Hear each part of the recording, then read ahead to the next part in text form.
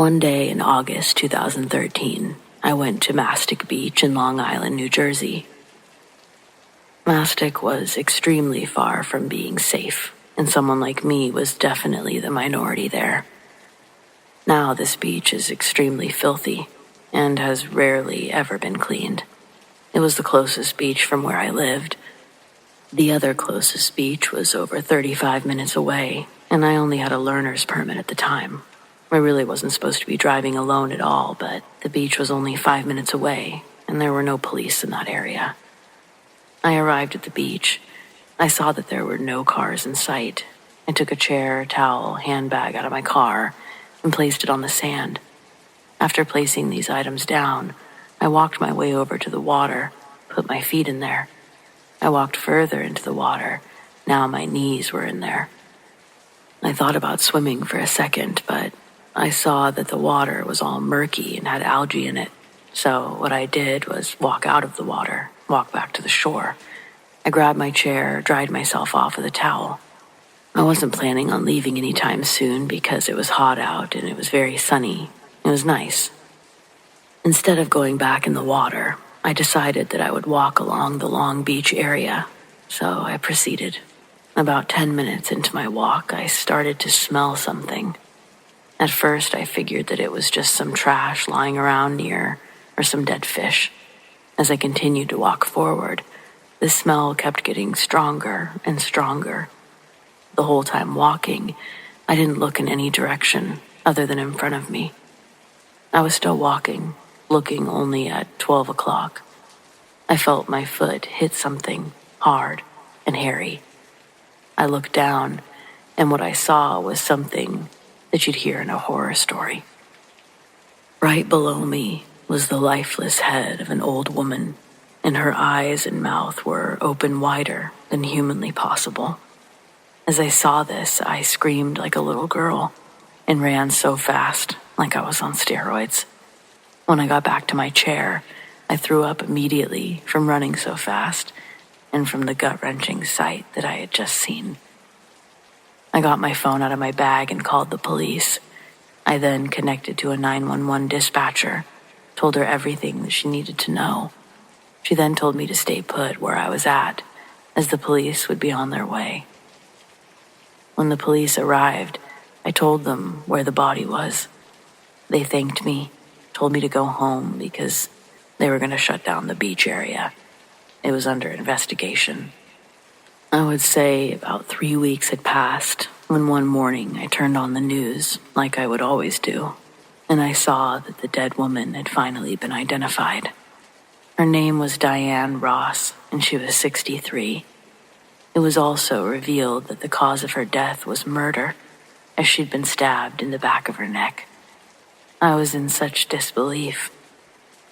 They were never able to trace the DNA to whoever had killed her. The killer had never been caught, which I guess is the scariest part about all of this. As of today, I never went back to that beach, and I never will. I have also moved to a different and more wealthier town in Long Island, where it's more safe, the crime rate is low. Although this was 11 years ago, it still feels like it was yesterday. Time flies fast.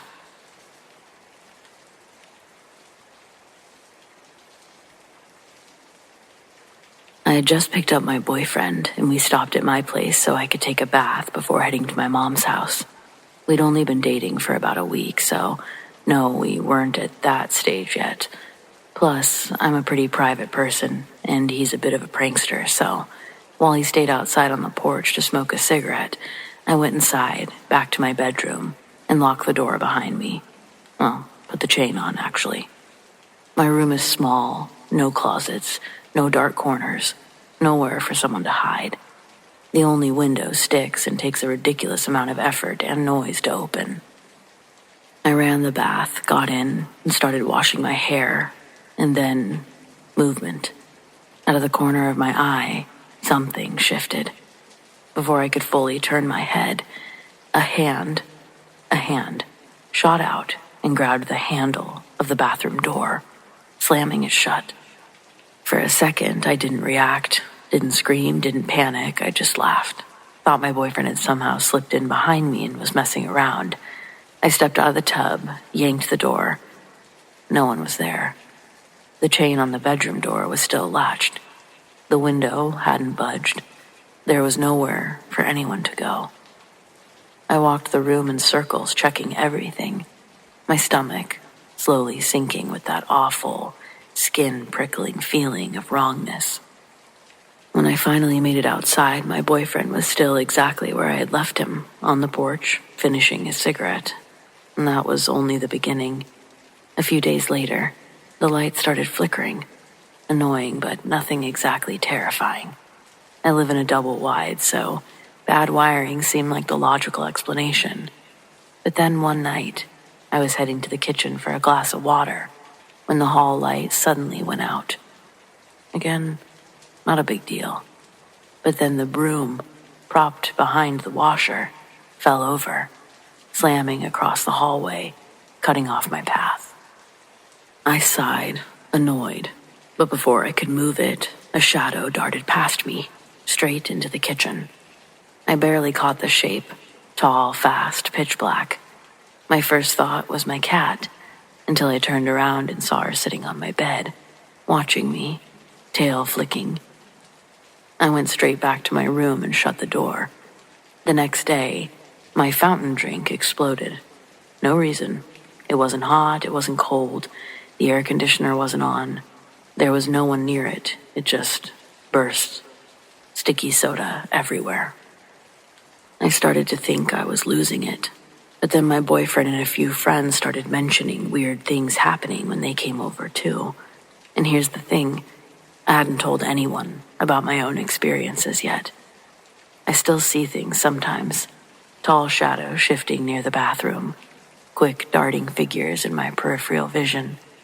I tell myself it's just my cat. I tell myself it's my mind playing tricks on me. I've even been to therapy. Schizophrenia was ruled out. Seasonal depression, sure. Maybe that could explain some of it. If so, I'd almost be grateful. At least then my brain could make sense of it. But I know what I saw. I know what happened. And I don't need to prove it to anyone. If you've had something like this happen, just know they can't hurt you. It's weird, it's scary, but once you've been through it, nothing else in the dark seems quite as bad.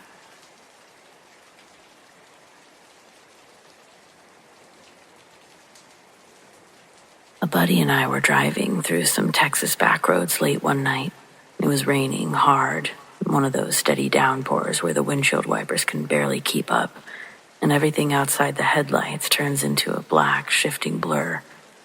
Out there aren't streetlights, just stretches of empty road, scattered farmhouses spaced miles apart, open land as far as the eye can see, if you could see anything at all through the rain.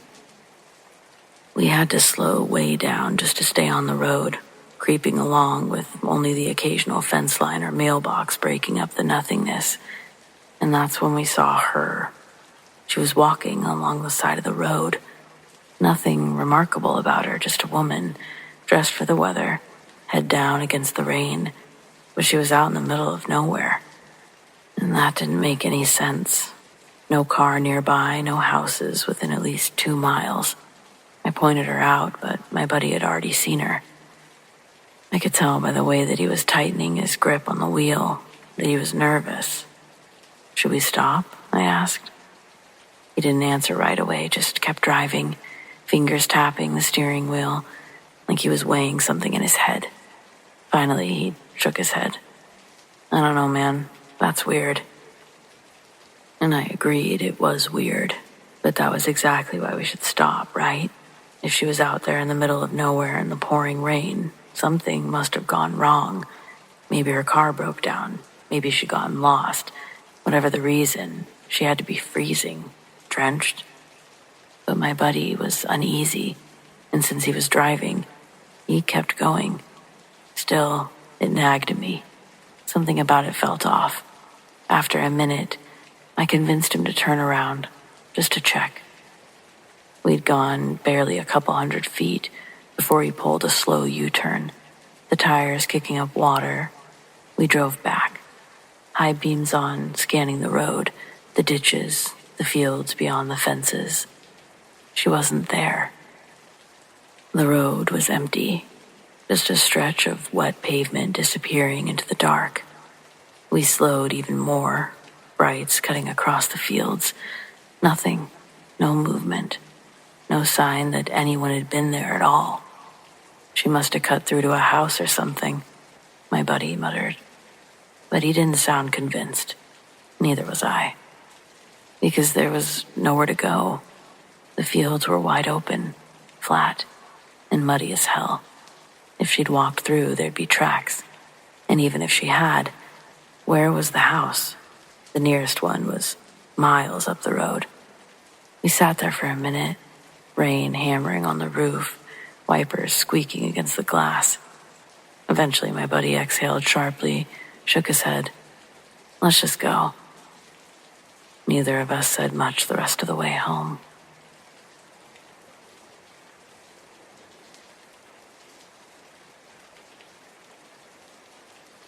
My older sister has a ghost that's followed her around for years. She's never been the type to scare easily. She shrugs it off, calls it her ghost, like it's some stray cat that won't leave her alone. But I lived with her for 3 months once.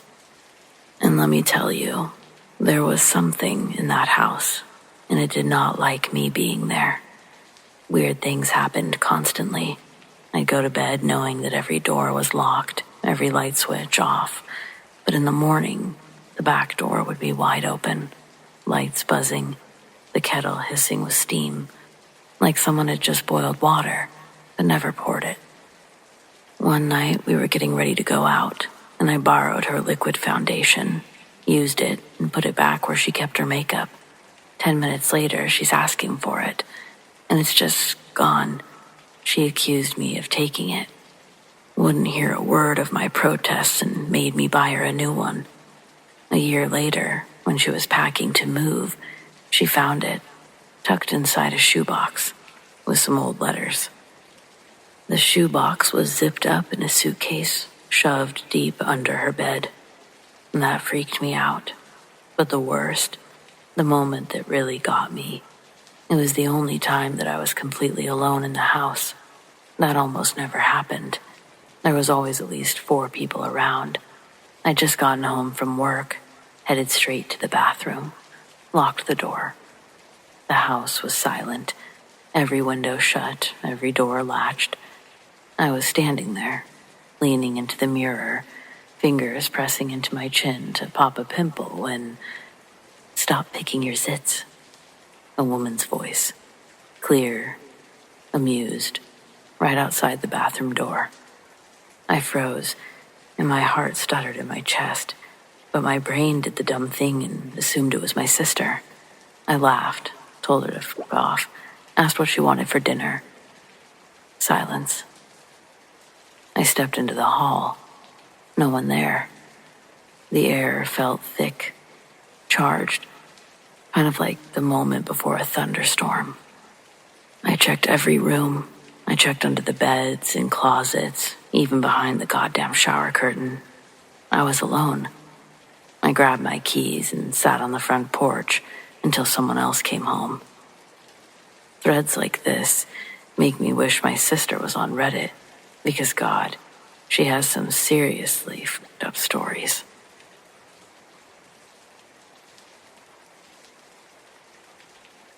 So I go to the grocery store around 6-ish to pick up food for the week. I use the self-checkout and I'm walking straight towards the automatic doors to leave, and a couple walks in. The girl catches my eye because she has a very detailed tattoo of a dragon on her thigh. I admire the tattoo for a second just as she slightly stumbles onto the floor mat, which causes her glasses to fall off her face and onto the floor. She bends down to pick them up and proceeds past me. I get home, cook my meals, which takes an hour or so. I go into my bathroom and my cat has knocked over my toothbrush, which is now being chewed by my dog. I have no extras, so I hop back in the car and go back to the grocery store for a toothbrush. It's around 8-ish. I grab the toothbrush, but this time I have to go to the regular register because self-checkout is closed. My route to the doors is different this time. I have to walk down an aisle in front of the registers, and the doors are to my right. Just as I'm getting to the door, the same exact couple walks in. The dragon tattoo is a dead giveaway. The girl then stumbles on the floor mat, drops her glasses, and then kneels down to pick them up. No expression, nothing. I literally made a what the fuck face and felt so confused.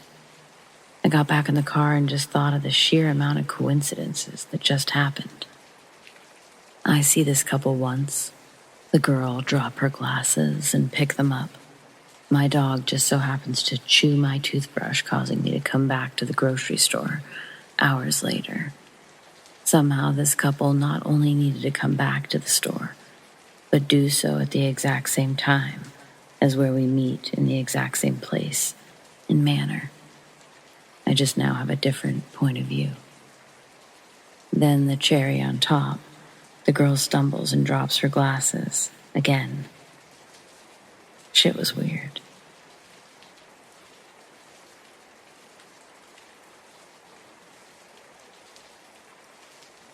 So I grew up in the woods, and I've got many stories about strange goings-on. But this one happened a few weeks ago. I just found this sub, and it seemed like a good place to share this. I had just left my mother's house and was driving back to mine, down a back road I've driven down many times before. I knew this road like the back of my hand. I could drive it with my eyes closed in reverse. No, I hadn't actually done that. But as I was getting to the halfway point down this road, there was a thick fog, which is nothing new, as there's fog on this road all the time. However, I was driving slowly, and I started to take turns that I don't remember. There was a 90-degree right that should have been a left, followed by a wide left turn that felt like a full circle. Then I drove straight for about 5 minutes with no hills or drops, and that road has never had a flat section that long. There was then a left turn up a hill. As I was going up, all the hair stood up on my body. I almost turned around, but I decided to keep going because I don't know why. This is when I pulled my gun out of my glove box, and I had it on my lap. When I looked back to the road, some dude was just crouched in the middle of the road. I slammed on my brakes, and he didn't even flinch. I figured that it was just some dude going frog hunting or some shit. A lot of people do that on this road. I honked my horn, and the guy stood up. He was massive, like at least 7.5 feet tall, thin as a mother, and his arms were just too long. It looked like he didn't have any clothes on either. I laid on the horn again and clicked off the safety on my pistol, just in case. He turned his head what seemed like almost a full 180, and his eyes had that predator glow, like a wolf or a cat. I raised my gun and leaned out the window, telling him to get lost. He took a few steps towards me, and I know this is stupid, but I tried to pull the trigger, and my gun just didn't fire. Hammer clicked and no boom. I whipped the car around faster than I'd ever done before. I then just flew down the road at least 20 miles an hour over the speed limit. About 30 seconds after I turned around, I realized that I recognized all of the turns and hills. I was driving down the road like I'd never taken the first right. I went back during the day, and I still don't know where I took a wrong turn. There's no side streets down that road that are paved, and certainly no straightaway as long as the one I drove. I went to the range a day or two later. I put the same round in the chamber, and it fired no problem. I have no idea what happened. I also don't drive that way at night anymore. Please tell me that someone knows what I saw. None of my friends believe me, not even my mother. I know I'm not crazy. I know this happened. I'll give any extra details you need. Just please tell me what happened. This is really fucking with me.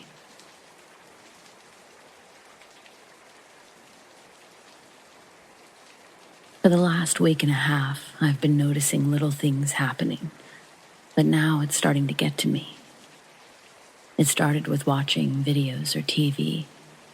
I will be watching, no buffering or high Wi-Fi points, etc. And then whatever has been said on whatever I'm watching will repeat itself with no issue, and then carry on. For example, I was watching a video, and the girl in the video said, "I don't know what's going on, but I don't like it."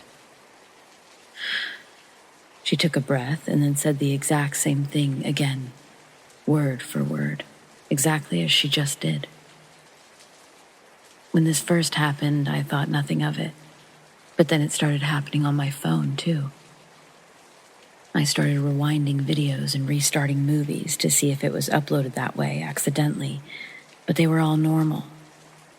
I tried to brush it off, but a couple of days ago it started happening while talking to people. I will be talking to someone, and then they will repeat what they said, exactly the same as if they didn't just say it.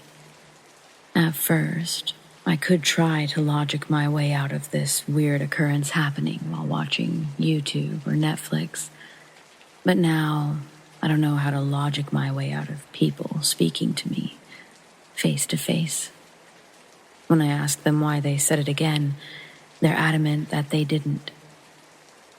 I've asked the people I live with if they're experiencing this, but no one has.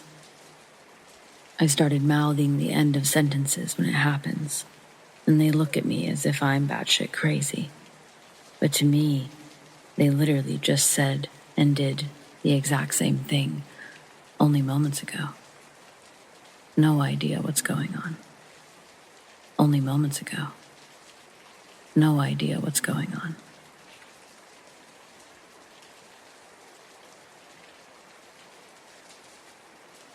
One night, when I was maybe 10 or 12, I had trouble falling asleep. My bedroom was the entire top floor of our house, and my bed and such being on the left side, storage closets and a play area being on the right. I was lying in bed when I heard a noise from the other side of the room, and I see a rocking horse begin to rock. It was sitting just outside of one of the storage closet doors. It proceeded to rock its way halfway across the room and stopped dead under the ceiling light. At this point, I was freaking out and just buried my head under my blankets. I never peeked out again until morning.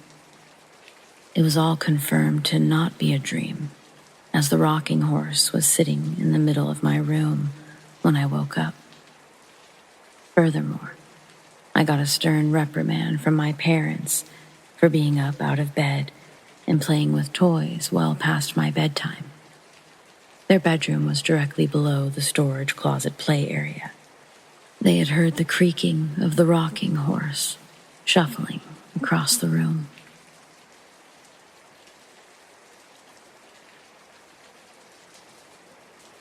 So this happened a few years back, my freshman year of college.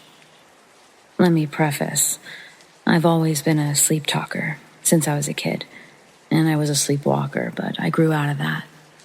My mom and sister have plenty of stories of me doing weird shit while I sleep, from walking around the house doing weird things to having absurd conversations with them.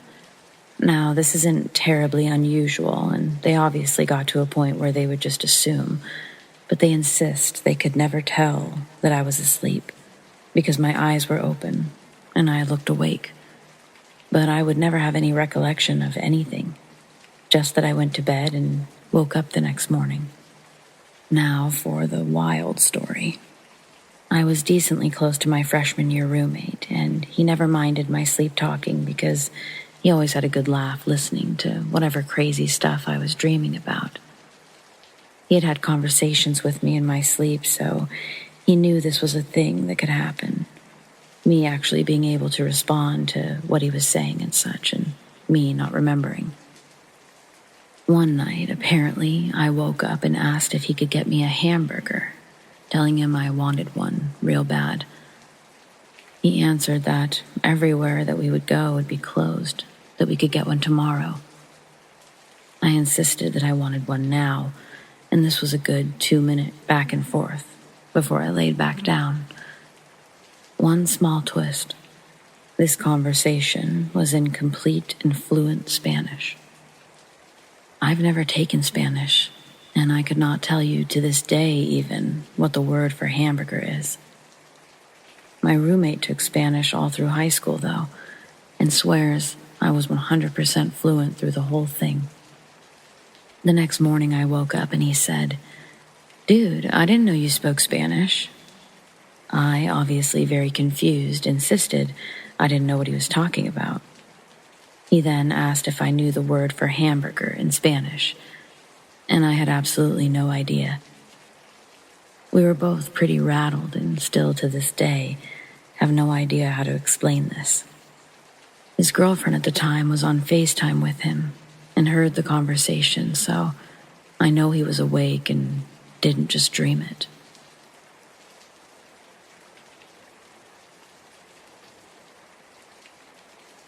I have had many paranormal experiences. I was a very sensitive child and teen. It wasn't abnormal for me to see things, be visited in dreams, and have intuitive experiences. When I was probably 9 or so, I was staying at my aunt's house. It's an old farmhouse in the middle of rural Minnesota. I was trying to sleep when I looked in the doorway, and I saw a figure standing in it. It appeared to be the shape of a person, but it was darker than the darkness around it, which is pretty dark because out in the country, there was no light. It stood as tall as the doorway and appeared to have a hat on. I remember feeling that whatever it was staring at me. I stared back in disbelief for a bit, and then I threw my head under the covers as I kept saying to myself, "I'm too young to die. I'm too young to die." Sounds dramatic, but I was so freaked out. I peeked my head back out, but it was still there, staring at me. I finally stood up, closed my eyes, and put my hand stretched out in front of me and ran through the doorway. I ran downstairs to my aunt and uncle's room and told them what I saw, and I asked to sleep on the couch. The next morning at breakfast, I talked about what I saw, and my aunt made fun of me. They're deeply religious, so anything that sounds like ghosts, they wanted nothing to do with or to believe in. My cousins just sat there and didn't say a word. I never saw the figure again, although I have seen other shadow people. It was never while in sleep paralysis, though. I've only ever experienced sleep paralysis once in my life and actually had a really cool experience, not negative. But whenever I look up information about the shadow man, it's always people who are in sleep paralysis. Also, from what I've heard, there is someone called the Shadow Man or Hat Man who wears a hat, and it's said to be a bad omen if you see it. I don't recall anything bad happening around the age of 9, though. Is there anyone else who can relate to me and say that they saw a shadow person with no paralysis? Or the Hat Man? What was your experience? What does this mean?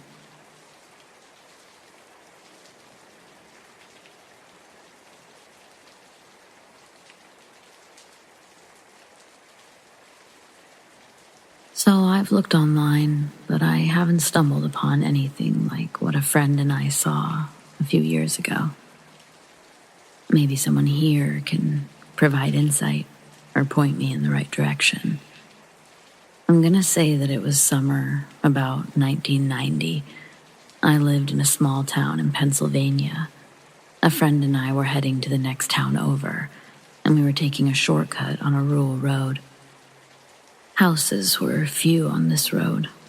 We reached a stop sign intending to turn right and head towards the main road, and there was a house on our left.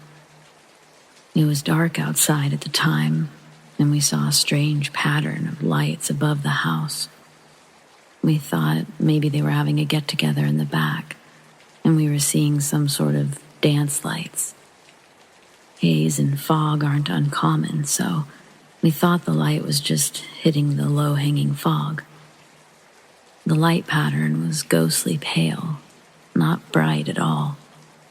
It consisted of a central round light, surrounded by smaller circular round balls, smaller than the center one.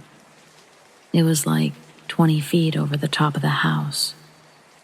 The outer balls would rotate around the center, slow to a stop, converge towards the center ball, and then return to their former position and begin to rotate again. We sat there for about 2 minutes watching, debating what it was. The owner must have seen us sitting at the top, and they turned the porch light on and opened the front door. We just left at that point. As we reached the main road, we saw the light moving across the sky. It was dim, and the mountain terrain made it difficult to keep in sight. We saw it off in the distance, not a very high altitude, but a fair distance from us. We eventually lost sight of it as the road ran downhill and never saw it again. To this day, still have no idea what we saw. It didn't appear to be solid, but rather ghostly, glowing balls of light. We told some friends what we saw, and, of course, we were laughed at. I still talk to my buddy. We're 1,200 miles apart now, but he remembers too. I'm not making any claims in the least, just saying I have no idea.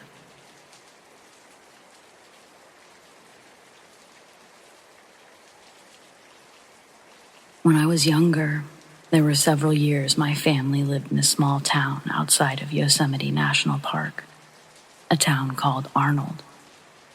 The skies, they're incredibly open and clear out there, especially in the spring and summer. This was summer, probably 1998. It was the second time I'd stayed at my grandparents' house. My grandparents ran a golf course, and though their house wasn't on the course, it was nearby. I'd just finished showering and I was getting ready for bed when I see my grandpa standing outside, just staring up into the sky. I move closer to the back door and I see that it's both my grandma and grandpa looking up. I walk outside and instantly I see what they're staring at. Lights. Not just lights though, like that you'd see on a plane. These were 3 perfectly round balls of light, almost blue, forming a triangle shape and pulsating several feet above our heads. "What the heck is that?" I asked. No response. Eventually, my grandpa says, "Does it look like it's above the course to you two?" Referring to the golf course. "Yeah, it sorta does," my grandma responds. But we just keep staring. We see the lights rapidly form together, creating one large ball of light. Then, the brightest light I've ever seen expands across the sky and straight down, before immediately shooting up, faster than just about anything I've seen shoot up into the sky. And it was followed by darkness. It was like we broke out of some sort of trance, my grandpa making his way inside, grabbing his keys to the golf cart. He says he's got to go check on the course. My grandma convinces him, "Do it in the morning." And so he does. Wait. The next morning, A perfectly round, large patch of grass was completely dead. It wasn't charred in color, but instead that patch was brown, while the remainder of the 14th hole and the rest of the course was the appropriate green. I wish I remembered what came of all that, but I have to believe nothing. What exactly could you report? How exactly do you hold someone accountable? I mean, whoever or whatever did that was long gone immediately after. Very strange experience. Not the first time I've spied something in those open skies.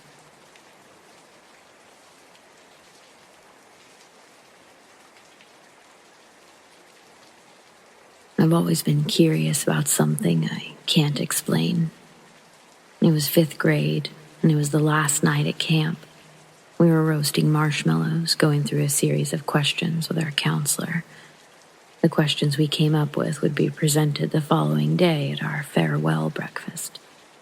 Honestly, I don't remember any of the questions other than, what was your favorite food at camp? I remember my answer was French toast because they literally had the best I've ever had. I thought about it ever since. Anyway, the experience. After we'd all finished shouting answers at our counselor, everyone started to settle down and continued to eat their s'mores in peace. I had to pee and my camp BFF had to pee. So in honor of our buddy system, we walked the couple of yards away to the bathrooms. Just as we approached, we saw something peeking out from behind the bathroom cabin. For a moment, it was still, even as we walked closer and asked each other if we saw it. To me, it was glowing somehow. Was it the light from the bathroom? I couldn't tell. It looked to be about my height, but dressed in something shiny and dark, like a costume of some sort. As we got closer, I could see that it had a small body, but a rather large head. The head didn't really have features, not that I could tell. It quickly ducked behind the building, and my friend and I both sort of yell in shock or excitement. We didn't really discuss it, we just started running towards the back of the bathrooms. When we made it, there was nothing there. It wasn't like we ran for long. We'd literally only taken a couple of seconds to get there. We circled the building. Nothing. We looked towards the woods behind the bathrooms, but it was too dark to see much of anything at all. We both swore that we could see something glowing in the woods. As we stood there, it got further and further away, until we saw just darkness again. We both thought that it was so strange that we saw nothing back there so quickly after definitely seeing something back there. I don't know if it's paranormal, but it's definitely unexplained.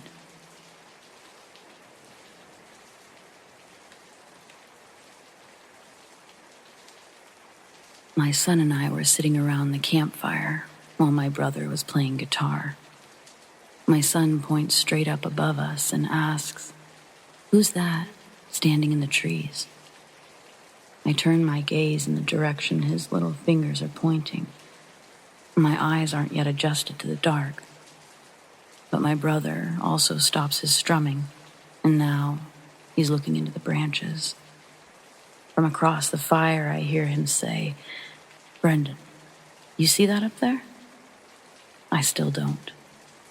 Both of them become completely silent. My brother slowly sets down his guitar, replacing it with his Fenix HT-18 flashlight. The beam from this light is powerful, capable of reaching up to a half-mile. Needless to say, wherever he scanned instantly became lit up, like it was midday.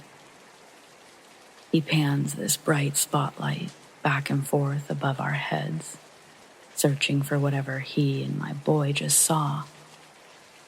When he returns to his chair, he sets the flashlight down and says, I swear to God, man, I thought I saw someone standing in those trees over there.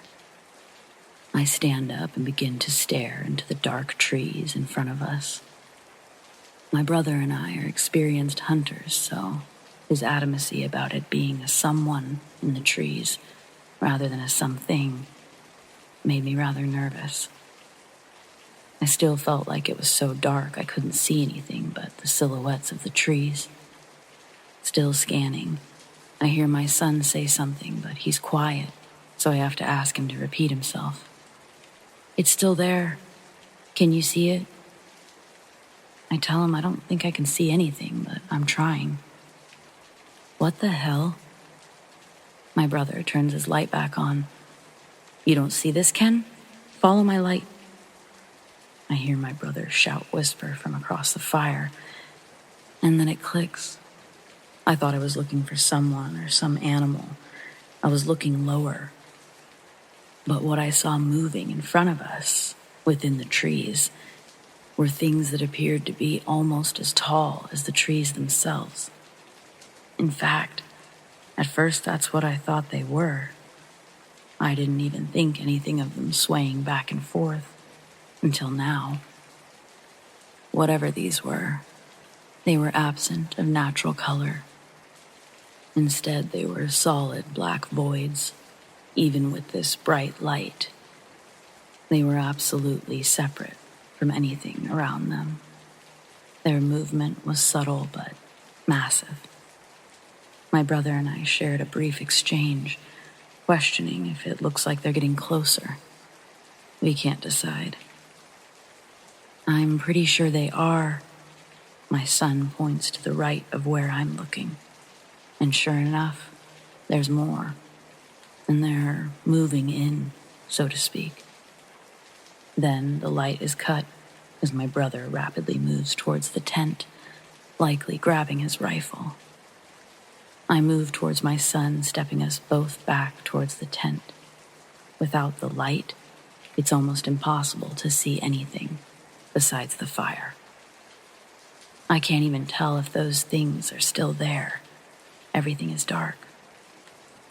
My brother returns the light, and as he turns around and points his rifle towards the trees, I watch as the flashlight moves from side to side, scanning the same area we just had, and nothing. Whatever the hell those things were, they were now completely gone. Needless to say, so were we. We never went back to that particular spot again. I don't know that those things meant harm, but their presence was incredibly intimidating. So, I think we made the right choice.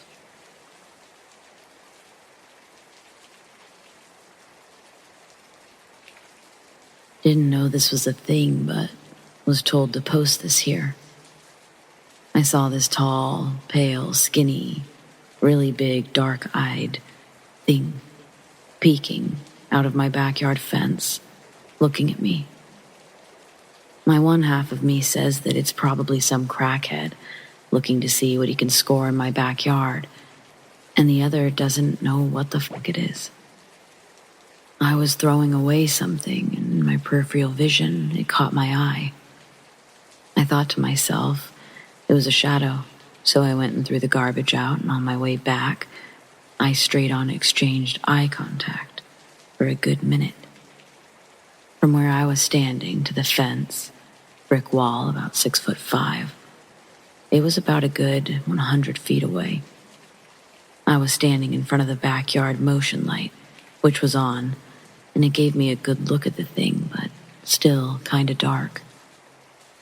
I was sort of scared but angry because who would be looking over my yard at 9:40 p.m.? I'm tall myself, 6'2". Over the wall there's nothing but a really large area to run around and big antenna towers. No house, just empty space. Anyway, if I go to the other side and try to look over, you either have to jump and hang on or put something under your feet to look over. But the way this thing was, like, hunched over, half of its eyes pitch black somehow made the darkness around it not that dark. It's just looking over, and its damn pale, skinny hands just grappling onto the wall. Imagine if you were to try to hide behind something short and you're hunched over, but you still want to look over. And that's how it felt. This happened for a good minute, just staring at each other. I'm not really a firm believer in weird shit, but I knew someone else had to look at it to see that I wasn't going crazy. I quickly walked inside, grabbed my pops, and said to look at the corner of the yard, because there's someone overlooking us. We both ran outside again, but it was gone. This all happened in about 15 seconds. So I quickly ran to the corner and pointed my iPhone flashlight to see if I could catch a glimpse of this thing. But it was gone. There's no trees or bushes where it could have hid, since it's pretty much an open area where you can run and do outside activities, but it's a really large area. I'd figured between my phone's flashlight, the moonlight, which was shining a good amount, desert area, that I could catch it in time. But no. To this day, right hand on the Bible, I know what I saw. It was like I caught it stalking me or sizing me up. Just for me to feel sane, I'll just say that it was some junkie looking to see what he could score. But where I live, we don't have people like that. If anyone reads this, what are your thoughts? You think I'm just hallucinating or going crazy?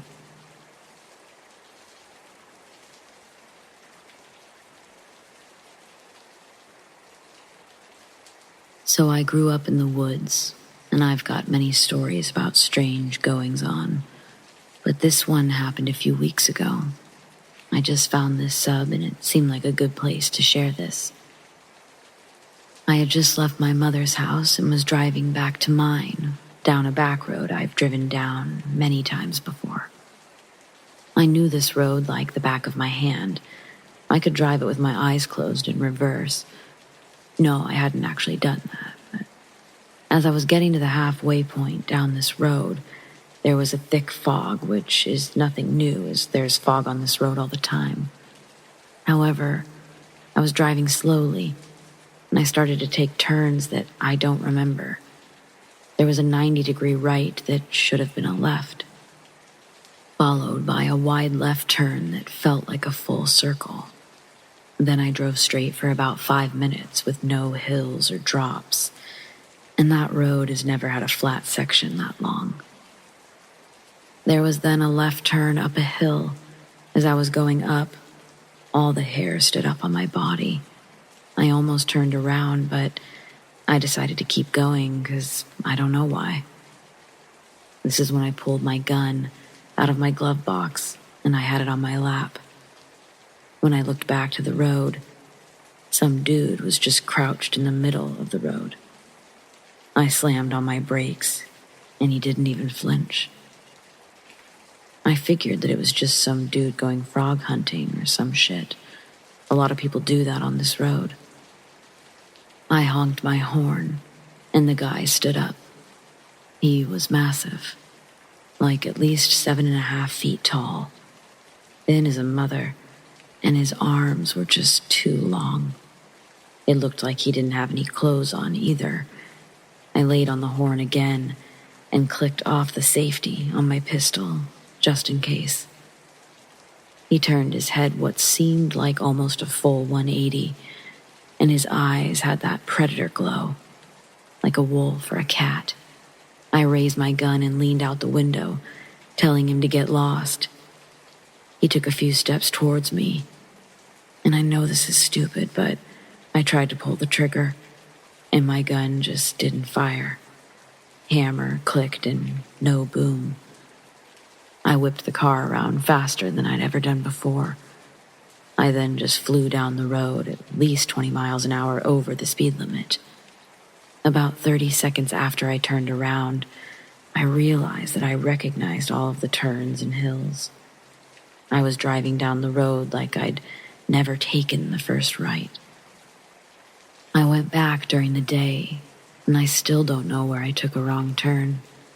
There's no side streets down that road that are paved, and certainly no straightaway as long as the one I drove. I went to the range a day or two later. I put the same round in the chamber, and it fired no problem. I have no idea what happened. I also don't drive that way at night anymore. Please tell me that someone knows what I saw. None of my friends believe me, not even my mother. I know I'm not crazy. I know this happened. I'll give any extra details you need. Just please tell me what happened. This is really fucking with me.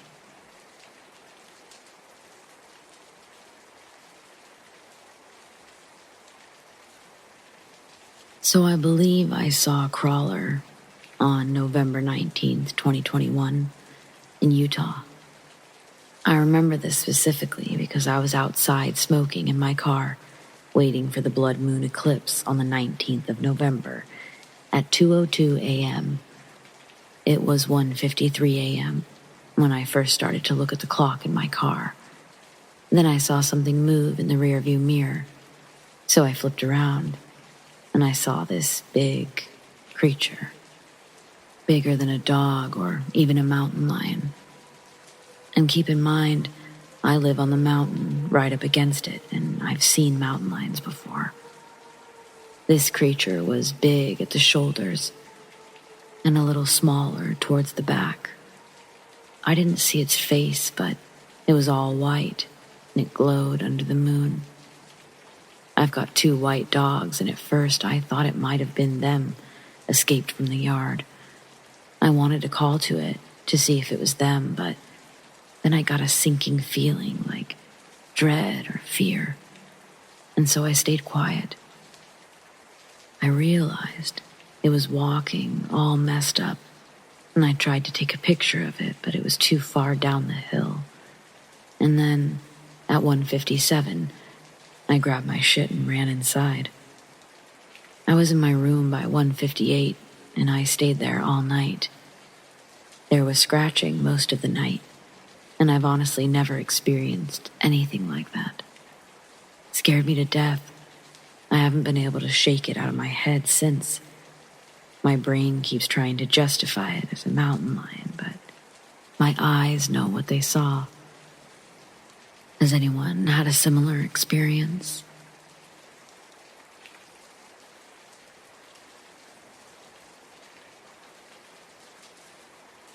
My sister was 26 at the time of this experience. It was a beautiful sunny day, and she was going to visit her horses at the local stable in the mountains.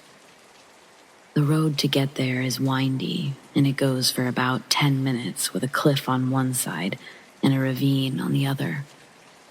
As she turned a blind corner, she saw a woman in a van driving in the correct lane. And passing the lady in the minivan, entering my sister's lane head-on, was a man in a pink Corvette. My sister had mere seconds before the car hit her.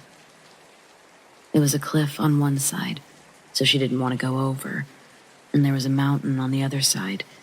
She didn't want to kill the lady in the minivan, which she thought she would have if she turned into the mountainside. My sister was driving a Volvo and thought maybe she might live since they're very good in head-on accidents. So she slammed on her brakes and looked the guy in the eyes, and she closed her eyes just as his car was about to hit her. She said her whole life flashed before her eyes, but then she kept breathing, so she opened them. The man was gone. She screeched to a halt shortly thereafter, turned and saw the lady in the minivan had stopped. The woman had motioned and called out to her to drive back and meet at the turnout. When she turned her car around at the next turnabout, she was shaken badly, but she made it back over to the woman in the minivan. The woman had a small girl in the seat next to her. The woman driving said the guy in the Corvette had been tailgating her down the mountain the whole time. She'd pulled over several times to let him pass her, but each time he'd not passed. It's like he waited for my sister to pass illegally. The woman kept her eyes open, thinking she was going to have to report a fatality to the police. She said the guy just literally disappeared, along with his car. The little girl in the car was very insistent, asking, "Mommy, where did the strange man go?" This happened a few days after my sister had asked God to prove his or her existence to her. I find the timing on that experience very interesting, and my sister is still faithful to this day. Also of interest, the mountain upon which this happened, Mount Umanu in San Jose, is known to all of the local Native American tribes as a sacred mountain. There have been numerous spiritual experiences there that people can't explain.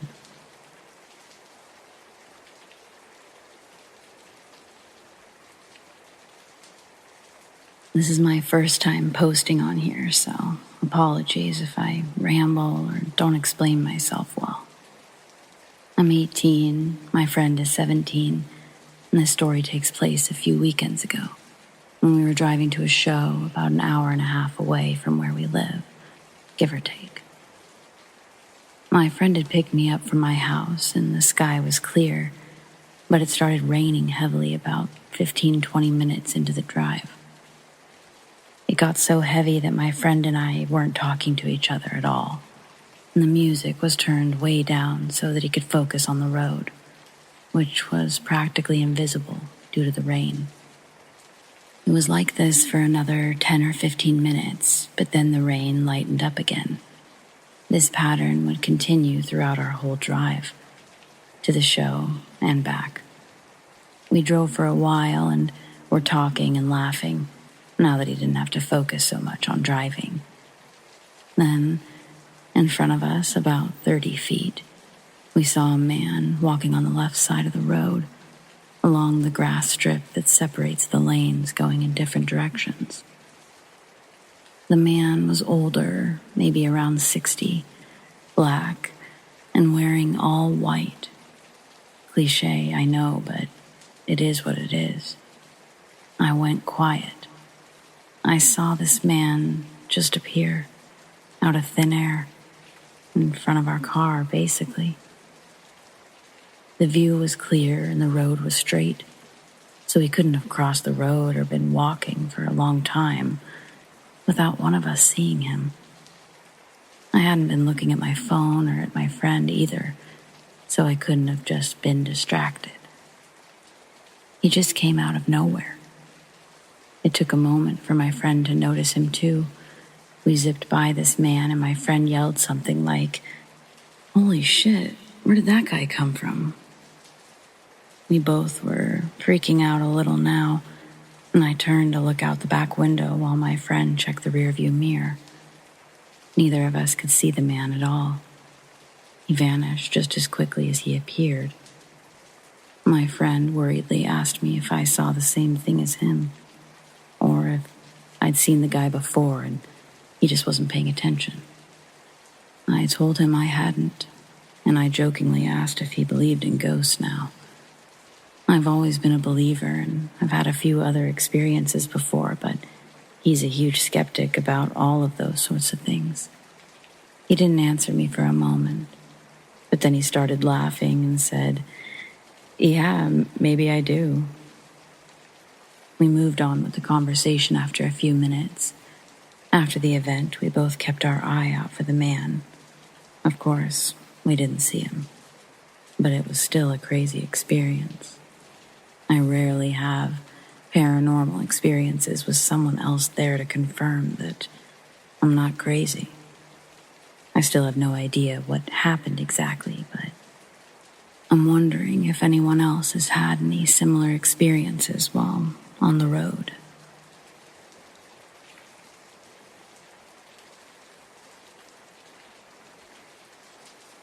This happened in January of 2019. My stepdad had been in our family for 30 years before he was diagnosed with cancer. He never had any biological children, but he had me and my sister, and we couldn't have asked for a better stepdad or granddad to our children. I was with him when he was diagnosed, and with him at all of his treatments. From the very beginning, there was no question of who would take care of him. It was going to be me. He and my mother were split up at the time, and it just seemed natural that I would be the one to do so because of how close we were. And honestly, I considered it an honor. Unfortunately, his prognosis was not very good, and they gave him less than a year to live. He barely made it to 6 months after his diagnosis. He was in a hospital the last 6 days of his life.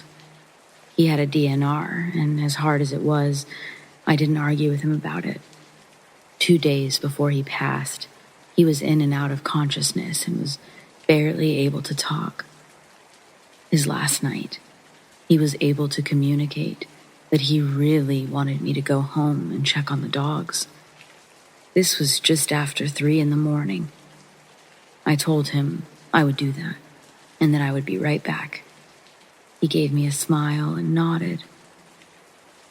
It took 20 minutes for me to get home, and 10 minutes after walking through the door, the hospital called and said that he had passed. I felt so guilty for leaving until I thought he knew there was already somebody with the dogs, but he insisted I go check on them. Perhaps he didn't want me there at the time. I don't know. I still don't know.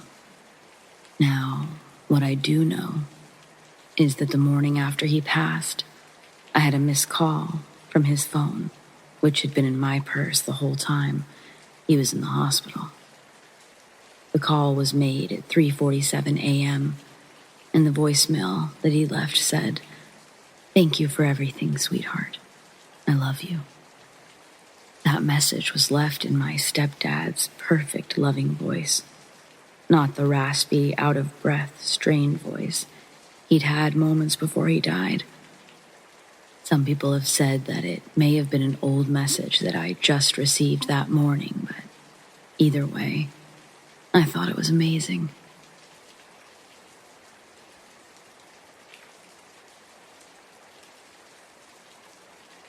This story happened almost 30 years ago, and it still bothers me. For background's sake, I will say that I grew up in a military family. My parents did not tolerate being late to any event. You know the saying, if you're on time, you're late. Well, that was my family. I've always been a stickler for time. To this day, I still set the clocks in my house and car a little fast. Anyway, back when this story takes place, I was a young, single mom. We lived about 30 minutes from Washington, D.C. On a good day, my commute to work was 75 to 90 minutes. My daughter's daycare was a little over a mile from my house, so it took no more than 2 minutes to drive there. Because I'd been at work at 7:30 a.m. and the daycare opened at 6:30 a.m., I almost always left my house no later than 5:55 so that I could drop her off at 6 and be on the road. This one particular day was a normal day, a little cloudy. I got my daughter, who was 2 at the time, and sat her in her car seat. I started the car and looked at the clock as I always did and still do. As I said earlier, I set my clocks fast. This one was 10 minutes fast. It said 6:05. I drove to the daycare, and when we got there, the clock said 6:15. I remember being shocked because, as I said earlier, we lived slightly over a mile from the daycare. The neighborhood we lived in was basically a horseshoe. We lived at one end of the shoe and the daycare was at the other. This was not a busy street at all. In fact, I usually didn't see other cars until I got to the daycare. There's no way it took 10 minutes to get there. After I dropped my daughter off, I sat in my car, perplexed. I was freaked out that it took that long. There were no stores for me to stop at. There was no traffic. I know what time the clock said when I got in. When I picked her up at daycare, I timed how long it took us to get home. Just about a minute and a half. We moved from that neighborhood a couple of years later, but a couple of times I went back to test how long it would take me to get from my old house to the daycare, and it's always been no more than 2 minutes. I think about it a lot. Maybe I zoned out. Maybe I looked at the time wrong, but I don't think so. As I said, I was and I am a stickler about time. My daughter was too young to remember this, and I've never mentioned it to her. The people I do mention it to blow me off or downplay it. I know that we lost 10 minutes. I don't remember anything about the car ride except for putting her in her car seat, starting the car, looking at the time, and then looking at the time when we got to daycare. It's bothered me all these years, and I have no answers.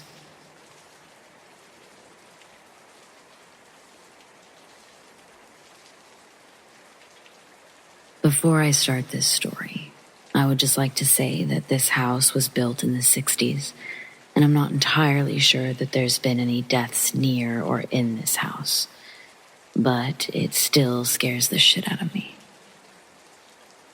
Around 2016, me and my family moved into this house.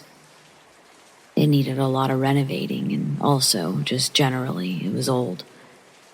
To add on to the oldness of it all, the family graveyard of the neighborhood owners are about a block from us, and all of the streets are named after the now deceased children, which is sweet, but also very creepy if you think about it.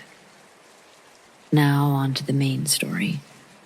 So about 3 or 4 months into this house, I was very sick, to the point where I was coughing, sneezing, and sometimes puking.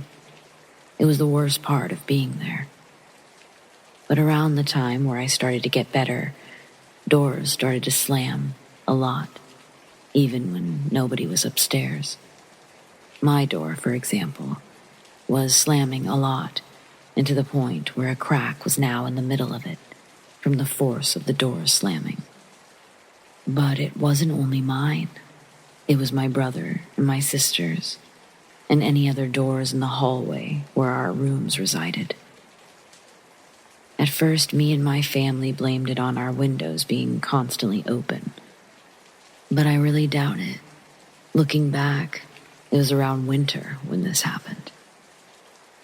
Another thing to add to this is I can now hear footsteps walking towards me in my brother's room. Not necessarily footsteps, but you can hear something moving forcefully, and then it sounds like something is opening up the door. And to add on to me thinking this, as I keep an EMF reader around, just in case, to see if it's actually true. EMF readers are still faulty, I do agree, but sometimes I get up to an EMF 3 just before it disappears. And lastly, I always feel like there's something sitting on my chair in my room while I sleep, to the point where I have to have something on my chair, and my chair facing a different direction. I've recently been paranoid of my chair. It usually faces a different direction than what I leave it in, but I guess it could be my imagination. And those are really all of my experiences. But yeah, my house is probably haunted.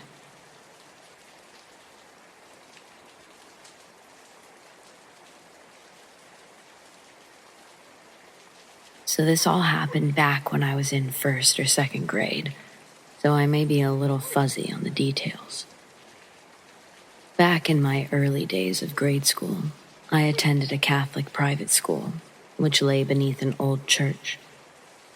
Now, from what I remember, this basement had originally been a funeral-type home or something. The newly renovated gym had been the place that they'd keep the coffins, I believe. That room always gave off a dark vibe. a vibe I also felt upstairs in a certain corner of the church. A lot of weird things happened in that gym. One of my friends cut her hand badly on some scissors. One of the teachers nearly fell off a ladder, which was perfectly stable. And then there's my story. One evening after class, I and two sisters were playing around, entertaining ourselves. Their mother, the principal, was finishing up some paperwork, so we unfortunately had to wait. My father was in school and my stepmom at work. I started up a game of hide and seek, and the sisters agreed. The older one, we'll call her SARA, she said that she'd count so her sister, Lily, could run and hide. Lily went into one of the classrooms while I ran towards the gym.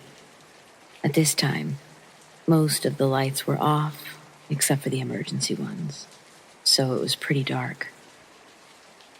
Along the wall, on the left side, in front of the gym, were some stairs. I crouched down in the darkness there and waited. I was waiting for maybe 3 minutes when I felt a chill go down my spine. Instinctually, I looked over at the gym doors, which were open outwards. On the glass door opposite me, I noticed the reflection of a girl, about my age, watching me.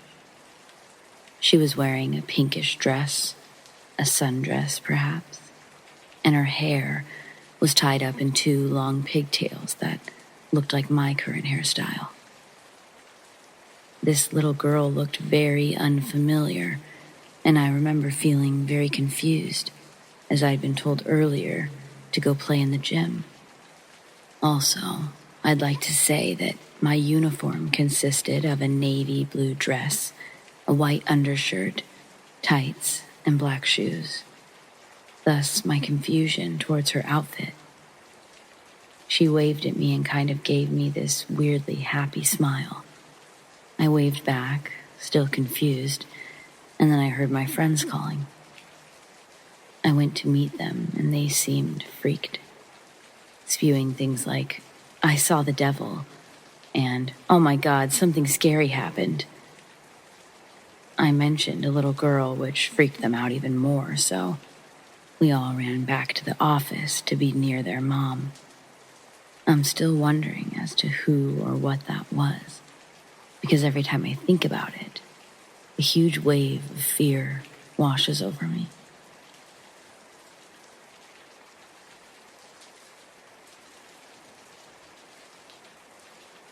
This happened to me years ago.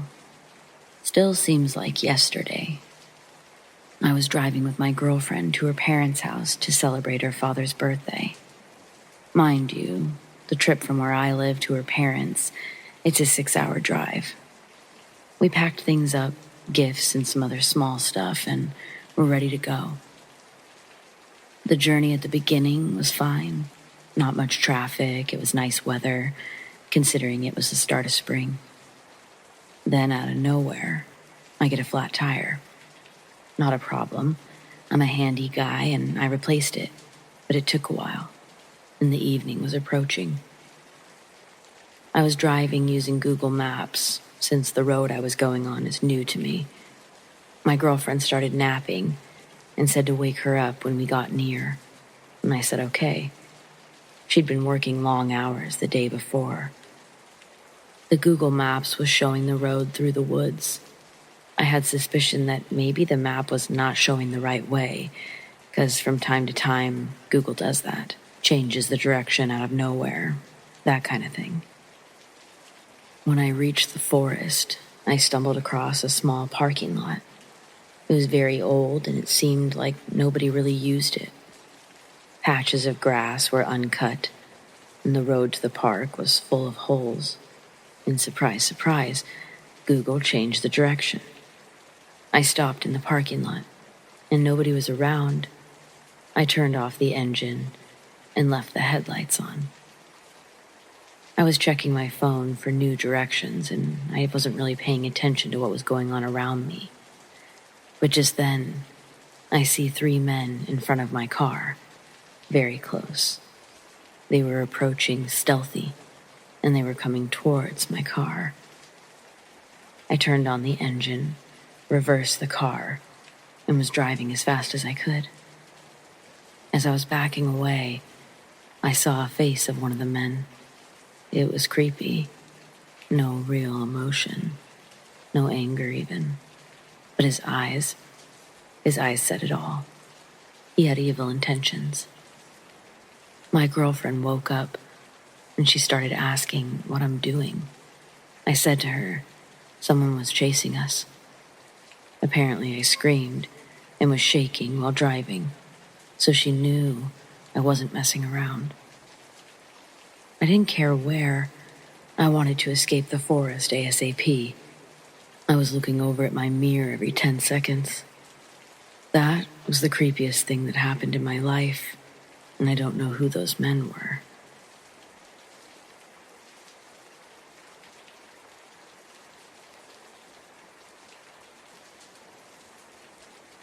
This is a story about my little sister's experience with the entity that haunted our Florida home.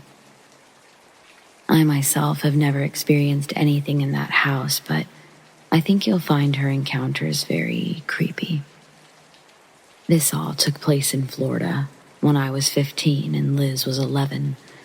Liz shared a room with me and our youngest sister. She slept on the top bunk while I slept across the room in my own bed. I like to entertain my sisters by telling scary stories or reciting whole scripts to one of our favorite movies. Liz always had a habit of calling me out whenever I told a scary story. She didn't believe in ghosts, which makes this whole thing 10 times weirder. The first incident was probably around July, as I remember it was pretty hot. I had been asleep maybe 3 hours when I was shaken awake by Liz. She asked why I was standing at her bed and staring at her. Having just woken up, I was confused. I no longer struggled with sleepwalking, so I had no idea why she would think I was staring at her all creepy-like. I got her back to bed and I sat with her until she fell back asleep. The second incident was maybe 4 weeks later. While eating breakfast, Liz asks Mom who the man in the hat was. Mom brushed her off, but I questioned her further. She told me late last night she woke up to find someone standing next to her bed, peering at her through the safety bars. She described the figure as a man wearing a fedora-type hat, and he was wearing all black. He was very shadowy and disappeared when Liz blinked. The third and most terrifying incident happened a few days after. I remember waking up after a particularly terrifying nightmare. I looked over to my sister's bed, and I noticed Liz was sitting bolt upright, staring at me. I asked her what was wrong, and she answered, with fear apparent in her voice. The man in the hat was watching you sleep. That was the last and most terrifying incident I can remember. I don't believe he appeared again. We had our house blessed twice, so that may have deterred him. What do you think it was? I know that we don't have any dead relatives that wear hats, so I'm confused as to what the entity was.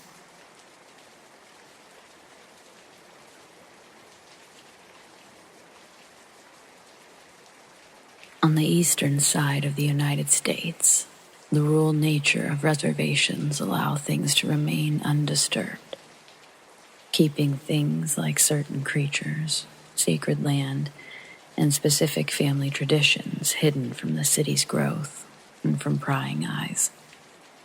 We've got plenty of traditions, and we've got plenty of lore. Growing up, I got to experience these traditions and this lore firsthand. After all, an elder's gift of warning to the youth holds more value than their little hands or even their minds can grasp. So, traditions. My brother Palm and his friend Chuck had a pretty successful moonshine business on the res. At the early age of 11, I was taught how to make moonshine near a small hidden creek off a long dirt trail near our property. Chuck had stolen the materials from work to make the makeshift distiller. He and my brother rode their bikes down the long dirt trail, and before the sun had even risen that day, they were already up making sure the lab was undisturbed, checking on the fermentation of the mash. They'd make this trip at least every other day.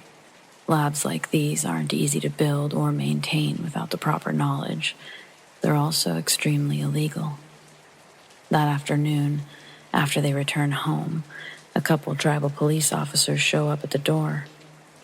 My brother was a cocky bastard, and he thought he could talk his way out of anything. As soon as he opened up the door, one of the officers grabbed him and threw him off of our porch and onto the yard. Without words, they proceed to absolutely beat the shit out of him before throwing him in the back of one of their police cars. One of the cops returns to the doorway, and he asks me where my mom is. I say that she's at the store. They ask if I know anything about moonshine, but are quick to believe an 11-year-old asking, "What's moonsun?" I felt pretty clever coming up with that little routine on the spot.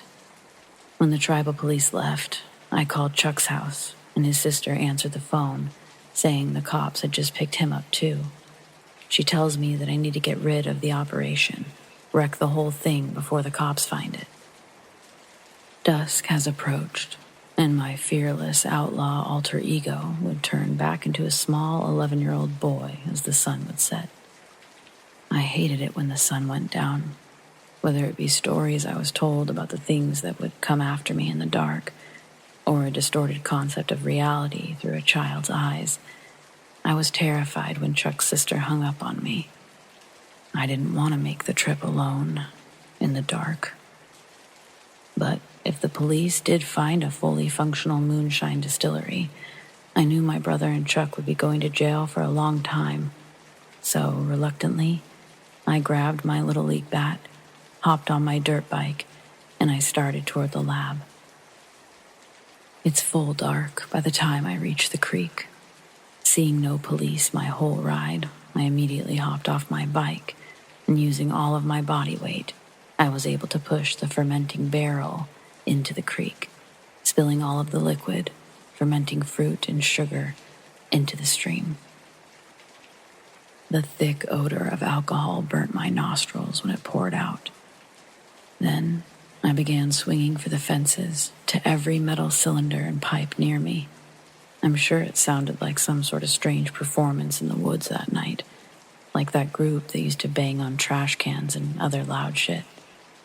It was sort of exciting, so I get it, I guess. Anyway, when I was done, I was physically exhausted. I sat there in the dirt amongst the bent metal, trying to catch my breath and regain some strength before hopping back on my bike. I felt like such a little badass having accomplished my demolition mission, but my ego is put into check when the sound of walking is heard. I thought the tribal police had shown up. I didn't see a flashlight, but the sound was approaching from down the creek. The sound of shuffling rocks under a slow pace of steps. As quiet as I can be, I put the kickstand on my bike, and I try to wheel it and myself behind a cluster of trees, out of sight from whoever's walking this way. When my bike was hidden, I got on my hands and knees and tried to crawl back out to retrieve my bat. It's just beyond my reach by the time the bushes across the creek begin to rustle and separate. Boots did not pass through the branches.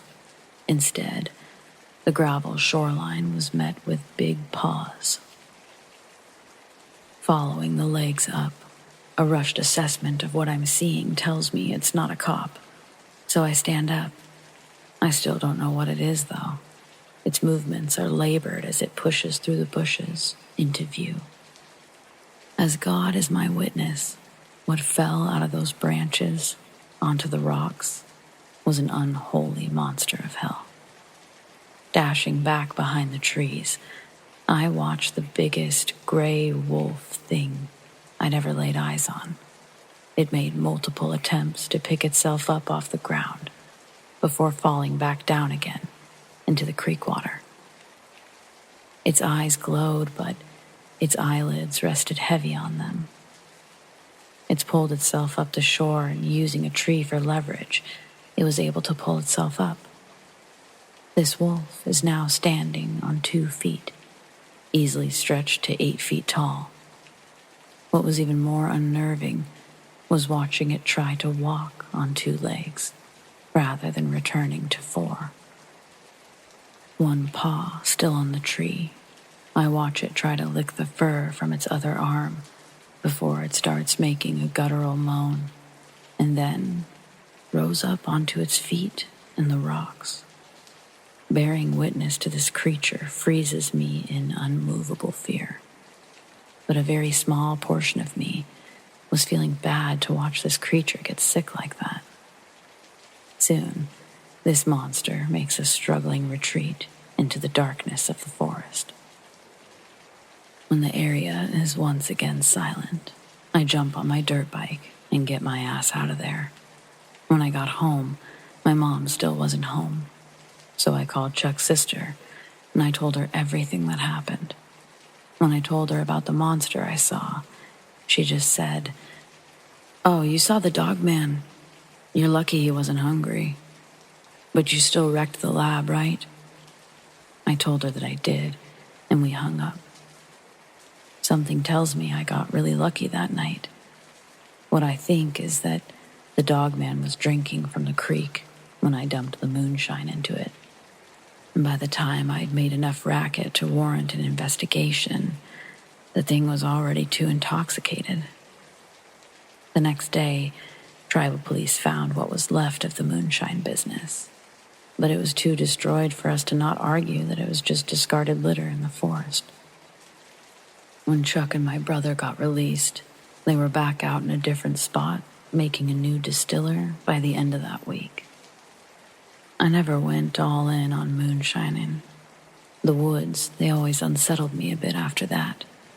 I stuck to daytime work and I stayed armed, but even still, I didn't like it.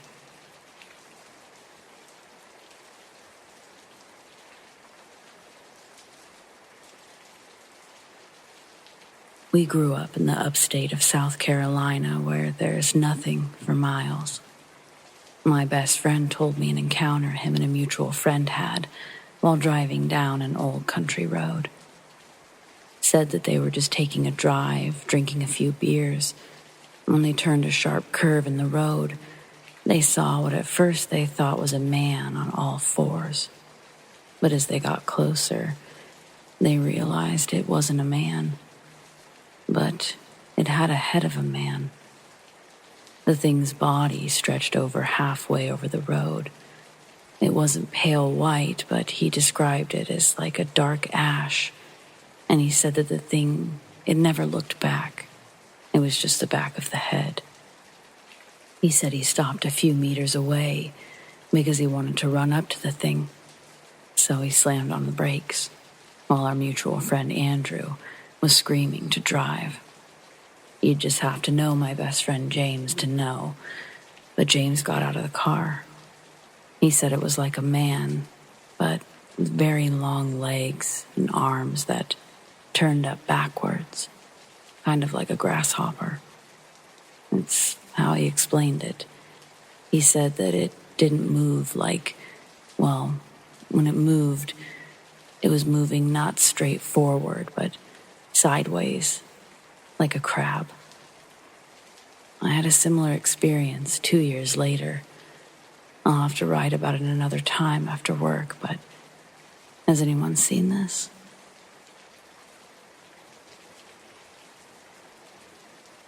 Okay, so we have this road that leads from our town to the highway that has a McDonald's on it.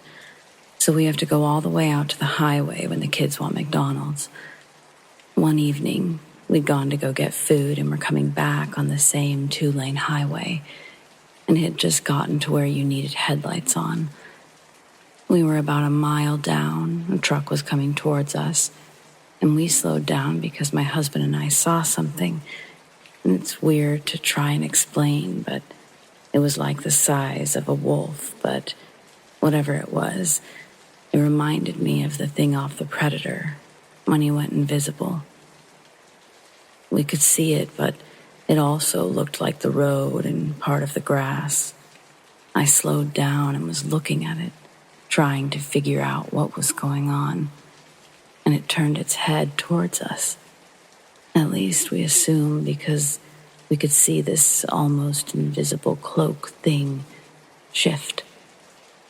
The truck coming towards us saw it also, because it slowed down, and when they did, the predator wolf thing shot across, and it looked nuts. Just like when the predator moved in the movies, how you could see it, but you couldn't. I looked up and I watched the driver of the truck watch it, and he kind of shot up in his seat and both of our heads shot to the side when it shot off. We all just sat there. We slowly pulled towards each other. I was hesitant to even roll my window down at that point, but I thought, well, it's got to go through his truck to get to us first, so... The driver of the truck said, "What in the hell was that? Did you see it trying to hide what it really looked like by trying to blend in?" That's when I knew it really did have a cloak-looking thing going on. We agreed on everything and drove on. The whole time I was watching mirrors and windows, waiting for it to attack since we had seen it.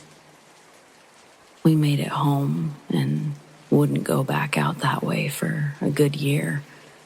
We've talked about it around here before, and a few others have described the same thing before I even mentioned the predator cloak thing. What could it be?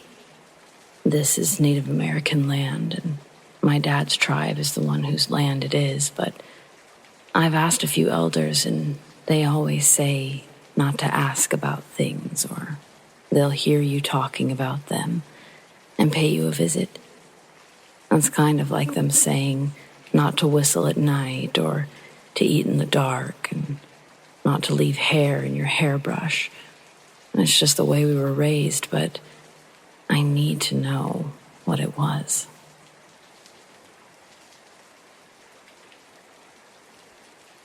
Once, when I was little, my mom had become furious with assumed dishonesty.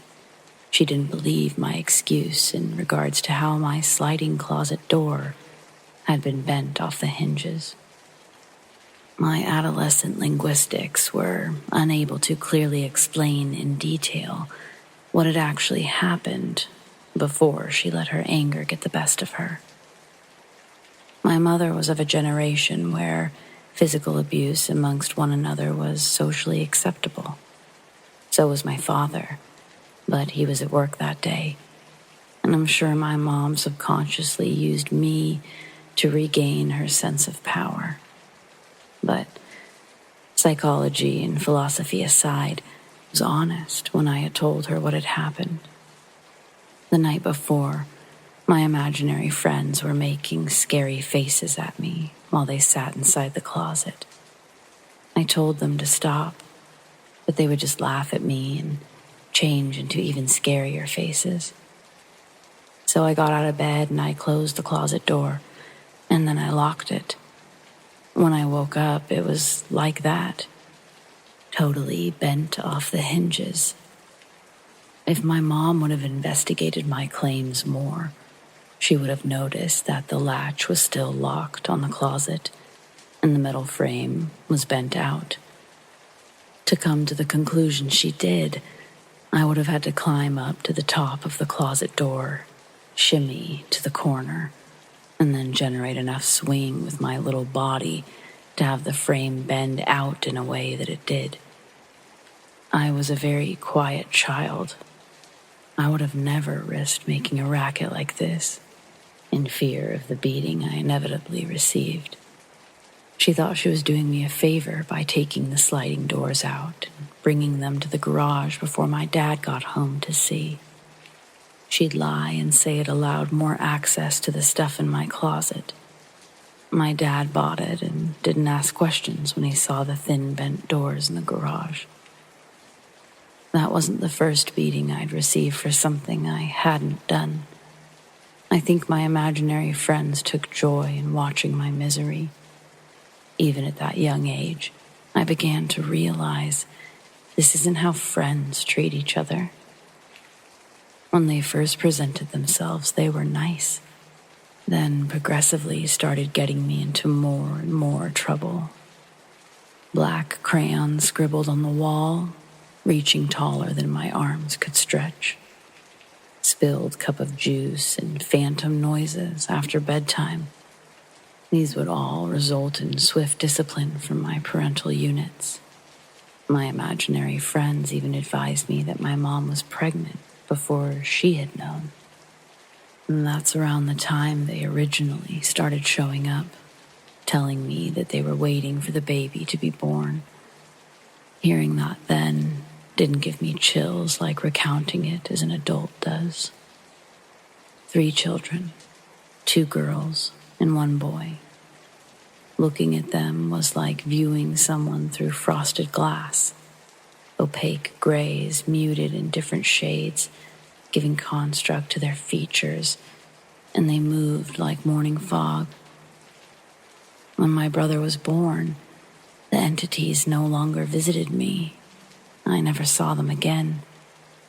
I was grateful not having to worry about their antics getting me into trouble anymore.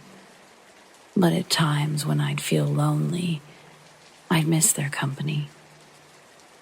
My mom's in so much denial about her parenting skills. She denies most of the events even took place that she'd punish me for. I have no resolution past what's unfolded. I was too young to really take everything from this event that I would need to compile its meaning. I just know I saw the foggy kids, and for a while, I thought they were magic.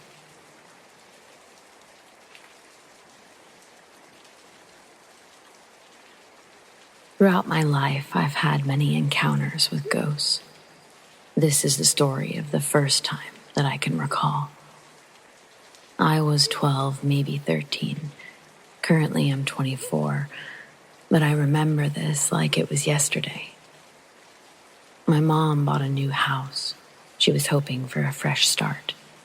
The house needed some cosmetic work, but otherwise, it was really nice. It was a nice size 3-bedroom, perfect for us, and it had a big fenced yard, so we could finally get a dog. Once we moved in, things seemed great. Never noticed anything too weird. I guess that's how these stories always start.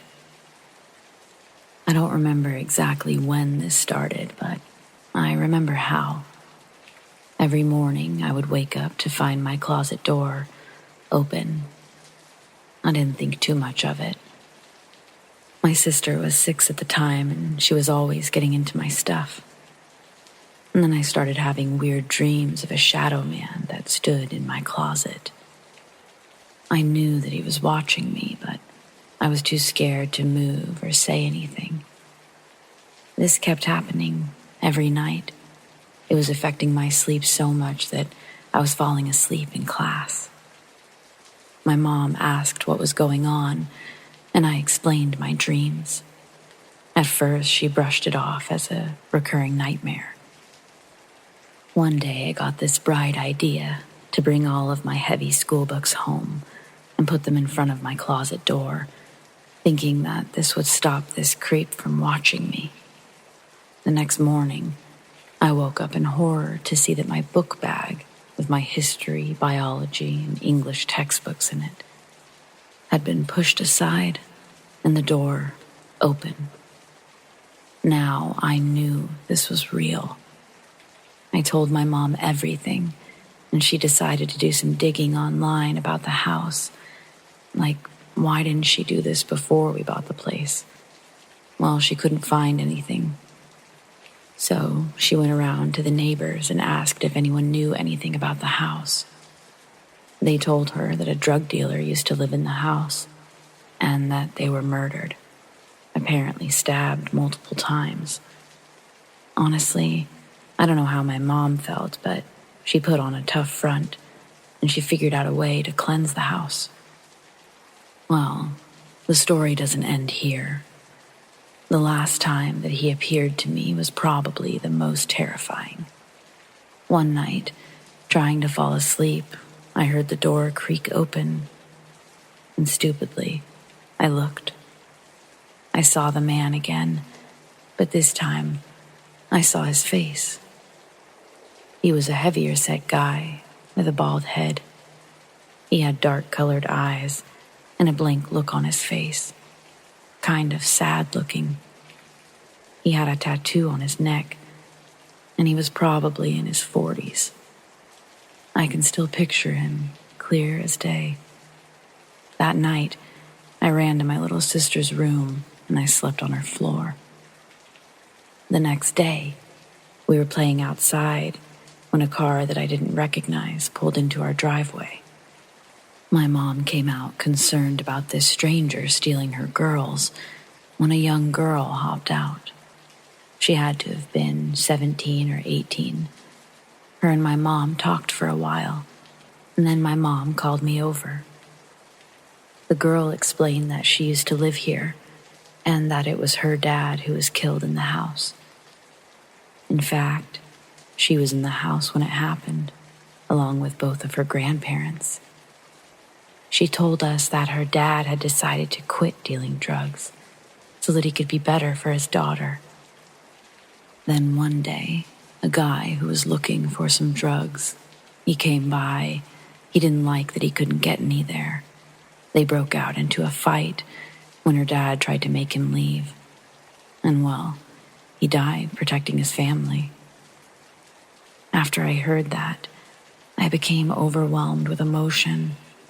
This was a lot for a young teen to take in. My mom asked me if I could explain to her what I'd seen.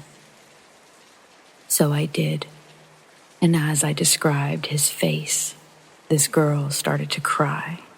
She said, "That's my dad."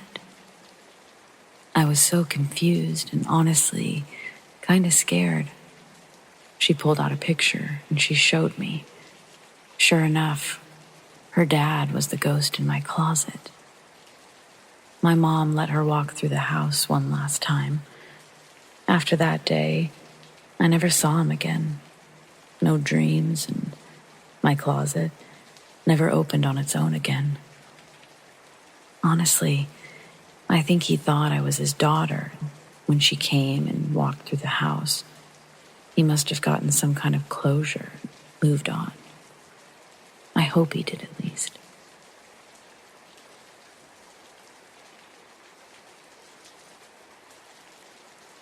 I'm not necessarily a believer in the paranormal, but I also think that there's a whole lot we just don't know.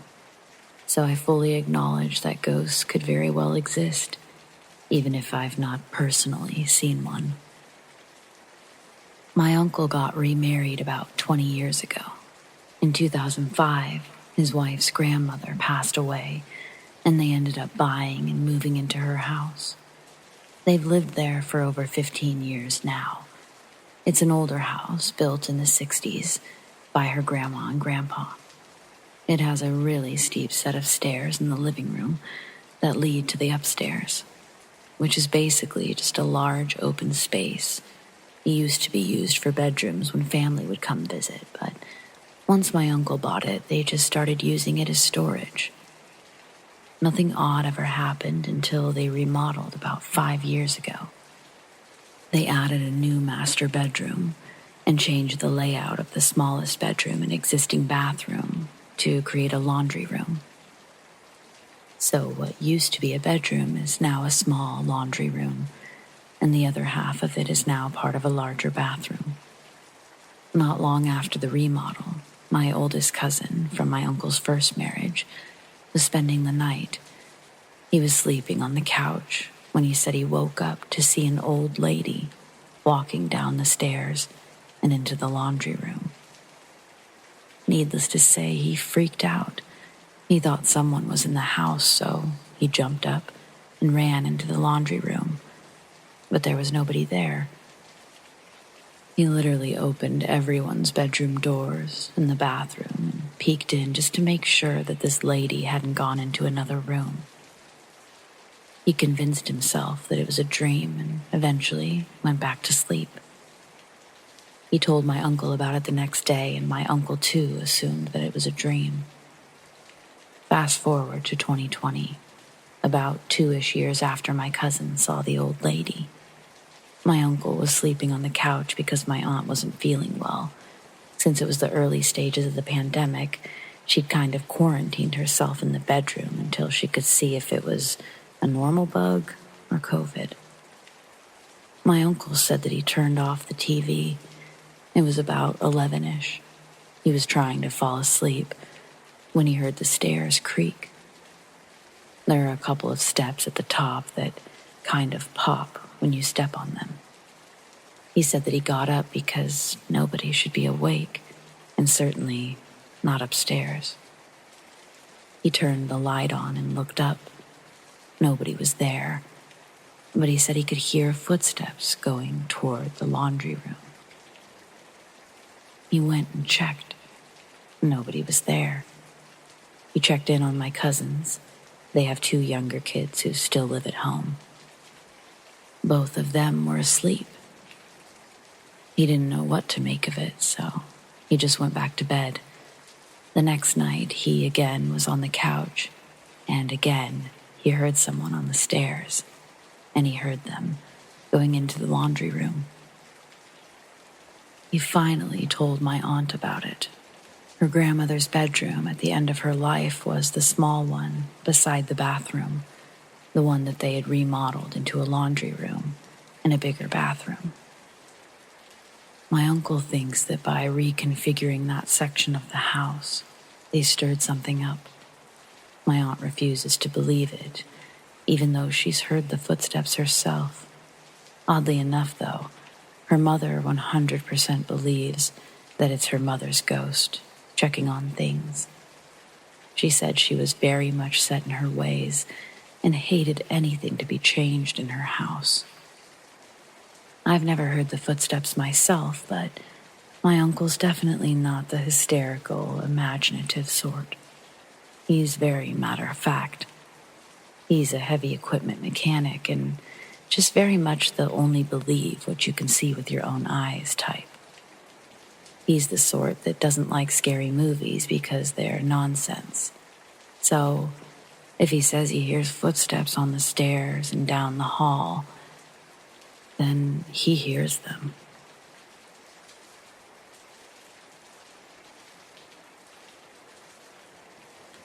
I'm staying in a hotel with a small 4-cup coffee pot.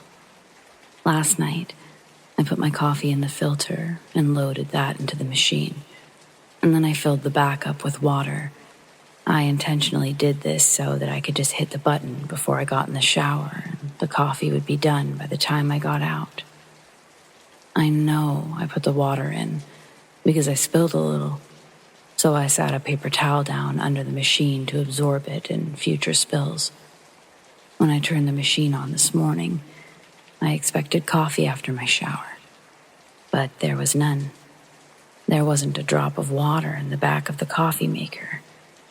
I understand that some of the water could have evaporated, but 4 cups in a 6-hour period? My room that I'm alone in was actually pretty chilly too. I just don't understand where it went. I'm 31, sober for 2 years, if that's important. I don't know. Feels pretty glitchy.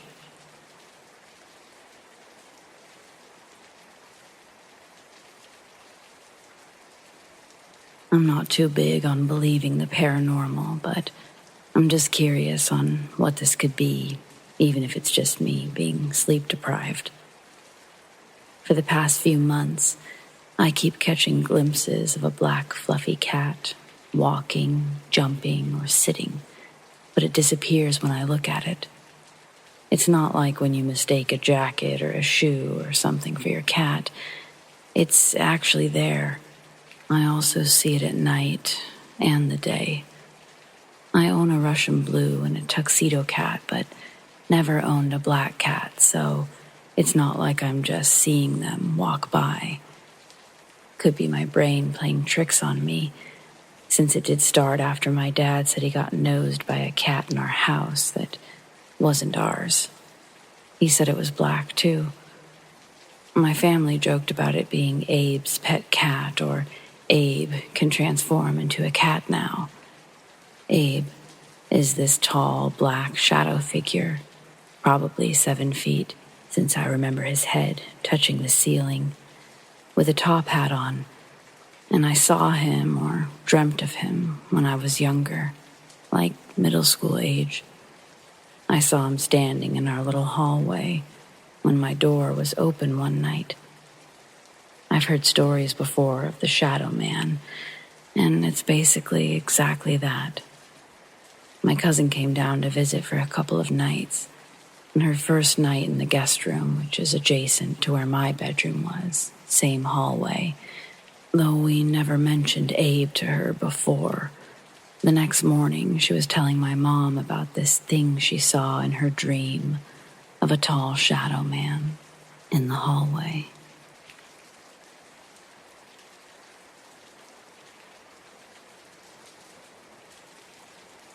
This is going to be a long read, so please bear with me. All of this took place from around 2017 and 2018. There are 4 main people. Myself, my name's Sarah, Olivia, Megan, and Elizabeth. Elizabeth didn't get involved until later in the story. We'll call the 2 spirits Blue and Red for reasons that I feel fit them well. And we always knew that it was the same 2 entities through consistencies with mannerisms and knowledge from previous sessions. A quick bit of information on Blue and Red. These are paired spirits. I know that they died together. However, I've been asked not to share much more than that. There was a time once when I did. I ended up facing a bunch of bad luck. Just know that these are paired spirits. You barely ever get one without the other being there too. Red was a very strong entity, and you could always tell because whenever they were around, their energy was so strong that you could feel a lot of pressure on your chest and shoulders. I even remember my ears ringing at some point. Blue was a weaker entity because there was a noticeable difference in the amount of pressure in your chest and shoulders. Both of them together could be suffocating. Anyways, it was around 11 p.m. or so on one evening. If I remember correctly, I was on a Skype call with Megan and Olivia, 2 of my closest internet friends at the time. We were just chatting about random things until one of us, I believe it might have been Megan, decided that we should try a Ouija board. I was skeptical at first because I hadn't heard about anything good happening from using one of those.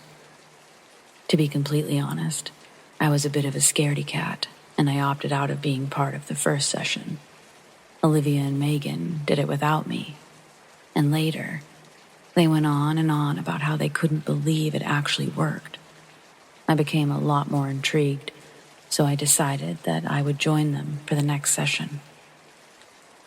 The next session occurred the next day, and I was giddy with excitement and anxiety. Olivia pulls out the board over our Skype call, and we begin. Of course, I wanted to ask all of the obvious questions like how they died or what their life was like. These entities, especially Red, were very talkative. Red would be the spokesperson, if you will, if both entities were present, and the planchette would always move considerably fast. However, if we asked any questions about their lives or death, the planchette would either move incredibly slow or not at all. They were super willing to discuss anything else, though, such as music. It almost felt as if we, a couple of teenagers at the time, were talking to 2 other teenagers. The paranormal experiences we had were the stereotypical ones that most people might have with a Ouija board. However, these experiences would occur even when we weren't having a session. It would include objects falling off the shelves, items disappearing and reappearing somewhere else, footsteps, tapping, knocking, door handles jiggling, electronics turning off randomly, etc. I'd also had other experiences in the beginning too that almost felt like these entities were pulling pranks on me. There was one time I needed to straighten my hair, so I turned my straightener on. I walked away for about a minute, came back, and it was off. I turned it back on again, went to use the restroom, and it was off again when I came back.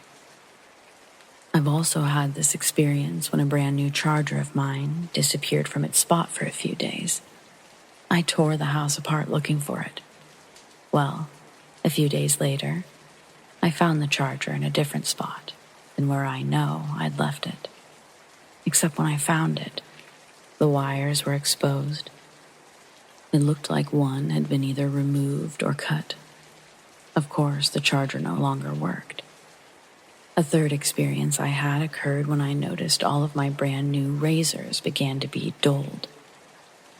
I had bought a pack of 5 or something, and the blade had been so dulled that you could barely see the blade at all.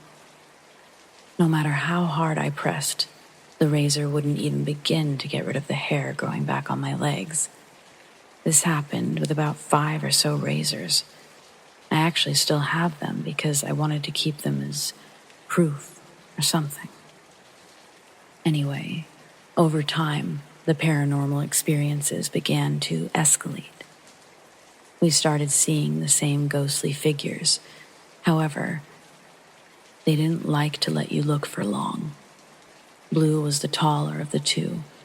Anytime they appeared, they'd be well over 6 feet tall. They had a head, but they had no face. Red was the same way.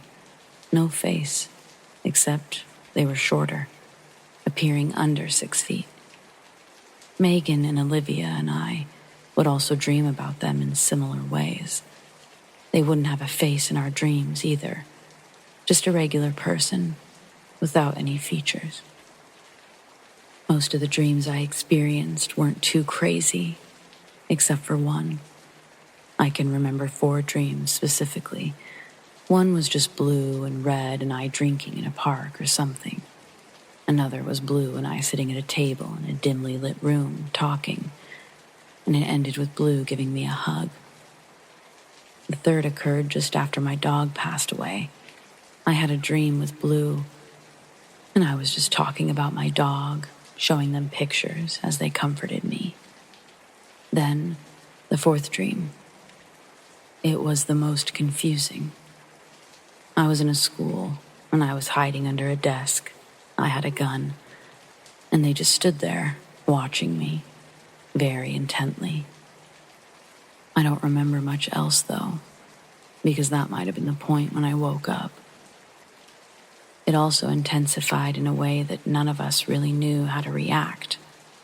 Megan was joking around with Olivia and called her a hoe.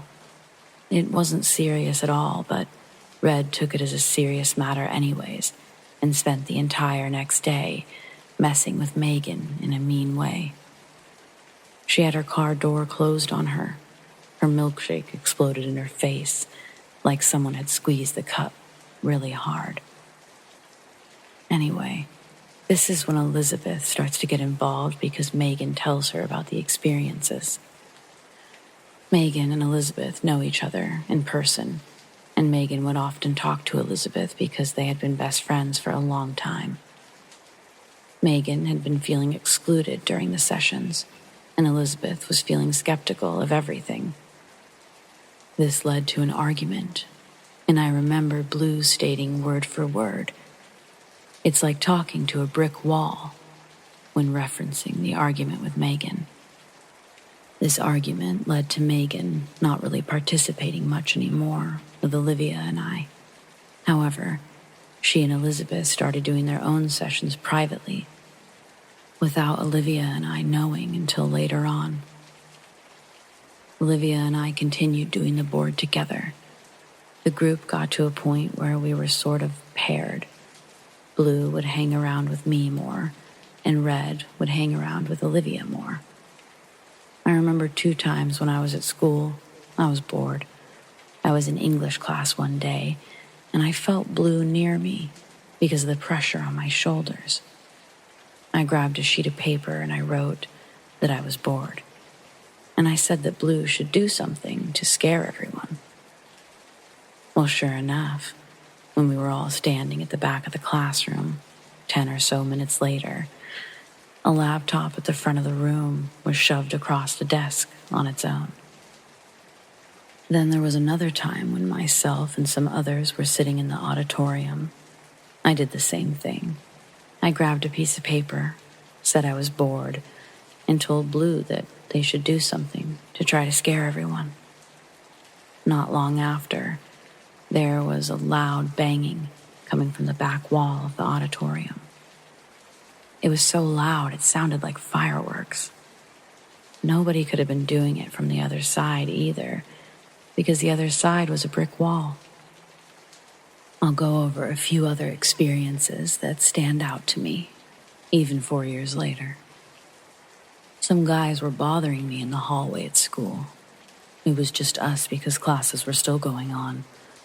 All of a sudden, I felt Blue's energy, and this was followed by a really loud banging on the lockers. Everyone was confused, and the boys, they decided to go back to class because the experience was so strange to them. Once I was left alone in the hallway, the banging stopped. Then there were a few times when I was in the art room. I'd get this intense pins and needles feelings on my arm and wrist, followed by the smell of floral perfume. I was confused the first time it happened, and I wondered, where was it coming from? Until Olivia mentioned some perfume that she had. I asked her what it smelled like, and then smelled my wrist again. And that's when the dots connected.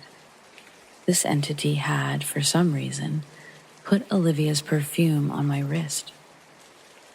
This only happened whenever I was anxious in class. Anyways, this continued for a while. However, Olivia and I both going through a lot individually because neither of us had great childhoods or an easy time at school. This is when we started to grow apart because it was affecting our relationship. I'm not entirely sure how this conversation came up. I think Elizabeth had messaged me to warn Olivia and I not to do the board anymore. I was confused and I started asking her all of these questions about what's going on. This is when she told me that her and Megan had continued using the board on their own. And these are what I remember to be the correct order of events that happened during Megan and Elizabeth's session. A female spirit, Blue and Red, were contacted. So 3 spirits. I believe the female spirit was contacted first. The female spirit admitted to being evil, and she said to stay away from Blue and Red. The female admitted to wanting Megan, Elizabeth, and myself out. She even admitted to trying to scare me away. We believe she may have stopped or may have been made to stop by Blue and Red. We still have unanswered questions about this female spirit. However, Blue and Red didn't share anything about this female spirit being around in our session previously.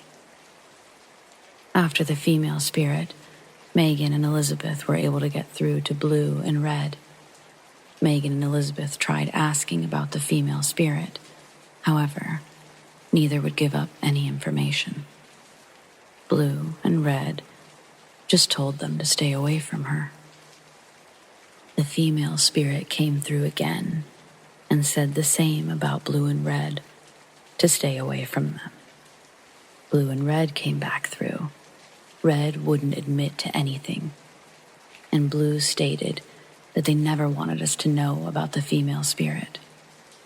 Neither were showing any aggression at this point. Then, Elizabeth explains how Blue's behavior changed. They wanted emotion and even started flirting, making sexual comments, saying that they loved Elizabeth. Elizabeth gently rejected them, and Blue seemed hurt. This is when I became skeptical that it was the same spirit at all.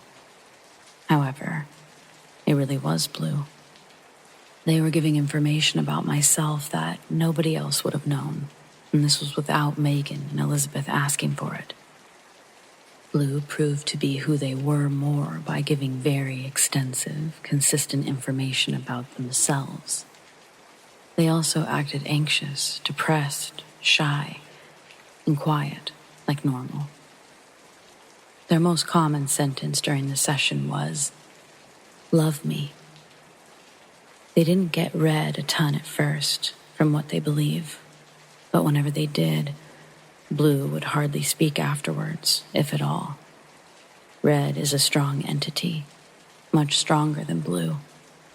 It was this session that made that obvious. What was also made more obvious was how territorial they were. Red told Elizabeth that she didn't like her for the first few months of her being involved because she was too skeptical of them. She'd wanted to profile them and get information. At this point, Elizabeth tells me this. Red loves to play, and so does Blue. It's not a game that you can mutually play because you don't know the rules. You don't even know the game. This is when things really ramped up quickly. Elizabeth was consumed with an overwhelming amount of anger. She threw the planchette across the room, and nothing but purely hateful things just started spilling out of her mouth. She didn't even remember what she had said. And I wasn't there to be able to say either. That's when Blue came through again and kept saying, "Love me." Elizabeth snapped at them like she'd never snapped before, saying that she didn't love them, that she could never love anybody. She said some other things, but I was never told what. Elizabeth was consumed by anger once again, and she said it was so intense that there was this white noise in her ears. And that's when the board said this over and over again. "You're just like me. You're just like me. You're just like me." Elizabeth called for Blue, but the board spelled Red's name, or their nickname, from when they were alive.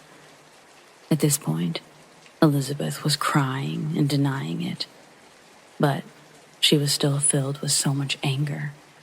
And then Megan started to be filled with a sadness and depression that she'd never felt in her life, and she struggled to calm down. Then the board said, "You try to figure me out because you're scared." Remember, Elizabeth was skeptical and wanted information. By the time the board finishes spelling this out, Elizabeth became aware that she had been saying, "I'm just like them, I'm just like them, I'm just like them," over and over again. The board spelled, "You're gonna break," as Elizabeth kept repeating the same sentence over and over again. Megan began to get angry at this point. This is the last time I remember or have the conversation, but I do remember Olivia and I not believing what they told us about that experience. I don't know why, but we continued to do the board, but not for very long. We continued growing apart before finally deciding that it was no longer healthy for us to be friends. We haven't done the board in a long time. However, I still feel them around, and I know that they're there. In fact, I've had to move locations completely while writing this because the energy has been so strong. I can even feel their breath on my arms as I write.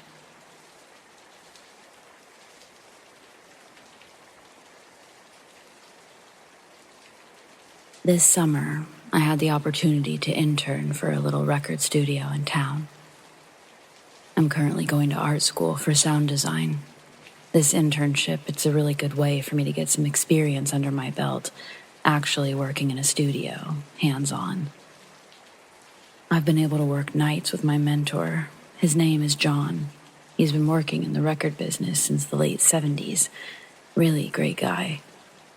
My first project was assisting with a local metal band. They were recording a 3-song EP. Drum tracks go first, and the next night we have the rhythm guitarist and the bass player lay down their licks. Bass goes first, then rhythm. Rhythm guitarist's name is Ace, and I guess this story's really about him. Anyway, they're both proficient when hitting these tracks, and we wrap up the night early. When they're all done loading their gear back into their cars, we all listen to the playthroughs and put them on the big speakers. It all sounds fat, and so they dip out. John and I now get down to the panning and mixing of these tracks. He goes back and forth between headphone listens and speaker listens while I slowly break down the mics and roll up the chords. All while he's trying to explain to me what he's doing on Pro Tools. We go through bass fast, and he decides to sit me in front of the big screen monitors and mix one of the rhythm guitar tracks. I put on my headphones, and he watches over my shoulder as I try to emulate what I saw him doing earlier. As I dialed in the EQ, I began to hear something in the higher frequencies that I couldn't seem to cut out of the mix. John's sitting right behind me, so I take off my headphones and I ask him what he thinks it is. He puts them on, and as I play the clip back, I see him get a confused look on his face, too. We play it on the big speakers, and the sound is still audible over the raw guitar track. The sound isn't a fuzz or a reverb issue, although that's how I originally tried to troubleshoot the issue. But replaying the track with the effects muted, it yielded the same results. A woman's voice in a thick Spanish accent saying, "Alexander." You can only hear it clearly in one of the guitar's chugging patterns, but that's obviously enough to make the track unusable. We mic up the amp in a small, soundproof room next to where the guitarist lays down takes. I don't think I have to say this, but I will, just in case anyone asks if there was a woman standing next to the microphone in the amp booth. There wasn't. And no amount of fucking with the mix could cut it. Next day, the lead guitarist shows up and we start recording. The rest of the band shows up later through the night, and John tells the rhythm guitarist that he's going to need him to redo a couple of takes. A couple of jokes are thrown his way amongst the band members, but John sits everyone down and has them listen to the weird sound in the take we recorded last night. We play the clip, and all except the rhythm guitarist and drummer are joking about the strange voice in the audio. The drummer says, "That sounded like Cassidy, homie."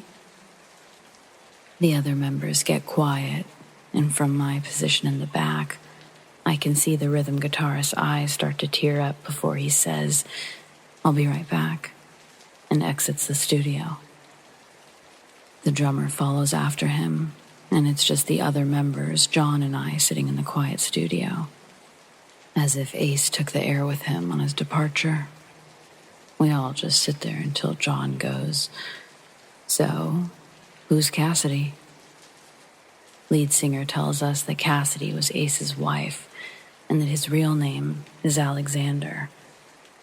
She died of a brain tumor a couple of years ago when they lived in Houston.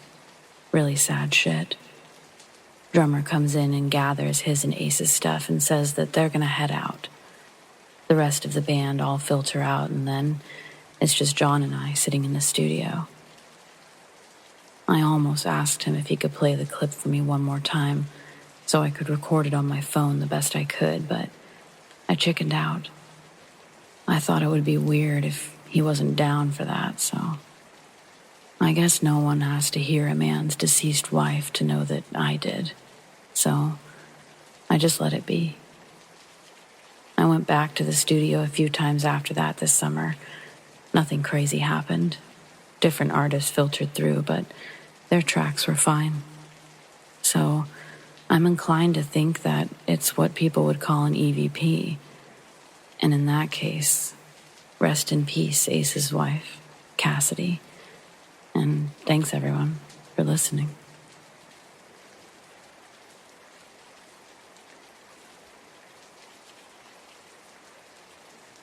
In 2017, I went on holiday to Samoa with my family and my girlfriend. We were staying at my auntie's house, which is a combination of a Samoan fale and a normal house. Anyways, late one morning, around 2 or 3, my girlfriend woke me up to take her to the bathroom. The toilet was down a long hallway around the corner from my room. At the end of the hallway, on the left, was a toilet room. On the back wall of the hallway was the wash sink. And then on the right side of the wall, a mirror. What made this hallway even more creepy was the white light above the sink. So I'm waiting outside the door while my girlfriend is in the bathroom. She finishes and then goes back to the room. I go in, do my business, come back into the hallway to wash my hands at the sink. While I'm washing, I look to my right and I glance into the mirror. As I turn around to walk back down the hallway, about 5 feet in front of me is a lady. I only managed to see her for a split second before she disappeared, but I swear the image of her is still stuck in my head. This lady was wearing a white sleeping gown. She had pale arms and legs, frizzy black hair that covered her face. I jolted up and I banged my hand against the wall. Goosebumps ran all over my body and my heart was pounding. I knew I had to walk through the place that she was just standing. So quickly, I dashed back to my room. Being back in my room, I've never jumped into the sheets so quickly. My girlfriend asked me what the banging sound was. I told her, I saw a ghost. I saw a ghost. My heart was thumping so hard and loud that she was actually concerned I was going to have a heart attack. And I'm a pretty healthy guy. She managed to calm me down, and she told me it's just the heat. It wasn't real. For the next 5 minutes, I'm in bed trying to reclaim my thoughts if what I saw was real or just a figment of my imagination. Right after that episode, I see my mom and dad walk past my room, going towards the toilet. My dad looked like he had a nightmare or something. At the time, I didn't think anything of it, until the next day.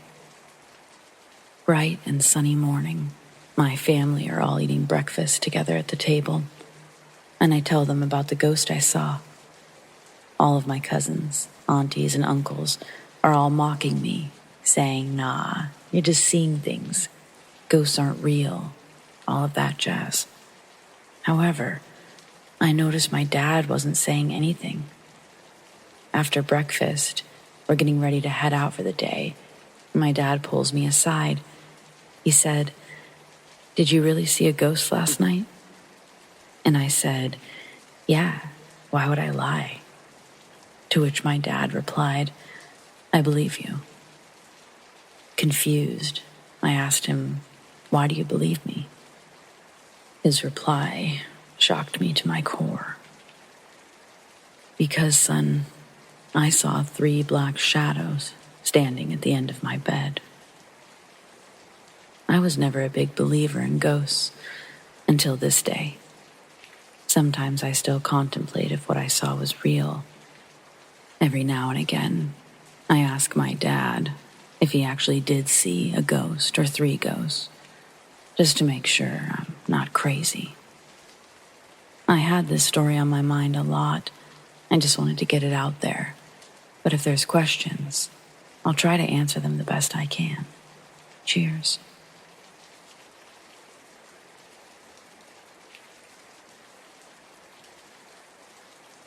When I turned 18, me and 2 of my friends decided to take a trip to our local casino. We mostly just played simple games like slots and video roulette, since it was our first time going to the casino. After losing some money, we decided to search for something to eat. Pretty much everything was way too overpriced, so we wandered around for quite a bit. Eventually, we reached a hallway along the border of the main floor. We made our way down the hall looking for food, but everything was closed. We started to notice that the hall was completely vacant of people.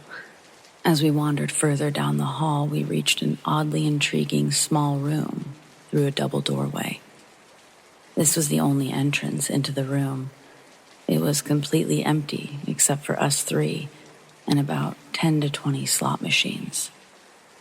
We were bored, so I decided to throw a $5 bill into the slot machine and spin it a few times.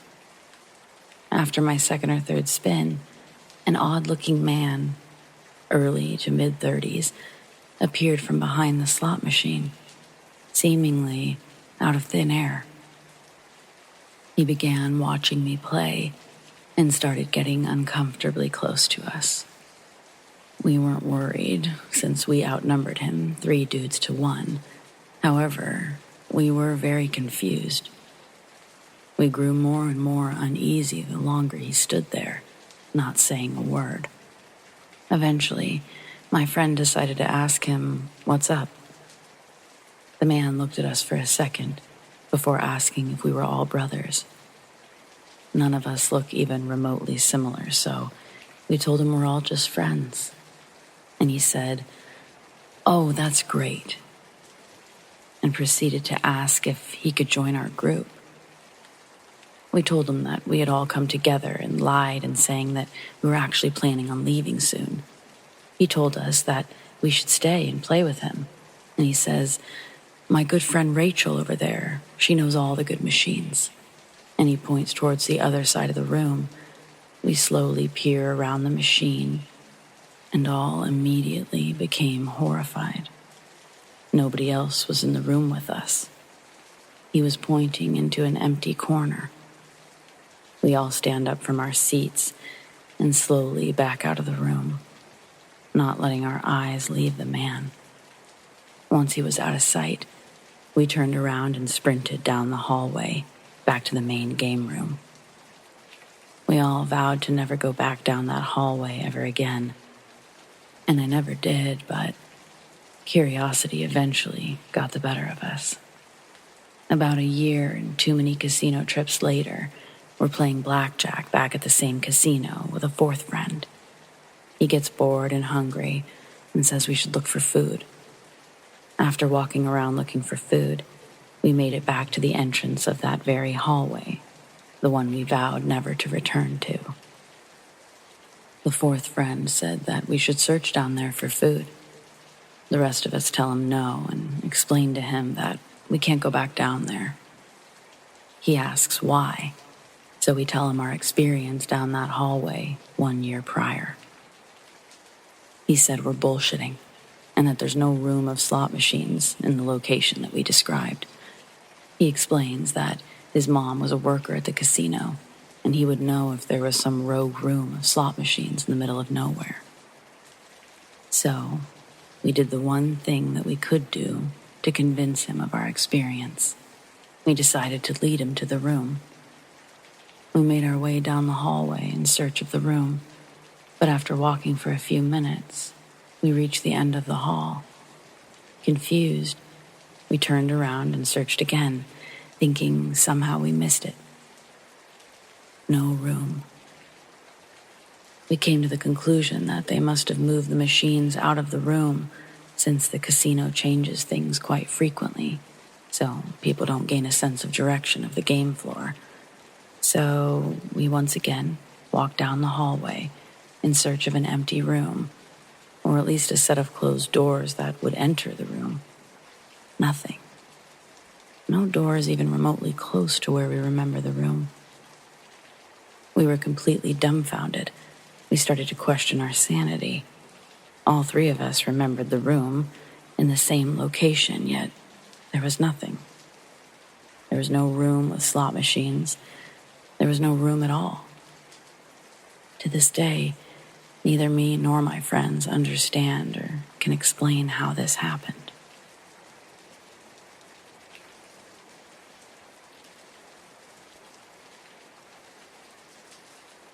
Almost 20 years ago, I was in the midst of a divorce, and I'd been living with my parents for a few months. I managed to buy myself a cute 2-bedroom Victorian house for me and my 13-year-old daughter, and eventually, moving day arrived. Over the 5 months I'd lived with my parents, I'd been buying new things for our home. Essentials, saucepans, crockery, towels, bed linens, etc. I didn't want anything from my ex, so everything I had I bought new. When moving day came, I had the beds for me and my daughter coming from a furniture shop, and a washing machine, a fridge, a sofa. Everything else I got into my car and drove from my parents' house with boxes full of new pots and everything else. My mom was at the house unpacking and putting things away. The delivery driver put my bed upstairs, and my mom decided to put my bedding on for me. So she opened the new sheets and duvet cover and made my bed. As she was brushing her hands over the newly made bed, she found a sewing needle, which she pulled out of the bedding. She gave it to me and said that it must have been in the packaging from the factory, which we all agreed seemed feasible. The following weekend, I stripped my bed, washed it, and dried it outside on the washing line. I fetched it in the late afternoon, and I remade my bed. When I went to bed that night, I could feel something inside my pillowcase. I thought it was a small twig that had gotten caught in the washing welds on the line near some shrubs. I put on the bedside lamp, and inside the pillowcase was another needle. I put it on the bedside cabinet and decided I'd worry about that tomorrow. The next day was Sunday, and as always, I went to my parents' house for lunch. I told them about finding a second needle in my bed. The following weekend, I was busy, as always. Ask anyone who works all week, and they seem to spend the weekend doing laundry, grocery shopping, and cleaning. I was no different. I'd cleaned downstairs and was heading upstairs to clean the bedrooms and bathroom. Now, on my stairs, there were these wood panels, wainscoting. It looked nice and it hid the uneven plasterwork. The top of the wainscoting was waist high and was about 1 inch deep, just wide enough to gather dust, so I wiped the wainscoting as I cleaned the downstairs. Then, when I did the upstairs, I came down with a duster in my hand and wiped it over again. After running up and down the stairs a few times, bringing laundry down, taking clean clothes up, emptying the bathroom bin, etc., I finally finished, but I'd wiped that wainscoting ledge every time I'd passed it. I guess I was just so proud of my own lovely little place. Anyway, final trip downstairs, I noticed another sewing needle. Sitting on top of the wainscoting ledge, there was a needle. Now, this is getting decidedly weird. So I added it to the other 2 on my bedside table. The next morning, I look at the 3 needles and think, wait until I tell Mom about this one. And I notice there's not 3 needles as there should be, but 4. Weirder and weirder. Several years later, my daughter was by then an adult with a baby of her own, and I was moving across country, so I sold my darling house and obviously packed up. In a cupboard, by the back door, there was a broiler, and I kept a few folding garden chairs and some old curtains in there. I pulled out the curtains, and I saw for the first time ever a tin, like a biscuit tin or a Quality Street chocolate tin, and inside there was some unfinished embroidery, and suddenly all the needles made sense. So I pack the tin with the unfinished embroidery and decide I'll make it my job to finish it. But I never did finish it, as when I unpacked my house, the tin had vanished. Maybe it isn't the creepiest of stories, but every word here is exactly how it happened. I never felt creeped out or spooked in my house, though. I hope you enjoy my needle ghost story.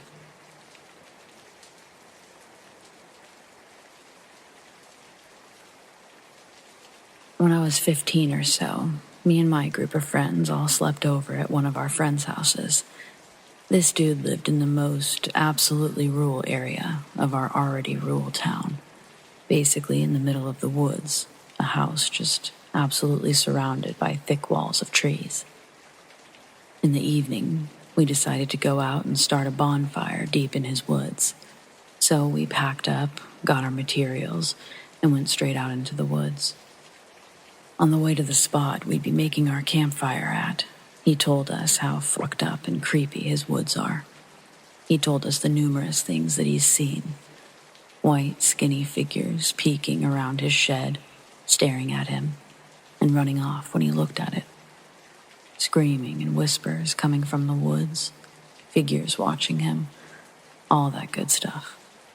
It set the mood pretty well. By around 7 at night, we had the campfire set up. It was pitch black outside, as it was the middle of winter in New Hampshire. I can still remember how creepy the whole vibe was that night. You couldn't see a single thing because the ring of light coming out of the fire, everything else was just a black wall of nothingness. And the sound of the forest, it was so quiet that it was almost deafeningly loud if we didn't talk. We ended up needing more firewood, amongst other things, to sustain us and the fire, so my friend takes me with him to go back and get it. Without a flashlight or any source of light, me and him walk the 1.5-mile long trail back to his house in complete and utter darkness. It was all good. We were talking, joking with each other, having a good time just hanging out. When the first noises started, he immediately made me stop talking. To my left and my right was a bunch of different sounds, screaming, laughing, talking, whispering, shouting, people saying inaudible words. It sounded like there were something around 20 people around us. The natural night vision had set in a decent amount. I looked over at my friend, who had his head down and didn't say a single word. Known for being a complete goofball and a wild, funny dude, I'd never seen him look so shaken and serious in my life. He had this look to him that still haunts me to this day.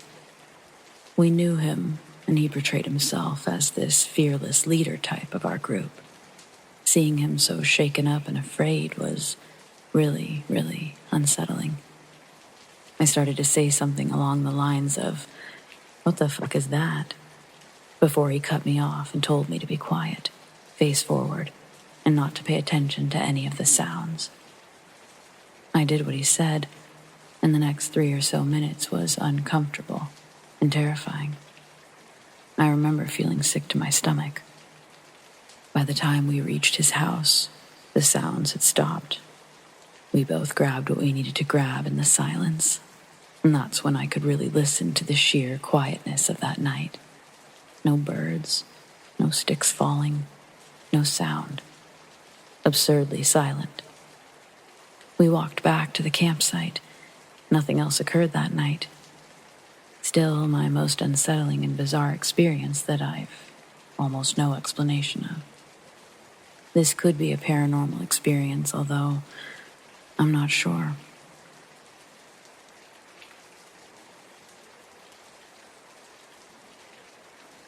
So this starts out rather boring. A few years ago, I signed a lease on an apartment for my final years of university. It's a studio apartment, nothing special. The building itself is only notable for the fact that the architecture is so unremarkable. There's a modern high-rise across the street and a historic apartment building next door. When I first picked up my keys, the landlord's employee who gave them to me told me that she lived in the building and that I could go to her if I needed anything after hours. This wasn't a weird or sexual comment, as the property office closed at 3 on weekdays and noon on Fridays. Fast forward several months, and I'm noticing strange behavior from her. She no longer says hello to me or any of the other tenants. She's complaining about loud noises coming from my apartment when I'm not home, and I've made sure all of my appliances are off and in power save mode.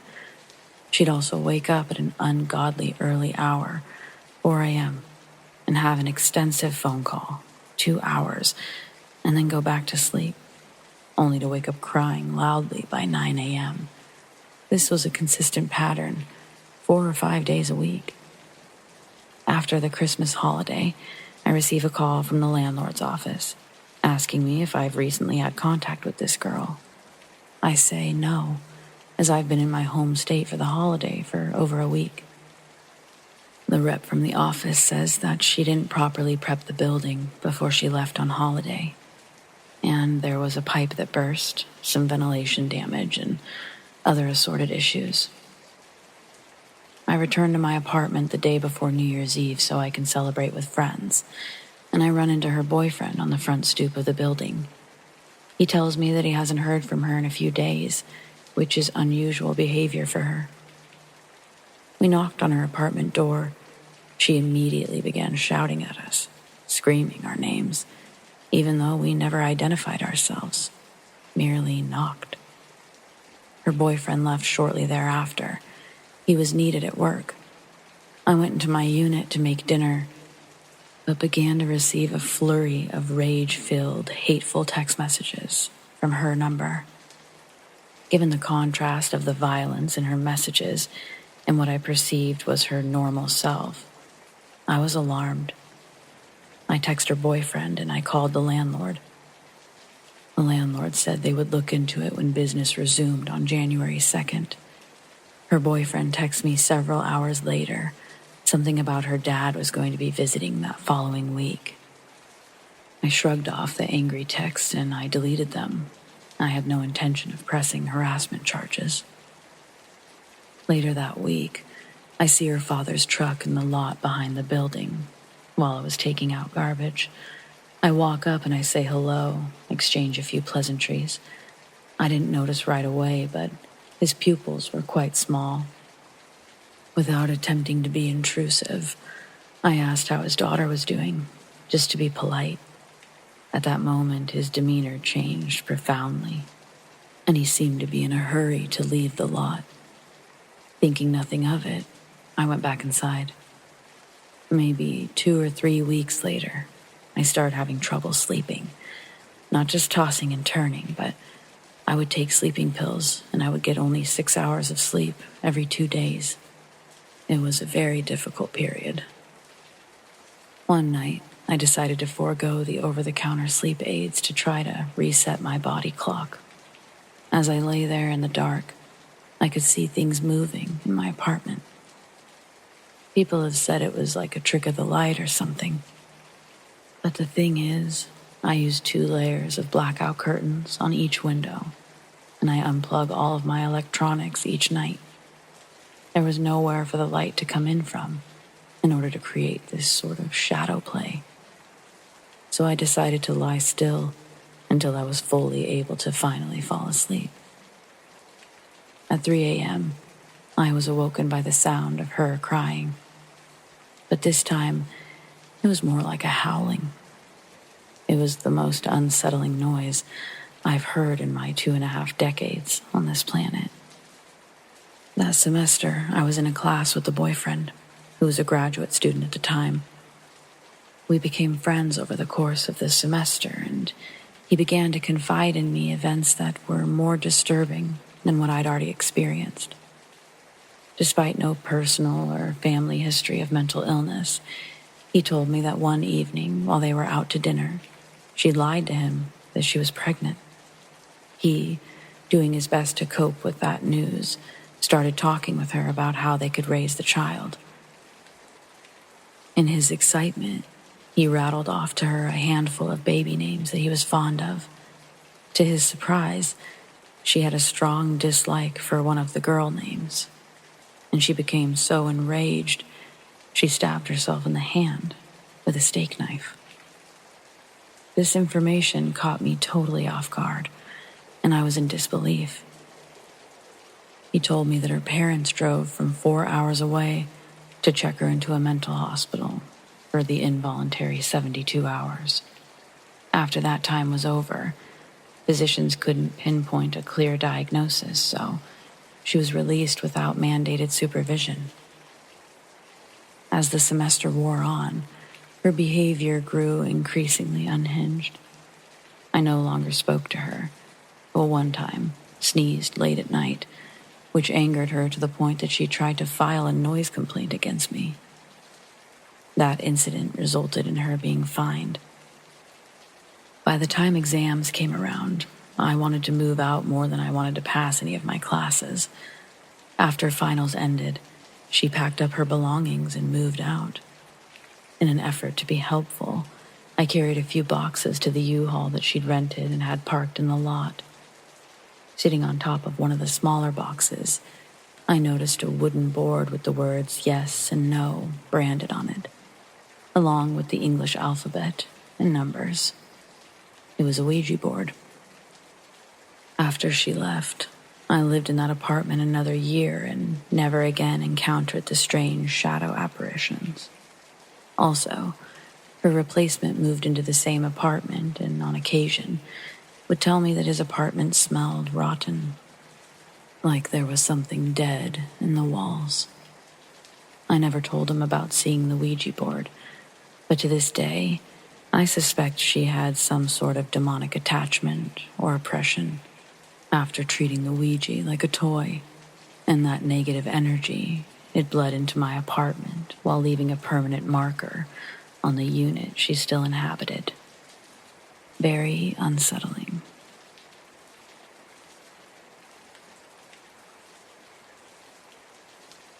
So when I was 9 months pregnant with my son, 2 years ago, for 3 weeks, every single night, I woke up at 3:38 a.m. Not a second sooner, not a second later. When I'd wake up, it felt like someone was near me, like I felt like someone was there, but not physically felt. It felt like someone was just in my room. But it wasn't a scary feeling, so I brushed it off, went back to sleep. I used to watch this psychic medium live on Facebook, so one night, something told me to tell him about it and ask him what it meant. He told me that he's sensing a father figure around me. He said that he's sensing that I have the gift of mediumship, which he said is a rare gift. He said that that time of night, when I'm sleeping, is when I'm most open and my light is the brightest. When he said father figure, I assumed he meant my godfather, who passed away in 2015. I started looking up ways to be more open to these connections, and I practiced each night. 3 nights later, I had a dream. I'm friends with this girl on Facebook.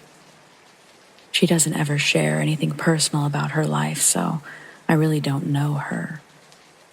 But I had a dream about her. In my dream, I was a man in his mid-30s. I had dark brown hair and dark brown 5 o'clock shadow, stubble. So anyways, it was the man, me, the girl, and her mom. We were at a lake, and the man is in the water, and the girl had just gotten in. The bottom was slimy and full of algae, so the mom didn't want to get in. The man, me, was playfully calling her names and telling her to get in. Then we are all in the water, and a turtle swims by. Then we're in the water, and the man and the mom start arguing. He tells her that she deserves more. She deserves to be loved and happy, and that she could find someone else. When I woke up, those are the parts that stood out to me, and something told me to contact this girl and tell her about it. Y'all, this girl told me that her mom's fiance had passed away a few years ago, and the last thing they did as a family was go to the lake, and that her mom was scared to get in the water because the bottom was slimy, and her fiancé was teasing her, calling her names and telling her to get in. They caught a turtle while they were there, and she still has it. She said her mom has been trying to start dating again, but stopped because she felt so guilty about trying to move on. Fast forward, the last 2 weeks I've been waking up at 3:38 a.m., but this time, when I wake up, I have this horrible feeling in my stomach and in my chest.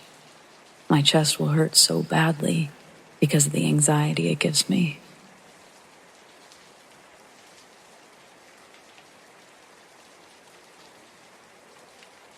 This happened a long time ago, when I was 13 or 14.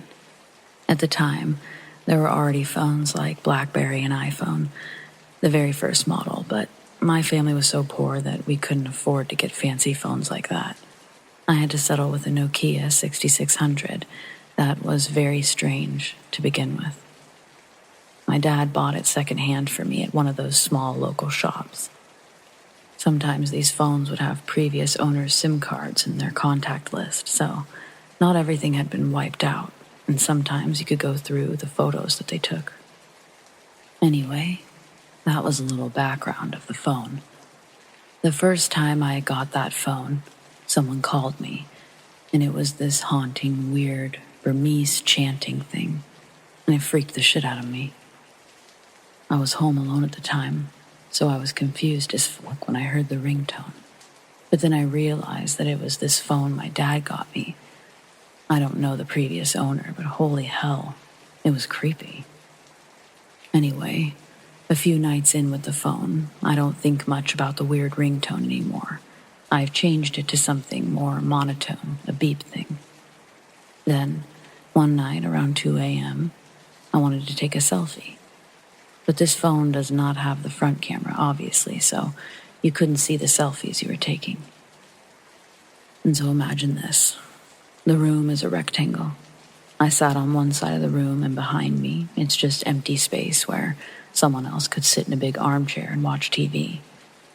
I took selfies on the side of the room that I was sitting in, so in the selfies, the empty space behind me should have remained empty.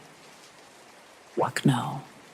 I took 3 or 4 selfies, and one of them had this white, pale man sitting in the armchair, facing the camera.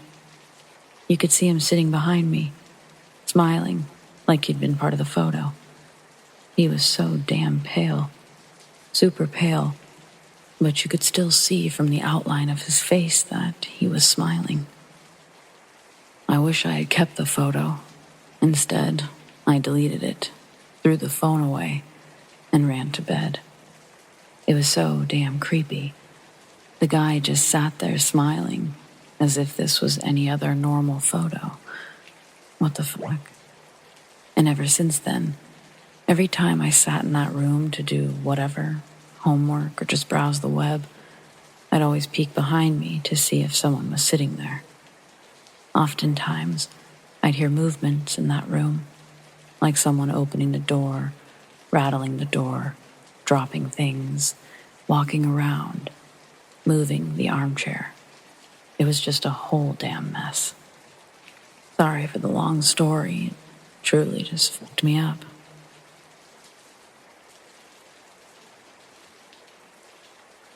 Recently, I visited some family in Michigan. I do this every 4 months, and this time I was visiting with a friend who we'll call Jason. We got there around 5 in the afternoon, and we moved our luggage into the house. We said hello to everyone and started a barbecue outside. Around 9 or 10, the family decided to play flashlight tag out in the woods. As stupid as it sounds, it was actually a hobby of ours every time I'd visit. So we all had our flashlights and went into the woods. No one could think of a hiding spot, so Jason and I climbed this enormous tree to the near top of it, where the branches actually managed to hold our weight. In the distance, we saw flashes of light and them flailing around, the result of the taggers finding new people. Almost an hour had passed, and I assumed that they went inside for a break since there was no visible light coming from the backyard. Another hour has passed, and me and Jason joke around that they'd forgotten about us. After a good 30 minutes of talking, we were playing around with the flashlights, turning them on and off. Out of boredom, I went up higher in the tree and Jason followed close. The branches became weak, and I'd wondered when they would break, but surprisingly they didn't. I shone my light further in the woods, and I spotted a dark object moving along the line of brush. I shrugged it off as natural wildlife, and then I heard barking in the direction of the bush. It sounded like a dog, but it was off. It sounded more like a human at the end. Assuming it was someone's dog, I also shrugged it off. Then I shone the light down near a few trees next to the one we were on. I saw this massive dog, 6 feet tall. I remember exactly what it looked like. Pitch black fur. It was tangled near the head. Bloodshot eyes. Cold black pupils. I realized this when all of a sudden it snapped its head in our direction, and Jason and I froze. It let out an unearthly howl, and it started barking and circling the tree. We stayed up there most of the night. When the sun started to come up, we hauled ass back to the house. At the house, there was a note saying that they had to leave for the hospital. One of the children had been sick. There was a spare key under the mat, so we let ourselves in. I quickly locked the doors and windows. Me and Jason went up to our room and we started playing board games. When the family came home later in the morning, we shared our story, but they laughed it off, said it was someone's dog. But when we got there, none of the neighbors had dogs, not that I knew of. When nightfall came, I heard distant howling in the woods. Jason motioned to turn off the light, and I did. The nights there were sleepless. The circling of paws around the house, and the distant howling in the woods when everyone was asleep. Eventually, we left. And on the radio, I heard this old song about the Wolfman of Michigan. Driving away from the house, I looked back and I saw the quote-unquote dog standing upright on the house's roof, staring in our direction.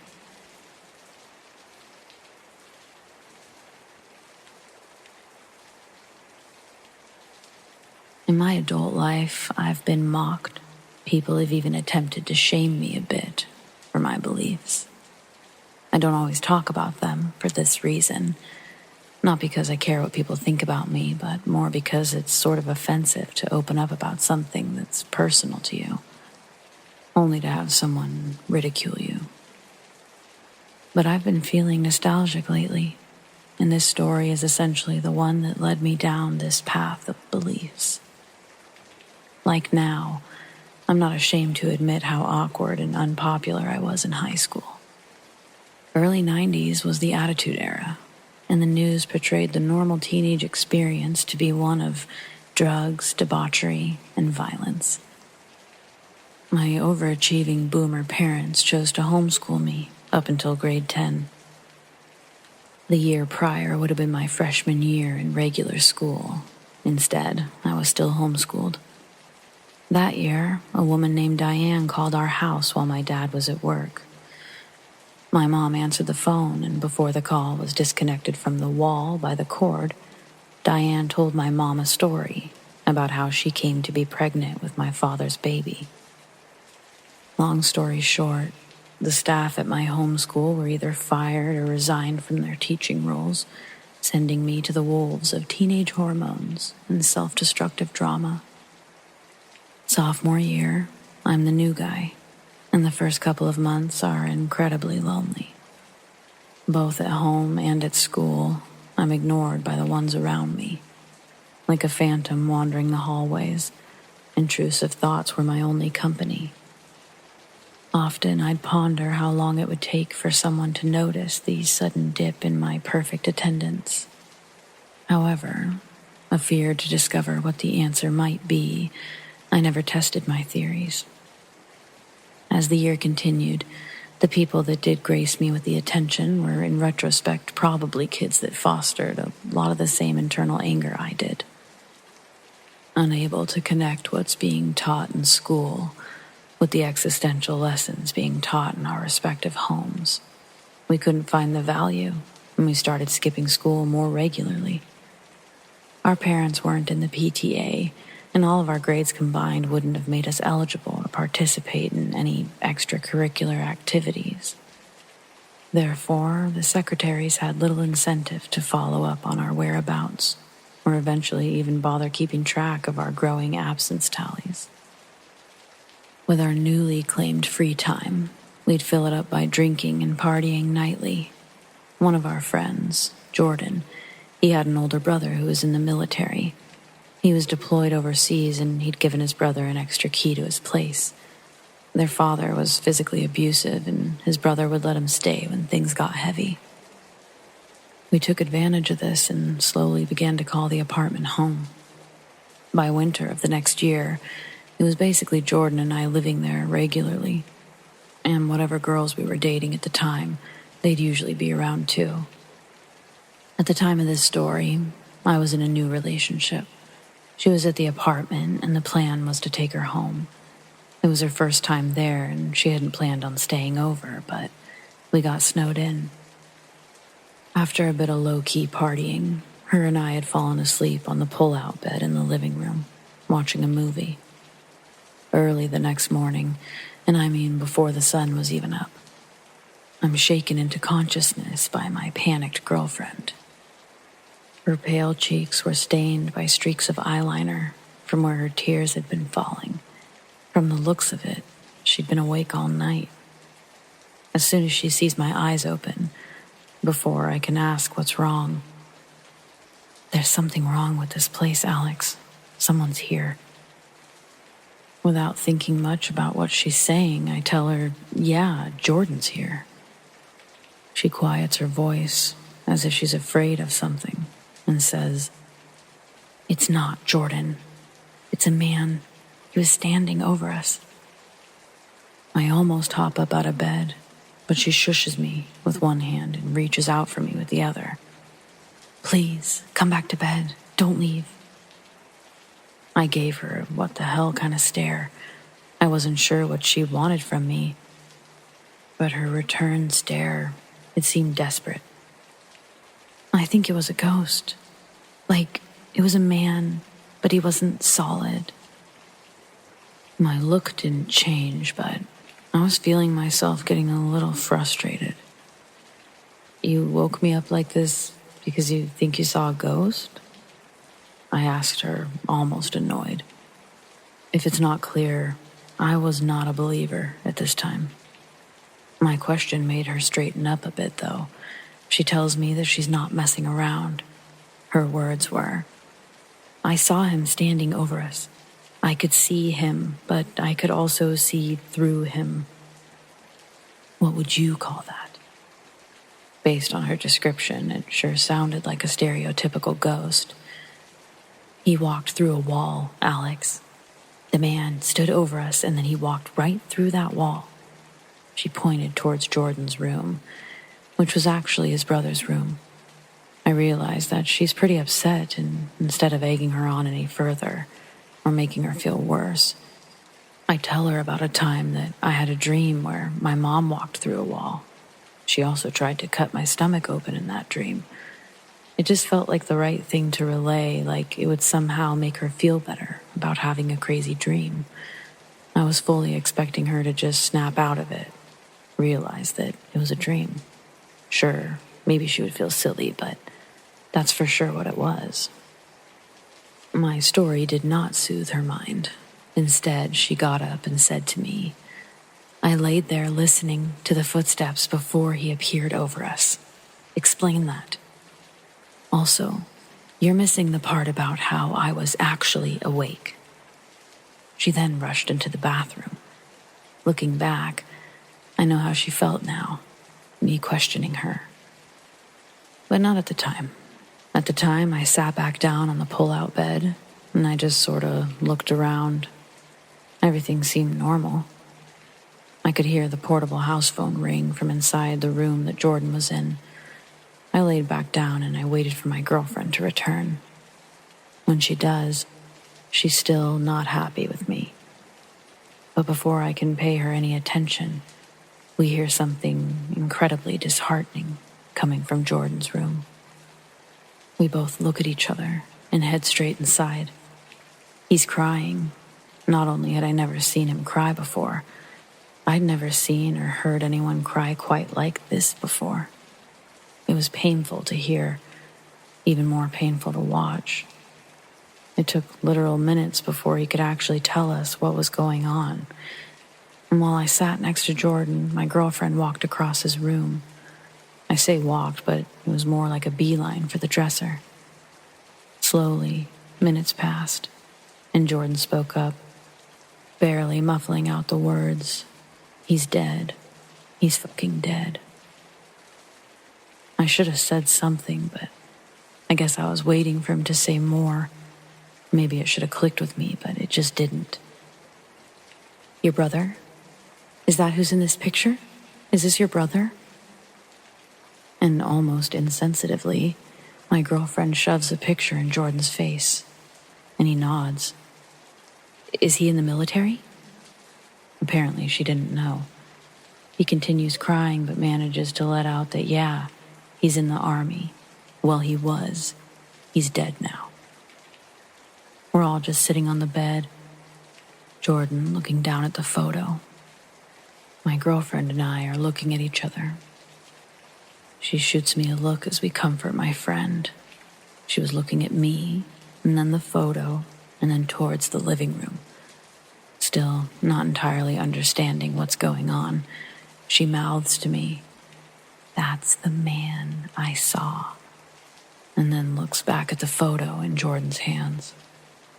Full body chills as I start putting together everything that's just happened. And in the same moment, Jordan hops up and says that he's got to get out of here. He's got to go see his dad. He's manic, understandable of course, but within moments, he's trying to leave the house, completely forgetting that we're snowed in. Frustrated, angry, and grieving. For the next couple of hours, we watch as Jordan empties the contents of every single bottle he can find.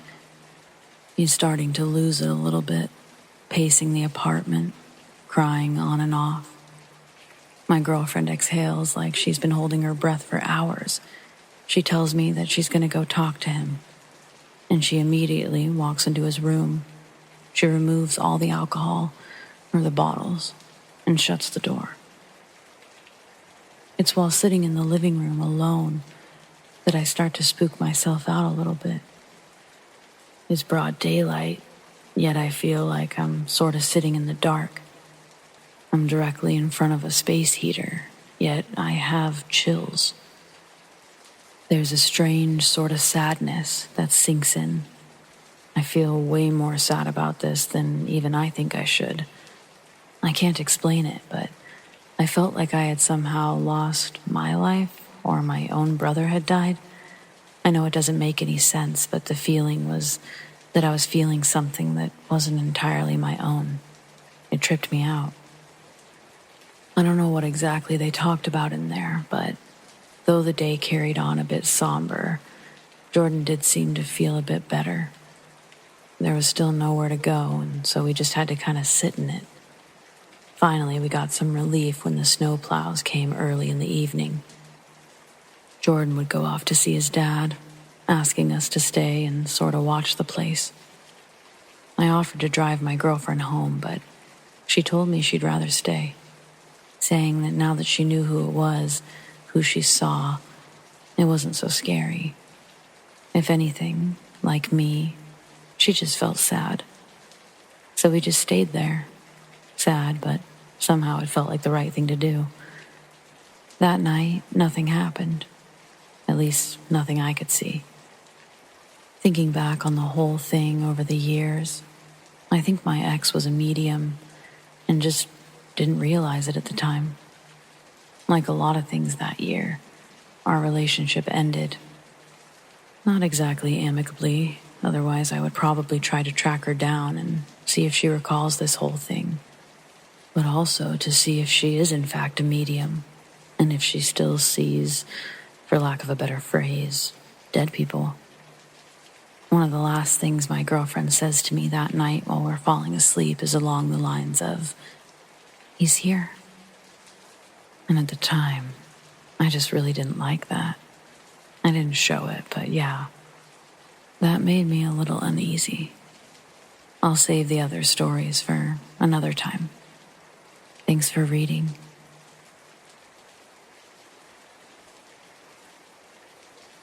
My family and I were recently on a trip in Glasgow.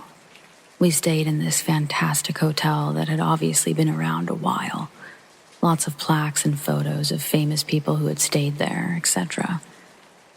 The first night, I woke up, though not abruptly, really, but to what I can only describe as a presence.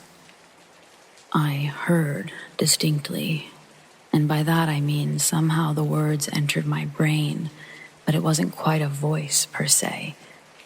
But I heard someone say, "I'm watching you." But it wasn't scary at all somehow. It was absolutely matter of fact. I don't have any other experiences like this, and I've always thought of myself as a big scaredy cat, so I have no idea how I fell back to sleep. Not only that, I woke up the next day feeling great, and I didn't even remember to tell anyone. The morning following the next night, my mom, who was sharing a room with me, says at breakfast, "You all aren't going to believe me, but I swear someone was in our room last night." I remember thinking, just be still and let them finish whatever they're doing. Needless to say, this jogged my memory, and I relayed my experience. The fact that we had two independent experiences in the same room, it kind of confirms for me that something is in that hotel.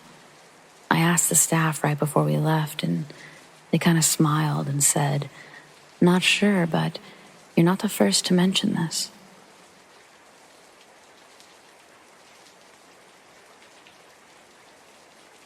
I was kidnapped as a child by my father.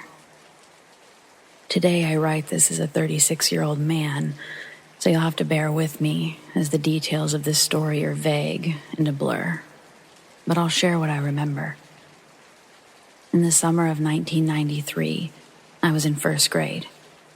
My parents had been divorced for many years, with my mother having sole custody. As a child, I barely remembered my father, but he would make his brief appearances or send gifts on Christmas or my birthdays. Seeing my dad always made me happy, as I was far too young to comprehend the complexities of a battered relationship or marriage.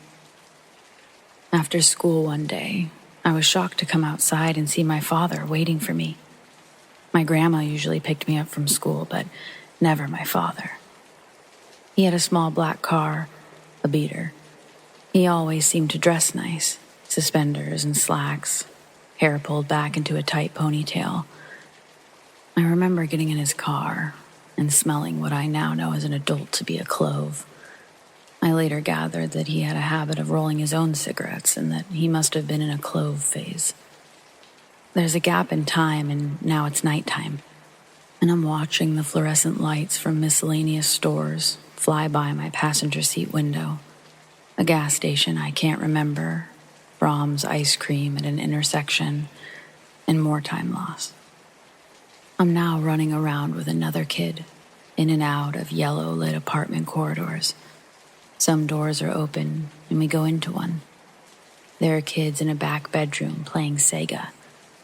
I watch as Sonic zips through the rings, and I listen to the familiar music that momentarily makes me feel safe. I suddenly realize I'm very alone with complete strangers and find my way back outside. Another gap. My belly is full from bean burritos, and I'm looking down a very dark hallway in my father's apartment.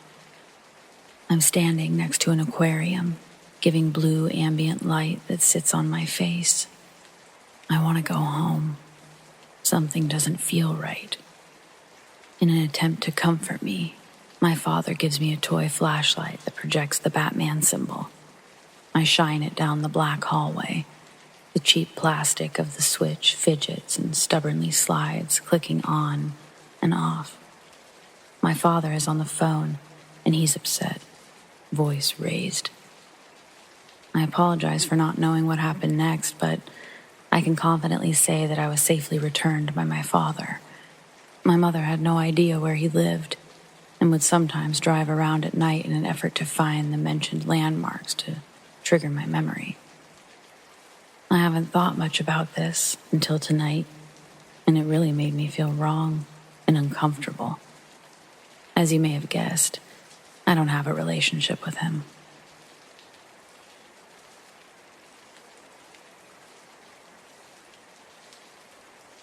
I've had several strange things occur, often enough throughout my lifetime to no longer just pass them off as coincidence or something other than it is.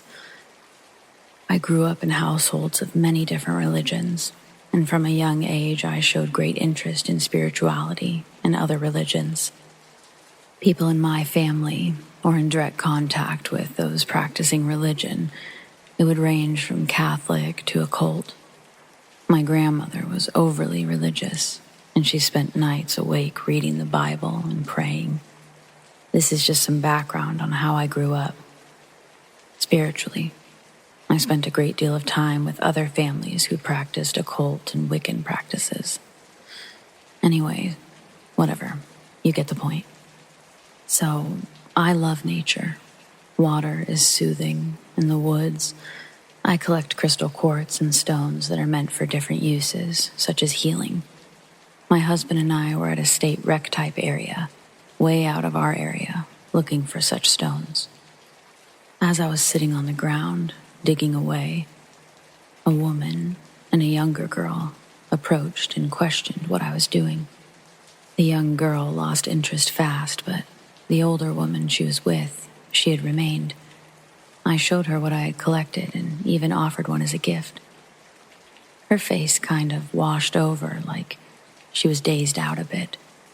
She took the stone and said how she would keep it and forever remember the moment. She went on to tell me how beautiful I was and how my eyes radiated life and light and how I'm such an inspiration for some people. She went on about my eyes and other things. I was rather surprised, but remained humble and managed to appear not as dumbfounded by her as I was. I never really experienced anything like it before. She really did seem like she'd gone into a daze, though, prior to. Another odd encounter, well, 2 odd encounters.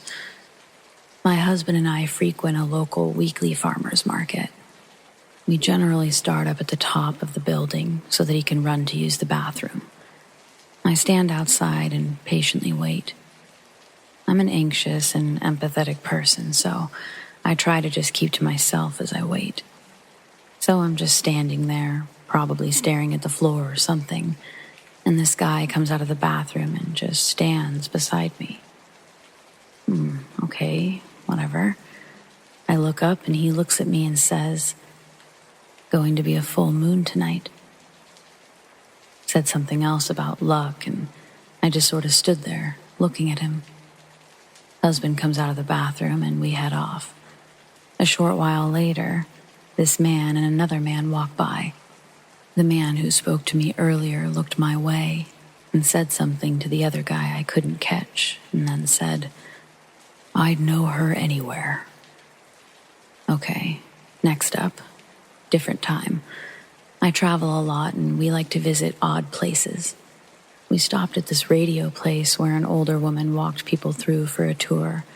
Her husband had collected them and had passed away. There was a smaller shed building and then a garage. I'd gone in this shed just a moment and then left my husband to go back to the truck. After a short while, he and the woman came out of the shed. She walked over to me with her hands cupped, kind of shyly, and said she had a gift for me. I said, "Oh yeah, a gift?"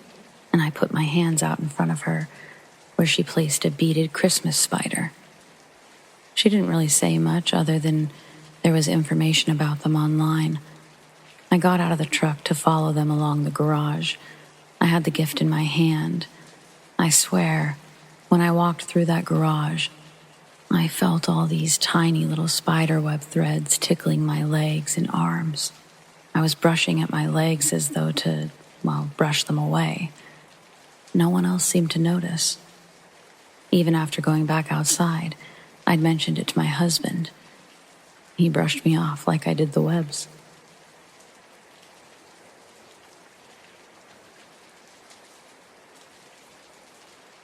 My friends and I had this goofy paranormal group. We got together maybe a year ago and did this seance at my friend's apartment. We do have a friend who's likely psychic, Frances. She couldn't come because she was working. That night we were recording because we were trying to see if we could get EVPs. We used this ghost app on someone's iPad, which I don't think any of us took very seriously, but we were using it for what it's worth. Frances had told us to make sure to ask for only high vibrational spirits, so that's what we did. And she told us to ask for signs like making the candles flash. Later that night, I texted Frances, and she said that the spirit wanted us to close the window. That made a lot of sense because the window was open, and if we'd closed the window, we probably would have been able to hear the sounds clearer and louder. Frances was texting me throughout, and that's why we were asking certain questions, like if their name was Ellen. Also, Frances mentioned something about a piano when I first got there. I didn't think much of it until later, when I heard the notes. To me, it sounded like the sounds were coming from right in front of their apartment door, inside the apartment. It was like coming out of the ether or something. I've tried Googling, but I haven't come up with anything like this. Has anyone experienced something like this before? I also feel like an idiot. In the session, I keep asking for a sign, and the person or spirit did give us a sign. Oh well. My friends and I have a date to try a seance again to communicate this Saturday. Anyone have any advice on what I can or should do to encourage the spirit? We believe it's friendly. Sniffers, my friend's cat, was also there. We did a Ouija board thing a couple of years ago there as well. The planchette kept going off the board towards my friend Kim, who wasn't there the night of the seance. I'd never seen that happen before. I read later that it means something is trying to escape the board. Anyone ever heard that before? Weird.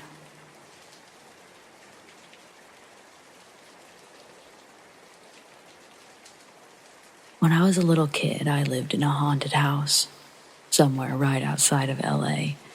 I don't remember much, but I do remember my siblings being scared of this house.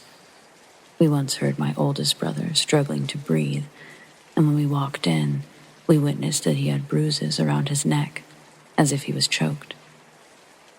We even witnessed a figure walking around the house and sitting on our couch during the night. This story is about something that stuck with me. When I was around 4, I was wandering around the house one night, and I recall hearing a noise from the vents, as if something was shuffling in there. I knew something was in there, and I yelled for it to come out. The shuffling, it got louder and louder, until the vent opens up. What came out would quite literally stick with me my entire life. It was a very pale girl with black hair that reached her back. She was crawling on the ceiling, and you know that feeling of utter fear and danger. Well, that made me start to run.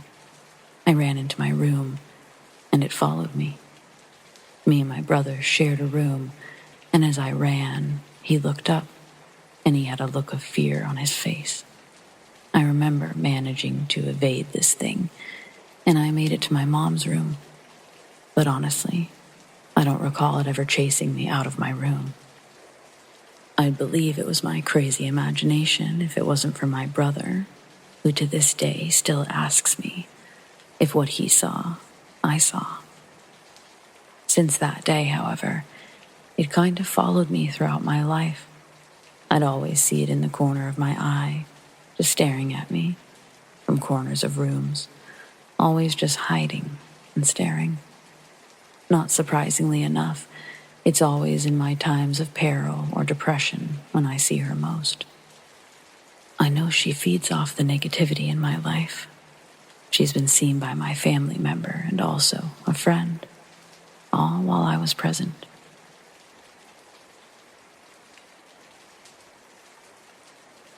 A couple of years ago, my buddy and I were bored one afternoon, and we decided to explore an abandoned house that I'd spotted earlier that week. I'd been out on a drive. We live in a small town that's mostly suburbs, but if you drive 5 minutes north, it's all country roads, farmland, forests, etc. The abandoned house I spotted was in the middle of a field. There wasn't a paved road or gravel driveway that led up to it, so we parked as close as we could to the side of the road and walked through the tall grass to reach it. The house looked pretty old, most likely built in the early 1900s. There were plants engulfing the entire home, and part of the roof was missing from what looked like fire damage. It had obviously been abandoned for some time. My friend tells me that he's going to hang back when we get close to the house. He couldn't shake this feeling that something was off, and he said that he was getting bad vibes. I decided to keep going. When I reached the house, I looked in through the windows, and I saw lots of weather damage and signs of neglect. The door, however, was locked. I walked around the perimeter of the house, and I found a cellar door, unlocked. I entered, and I slowly started walking down the old wooden staircase. I got about halfway down, and I squinted, waiting for my eyes to adjust to the darkness. The only light source was the sunlight coming in from the open cellar door. It was full of old belongings, furniture, and junk. Then, in the far right corner, I saw what looked like a figure, standing in the darkness, facing me. My stomach sank. It was a tall person, just standing there, straight, with their arms at their side. I couldn't make out what they were wearing or facial features. I stood there for a few seconds, staring back at them in shock. I thought it had to have been my mind playing tricks on me. I squinted harder, trying to make out if what I was seeing was actually a tall figure, when suddenly it moved slightly and made a deep grunting sound. I panicked. I ran up the stairs as fast as I could. When my friend saw the look on my face when I exited the basement, he started running towards the car. He said it looked like I'd seen a ghost. When we drove away, I kept looking back to see if we were being followed. Nobody was there.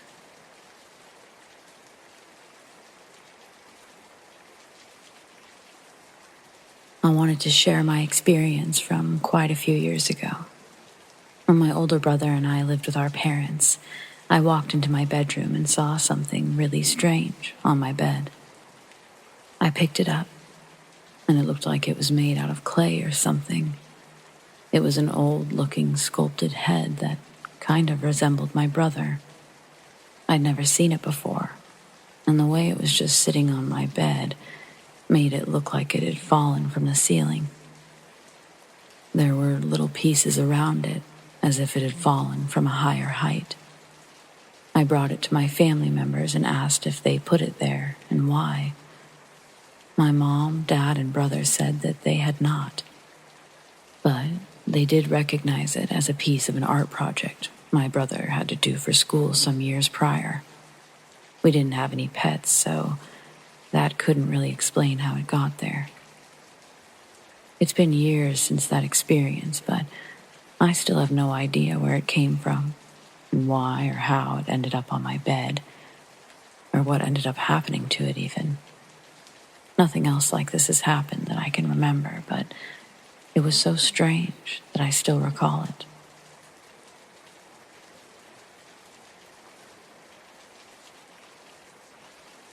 Okay, so this morning I woke up to something that scared the living shit out of me. It was around 3 a.m., maybe 3:47 a.m., and I'd woken up strangely. Now I say strangely because after a big night of staying up at 11, usually I'd sleep all night. But for some reason, I woke up to a feeling as if someone was near me or someone was in my presence. And as soon as I woke up, I was staring directly at an old lady who was sitting on my desk. I could see her pretty clear, and she was easy to see with the dim hallway light shining on her. At first, I thought it could have been my chair, because my chair had clothes on it and could look like somebody. But as adrenaline kicked in, I realized she was far from just my chair. She was sitting on my desk. She had gray hair, and it looked as though the hallway light was blue. She had a smile on, and it was quite creepy. It looked as though she had some teeth missing. At first, I thought it could be my mom. She had the exact same nightgown, so I was about to say Mom, but I quickly realized that it couldn't have been, as the lady on my desk had darker skin. Usually I have a knife or a gel blaster beside my bed. I was planning on using one, but I realized they weren't there, and I'd left them outside. I thought of everything I could do. I locked eyes with her for at least 1 minute, still smiling. I thought I'd get up and approach her. I did so, and within seconds, she disappeared. It was like as soon as I changed angles, she left. But it couldn't have been that, as I saw her when I was laying down, and then I saw her as I perched up. I don't get scared often, so this was weird for me, but also gave me the creeps. Everything was so perfectly timed, waking up at 3 a.m., staring into her, the light showing what she looked like, and as I approach her, she disappears. It felt really strange. I live in Australia, and I told my mom about the story. She said it might have been Aboriginal. My mom and dad have had similar experiences in the past, and this is the second time this year that this has happened to me. Last time, I noticed someone on the edge of my bed. I might post that story. If you live in Australia, or you've had similar experiences, it would be good to hear it. Thanks.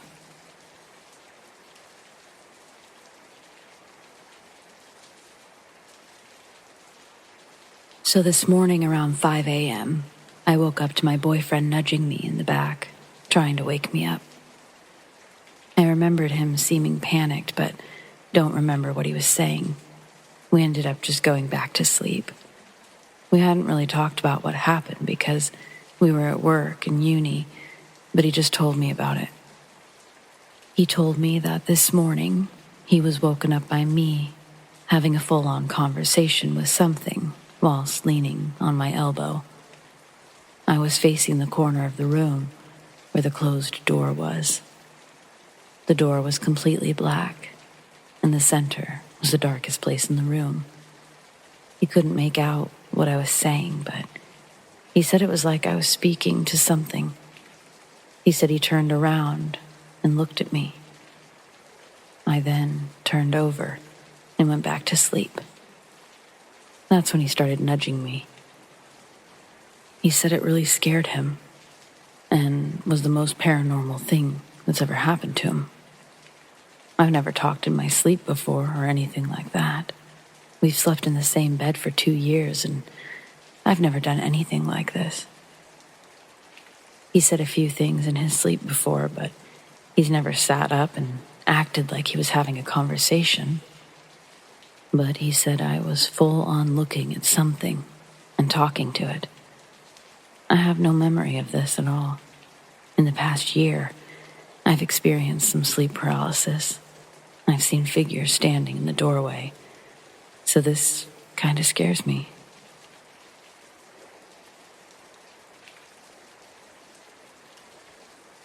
I went out with my friends one day to see a movie.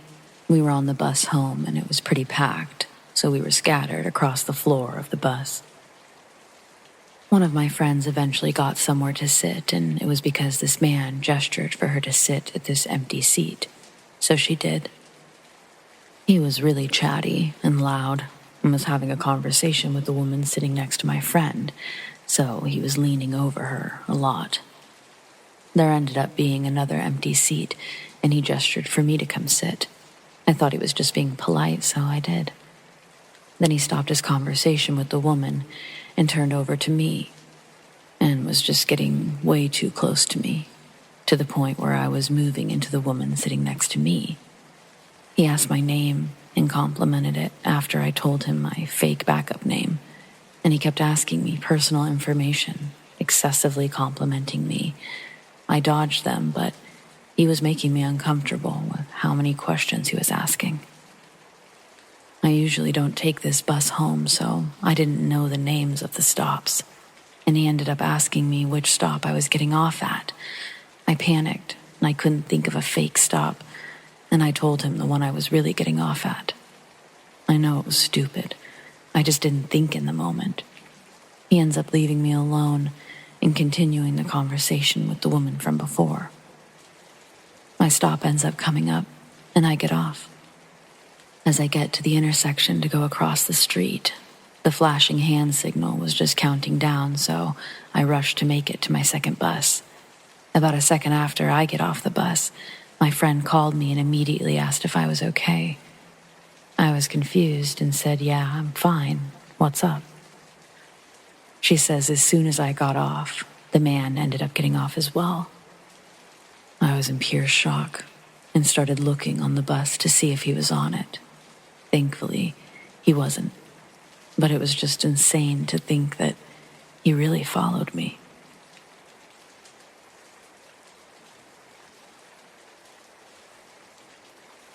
This past summer, I started hearing a voice whenever I went into the bathroom. It seemed to be coming from the flat upstairs. At first, I thought it was just one of the owners of the place talking from his room, since the layout has the main bedroom next to the bathroom, and the walls are thin, so sound easily goes through. I thought nothing of it.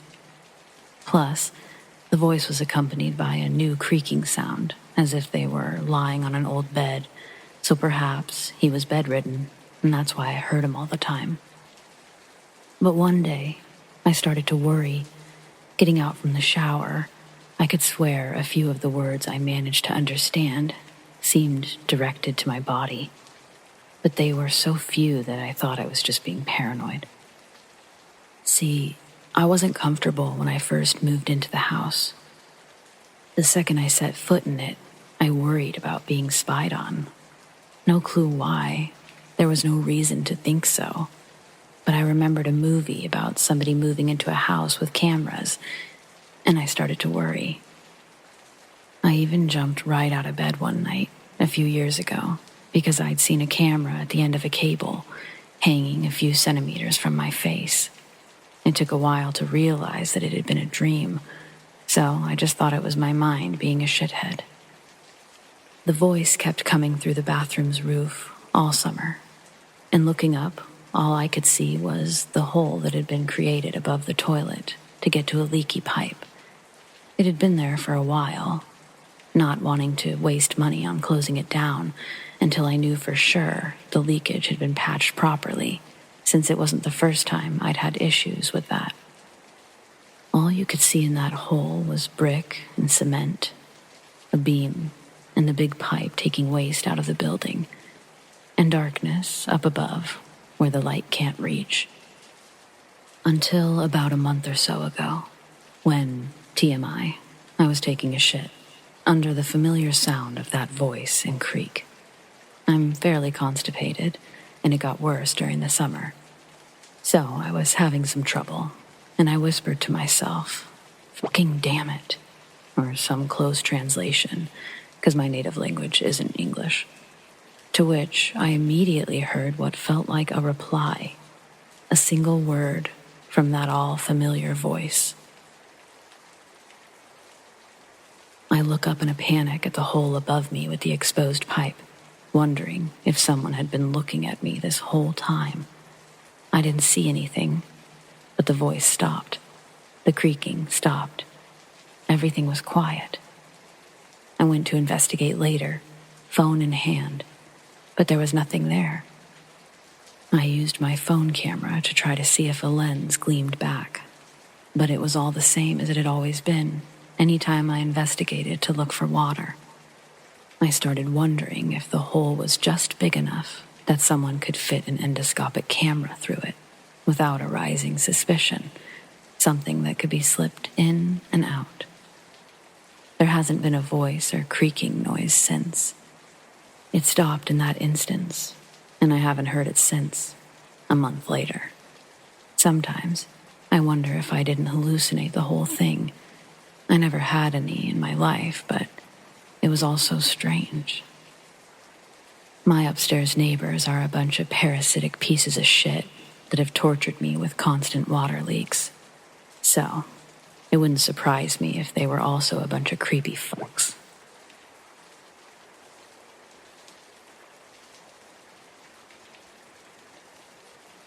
When this happened, I was 21 years old. I lived in a larger, small city in the Midwest. At the time, I had no car, just a bike, and hardly enough money for public transportation. I worked at a retail battery, lighting, and repair store. I worked full-time, and I only lived over a mile from my job. Since I was a female in a male-dominated field, I was used to targeted abuse, often from men that thought they knew better. Many times, I stood my ground and flaunted my knowledge in subjects that these men couldn't grasp. Because of my willingness to learn and my close proximity to work, I often worked all sorts of hours, mostly by myself. This time, I wasn't the person closing, and I had a coworker, Joey, who came in for a part-time shift after we wrapped up classes at the local college. We had a close friendship, and we often stood up for each other and stood in when we were flustered or needed to go to the bathroom in the back. Joey received a phone call for a possible repair on a smartphone, possibly LG, low-tier phone though. He wasn't 100% sure if it was a phone that we could repair. He asked the young female caller to stop by for a consult. She had quickly agreed and said that she would stop by around 5:30 p.m. This was a night that I was supposed to get done at 6 p.m. and catch the bus at 6:12. It was a windy, drizzly, early fall night. I remember this because I had my bike with, and it became my anchor that night. A little before 6 p.m., this frantic, terrified, bawling, 20-something-year-old woman came into the tiny shop. I was at the counter, switching out aging price tags and general store maintenance. I looked up at her, confused and willing to help. She looked me deep in the eyes, asking if Joey was here. At the time, he was pooping in our tiny bathroom in the back, so I had to step in and help out any customers. I told her that he was currently busy and that I was willing to help her. She handed me her smashed, cheap phone, very timidly. My customer service skills couldn't prepare me for what she was going to say next. She quietly told me that her boyfriend, who was out in his red mini truck in the small front parking lot, had gotten angry and smashed her phone when she tried to call her sister that afternoon. I took the backing off of the phone, and I tried to research the model for any possible screen repairs. No results found. I tried to hand her back the destroyed phone, and she pushed it back into my hands with a pleading look. Then, the honking commenced. There was this light drizzle outside, so our front glass door was covered in beaded drops, and it was slightly fogged over. I couldn't see who was honking out there. I told her again that I couldn't help, and for her to try our cell phone repair competitor down the road. The tears really started to flow down her cheeks, and I was freaked out at this point. She kept throwing glances behind her, and the honking, it wouldn't stop. I shook with fear and rage at this point. I myself was in a domestic abuse situation at the time, and I knew what this girl was experiencing. I broke my locked stare at her, and I tried to look in our system for a second time for a replacement screen. Nothing again. I looked up from the computer, and I saw a shadowy figure of a young man pacing in front of the store. I was just happy that the honking had stopped, but I was increasingly shooken up. My whole body vibrated with fear, and I whispered across the counter, asking if she needed me to call 911. She slammed her hands down on the counter and said that I couldn't do that. She begged me not to.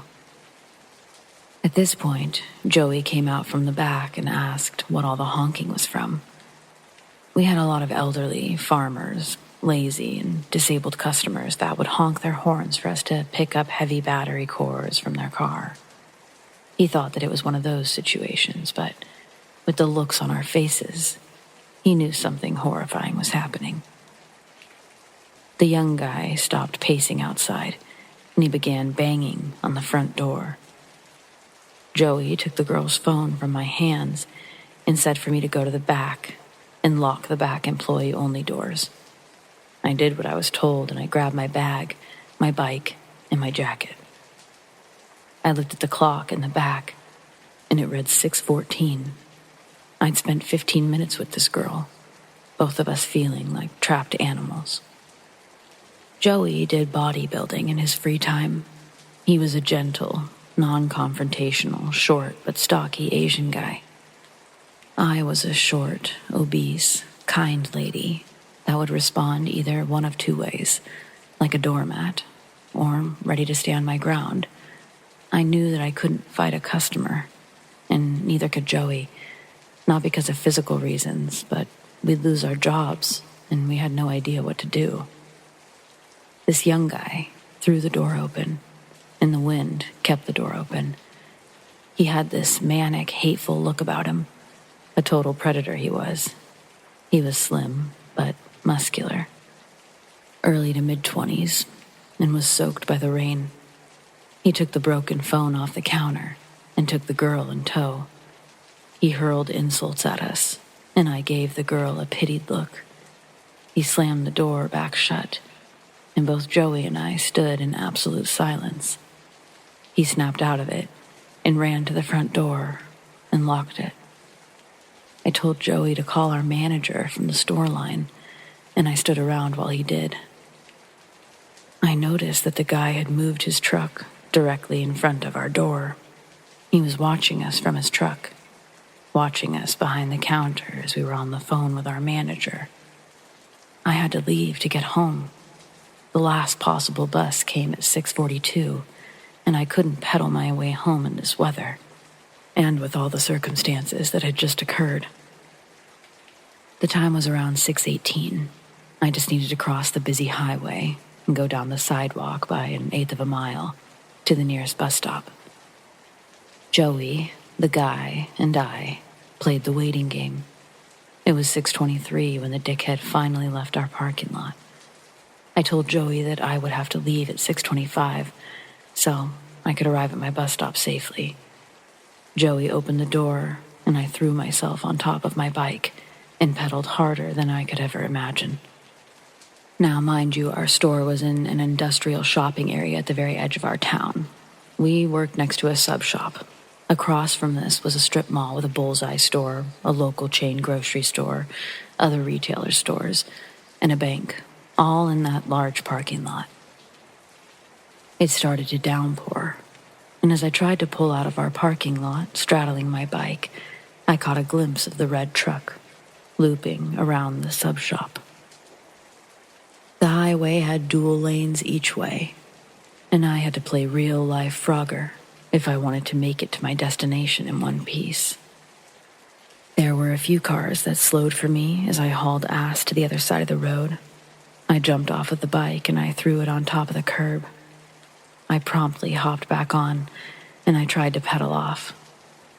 My front wheel was stuck in the grassy strip, and my right foot had slipped off the pedal. My shin struck the pedal. I had to act quickly.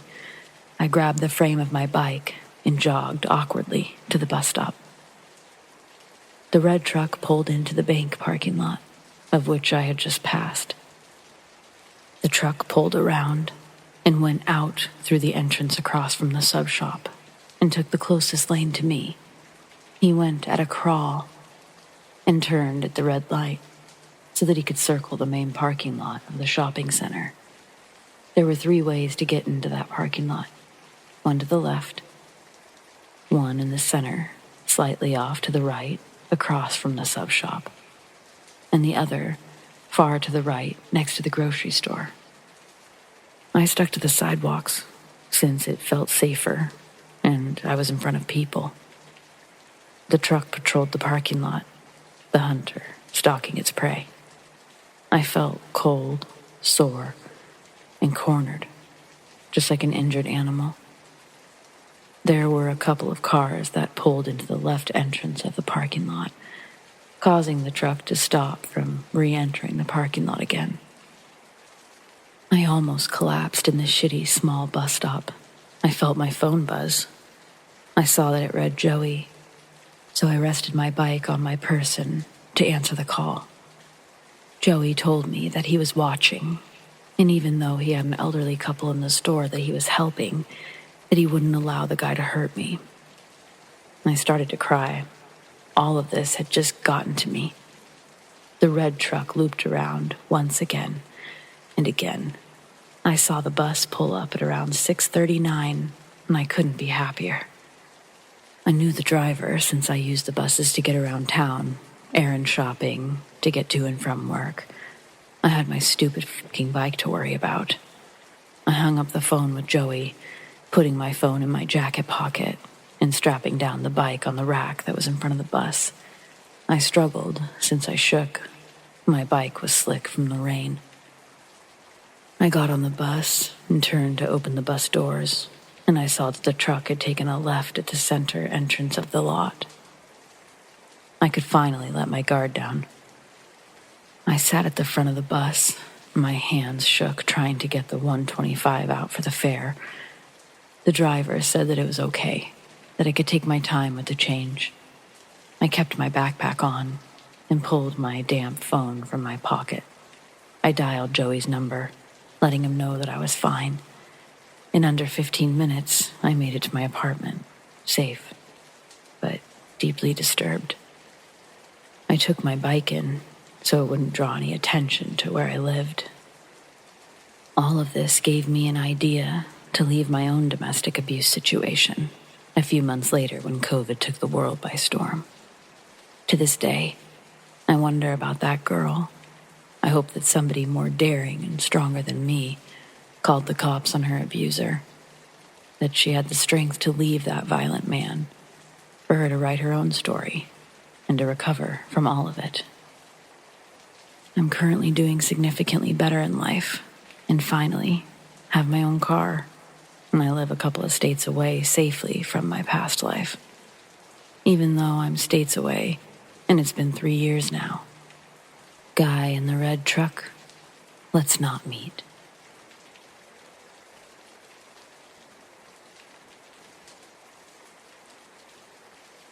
A couple of years ago, my cousin and I enjoyed late-night walks in our neighborhood, mainly just up the street and back, not far.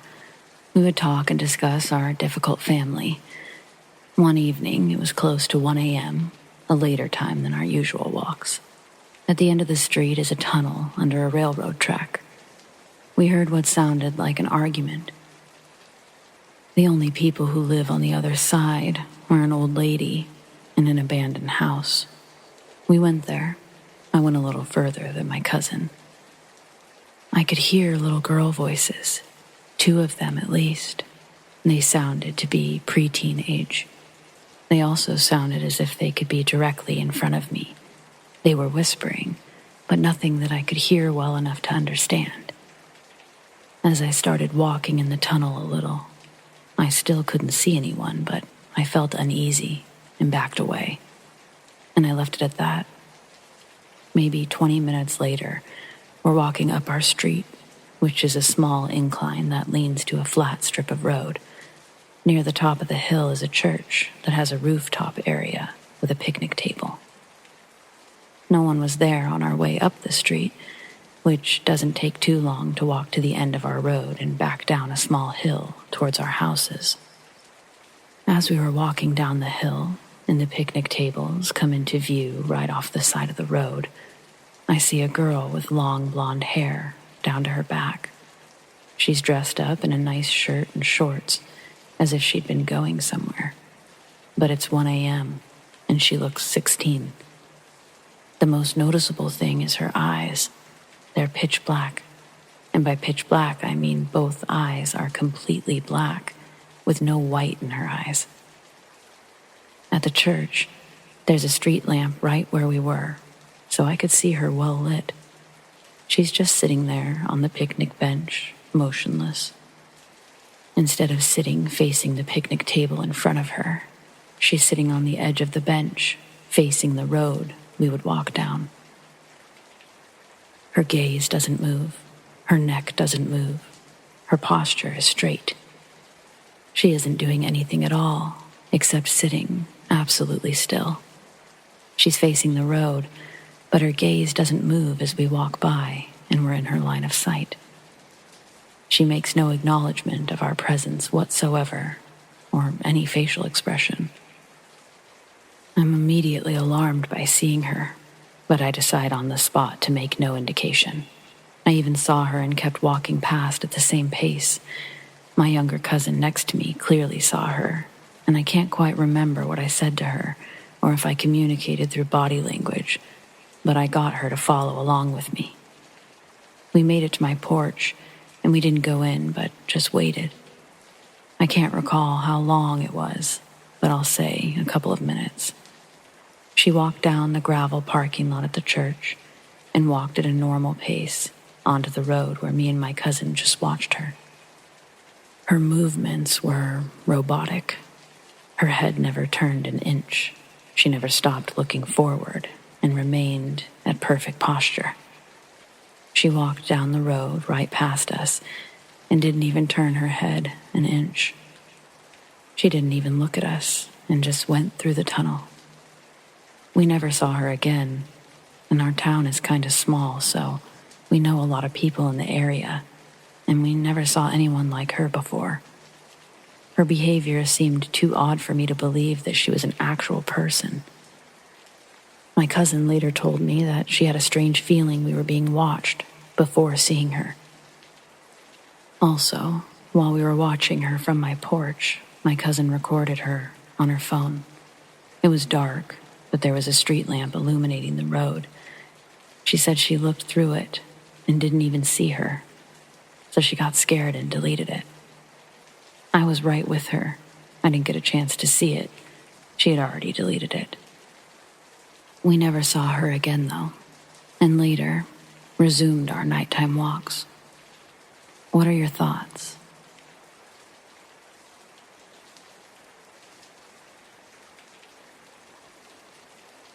Like most people in Latin America, a fear of being robbed in an ATM was drilled into me at a young age. As a result, we always go to public places during busy times. We also eat dinner quite late, usually 8:30 or 9. Anyway, last night I was short on cash, so I headed to the mall. It was around 7 p.m., so just after people got off work, but still well before dinner.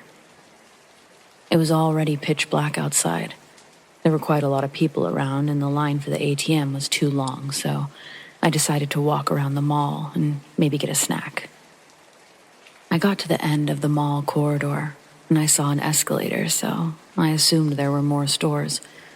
But as I began to descend, I realized my mistake. I had entered a basement area full of random junk like food containers, blank price tags, water bottles, and face masks. It was just a big room with the other side of it being empty. I looked around trying to find the way back up, but there didn't seem to be another escalator. So I walked through the room to an open door. which revealed a hallway with offices. The lights were dim, and the place seemed deserted except for one open door near the end of the hallway. Curious, I peeked into the room to see an office with the floor pulled out and piles of sawdust, and a man painting the wall. It was too late, and he saw me. "What are you doing here?" he asked. "How'd you get here?" I'm sorry, I was trying to find my way back up." "No, you weren't," he said. "Do I look dumb to you? No matter, though. Come here and tell me, what's your name?" I have to go," I said. "What's a sexy thing like you in a rush for?" he said. "I bet I can make you feel good. Come on. There's nobody around. Give me a kiss, babe." I started running down the hallway at full speed until I reached the escalator again. The man didn't seem to be following me. I never heard any footsteps, so I assumed he stayed and kept painting. A few very long minutes later, I found the escalator for up, behind a bunch of cardboard boxes. Soon, all the colors and sounds returned, and I was thrust back into the boisterous corridor. I don't understand why the mall made it so easy to stumble into the basement, or how people would get out normally. The whole thing was just creepy. It feels like I stepped into a different dimension or something. Like I was in a place that shouldn't be there.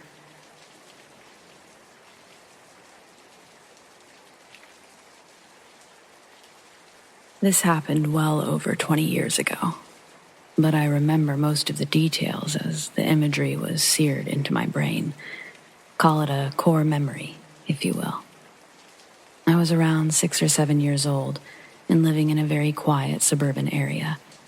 My parents often entertained guests and drank beers in the kitchen all night with their friends, and they'd often be parents of 2 or 3 of my best friends growing up. We were allowed way too much freedom as kids and were often left alone for hours.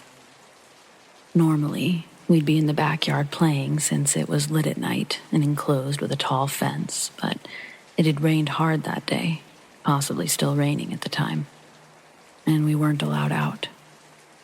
So, we tried to play hide and seek in my bedroom. We weren't very inventive. To make the game harder, the seeker couldn't turn on the bedroom light and had to rely on the hall light and the very dim street light that comes through one of the windows.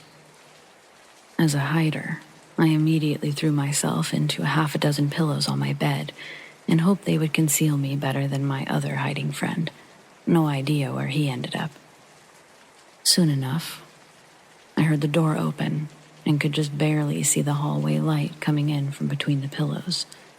Way too many seconds pass without a sound, no rustling or signs of seeking, and I peek out from my hiding spot to find myself completely alone in the room. Strange. I didn't have long to rack my tiny child mind, because almost immediately my window caught my attention. There was a shadow slowly crossing in between the streetlight and my blinds in the shape of a head and a very distinctive, long, triangular shape, being held up as if to strike. I get absolutely freaked out, scramble out of my bed, and run into the kitchen, where I see my 2 friends looking equally scared and confused. But I noticed that the adults were laughing their heads off, so I began to relax. It was clearly just a prank. Got me good. "Wait, who had the knife?"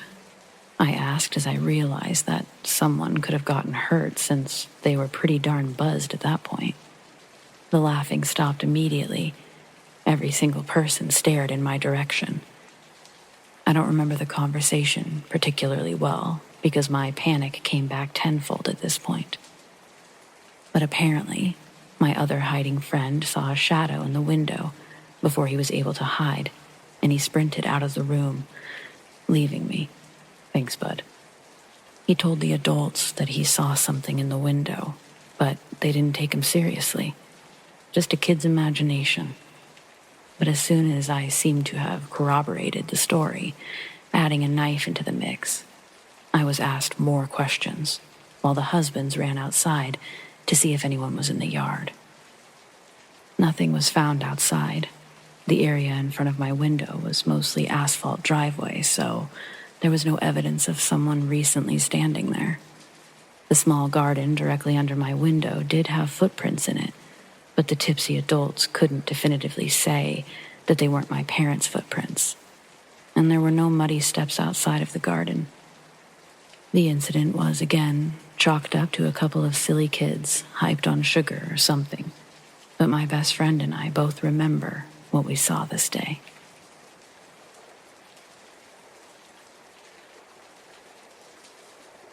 Okay, so I just want to start this by saying that I'm no stranger to the paranormal. I've had tons of encounters throughout my life, 2 of them objectively being much scarier than this one, and yet this one won't leave my mind. This just happened in December while I was staying at my dad's house. It was about 4 a.m, and I was just about to go to sleep. I was in my bed, laying down, facing towards my TV. I had my eyes closed when out of nowhere, I heard my door creak open.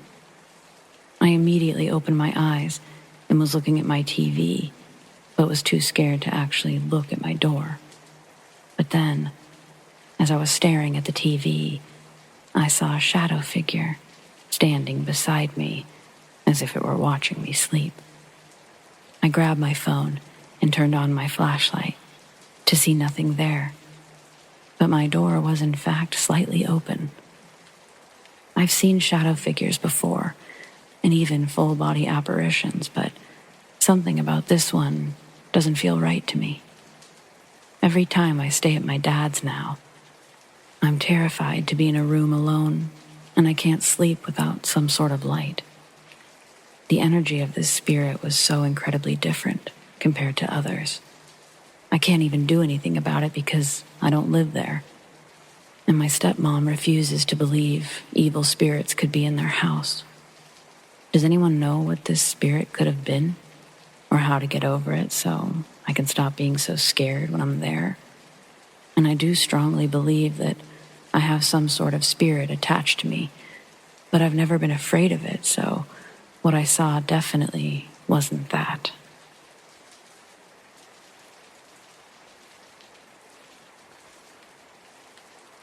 I recently decided to make a new start, changed professions, and became a teacher. I moved out to a small town to pay less rent and to eat organic, all of that stuff. I'm in my mid-30s and realized living in a capital city is financial madness. Been here for about a month and a half. My wife and I were living at our parents' house until we moved to a small one-bedroom apartment at the back of a garage. It's pretty sweet. I know that the walk to the school I work at is about 15 minutes, tops. But 2 days ago, I went to walk to work, and it was my first time from this apartment. Given that I'm new to the town, I took out my Google Maps, and I went for it. I had 30 minutes to get there, and as I walked towards it, I saw a route that would be 5 minutes faster. Once I took it, 15 minutes jumped to 20. And then as I walked towards the school, the more time increased. At 27 minutes, I stopped and called an Uber. I was a 15-minute drive from work. Fair enough, it seems like I just got lost, right? Then, talking to the admin lady that follows up with our system for attendance, she told me that she once took a wrong turn here, and it took her 3 hours to find her way back. Not only that, she described the same houses that I did, and how none of us at the school knew what neighborhood that was. In a town that has 3 supermarkets and mostly hardware stores and 2 drive-thrus, it's a bizarre experience. All of the houses were white with nice hedges. It's odd since it's a rural area with houses that look nothing like that. Now, the thing that's got me so weird about it makes no sense how a 15-minute walk, I ended up 45 minutes from my house in the next town and more than 30 minutes from work. I walked for 17 minutes.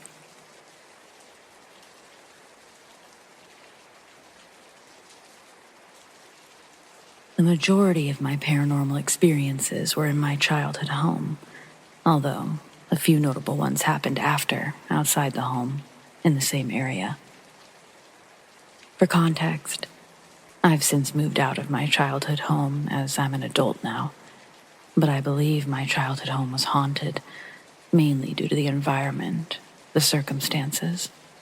There's a creek running through the neighborhood, lots of telephone poles, so the energy currents are strong there. Some people believe that ghosts can manifest easier when in areas of high energy currents. So, a few anecdotes from my childhood home. When I was about 4 years old, I recall playing with my brother in the hallway of my home. It was a long hall that led to the bathrooms and bedrooms. We were playing something akin to tag, but with an element of hide and seek. So we ran up and down the hall a few times, and the last time I was running up to his room, which was the last door of the hallway. He laughed and closed the door behind him. I suddenly stopped and thought that I'd hit the door and bounced back. I looked up, and I saw a giant toad. I thought that was odd. It didn't register as anything malevolent. Maybe it protected me from the door impact. As odd as it is that most people don't seem to interact with nature spirits, this time I did. What's more is that much later in life, I asked my brother if he remembered the giant toad spirit that day. He said he did. He also didn't like talking about it, so I didn't clarify. But it's my first memorable paranormal experience. My paranormal experiences ramped up as a teenager. My father was an abusive alcoholic. As is standard in that situation, there was a lot of yelling, etc., and it led to a lot of negative energy. I noticed as a result that more negative entities would come through my house. There was never a resident ghost, only passerbys. A few of note include 1.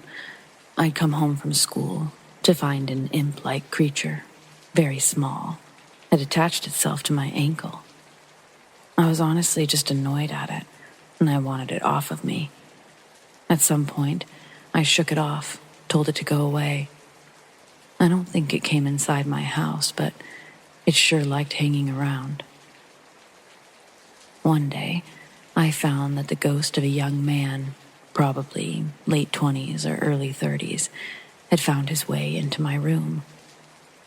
It hung out in the corner of my room.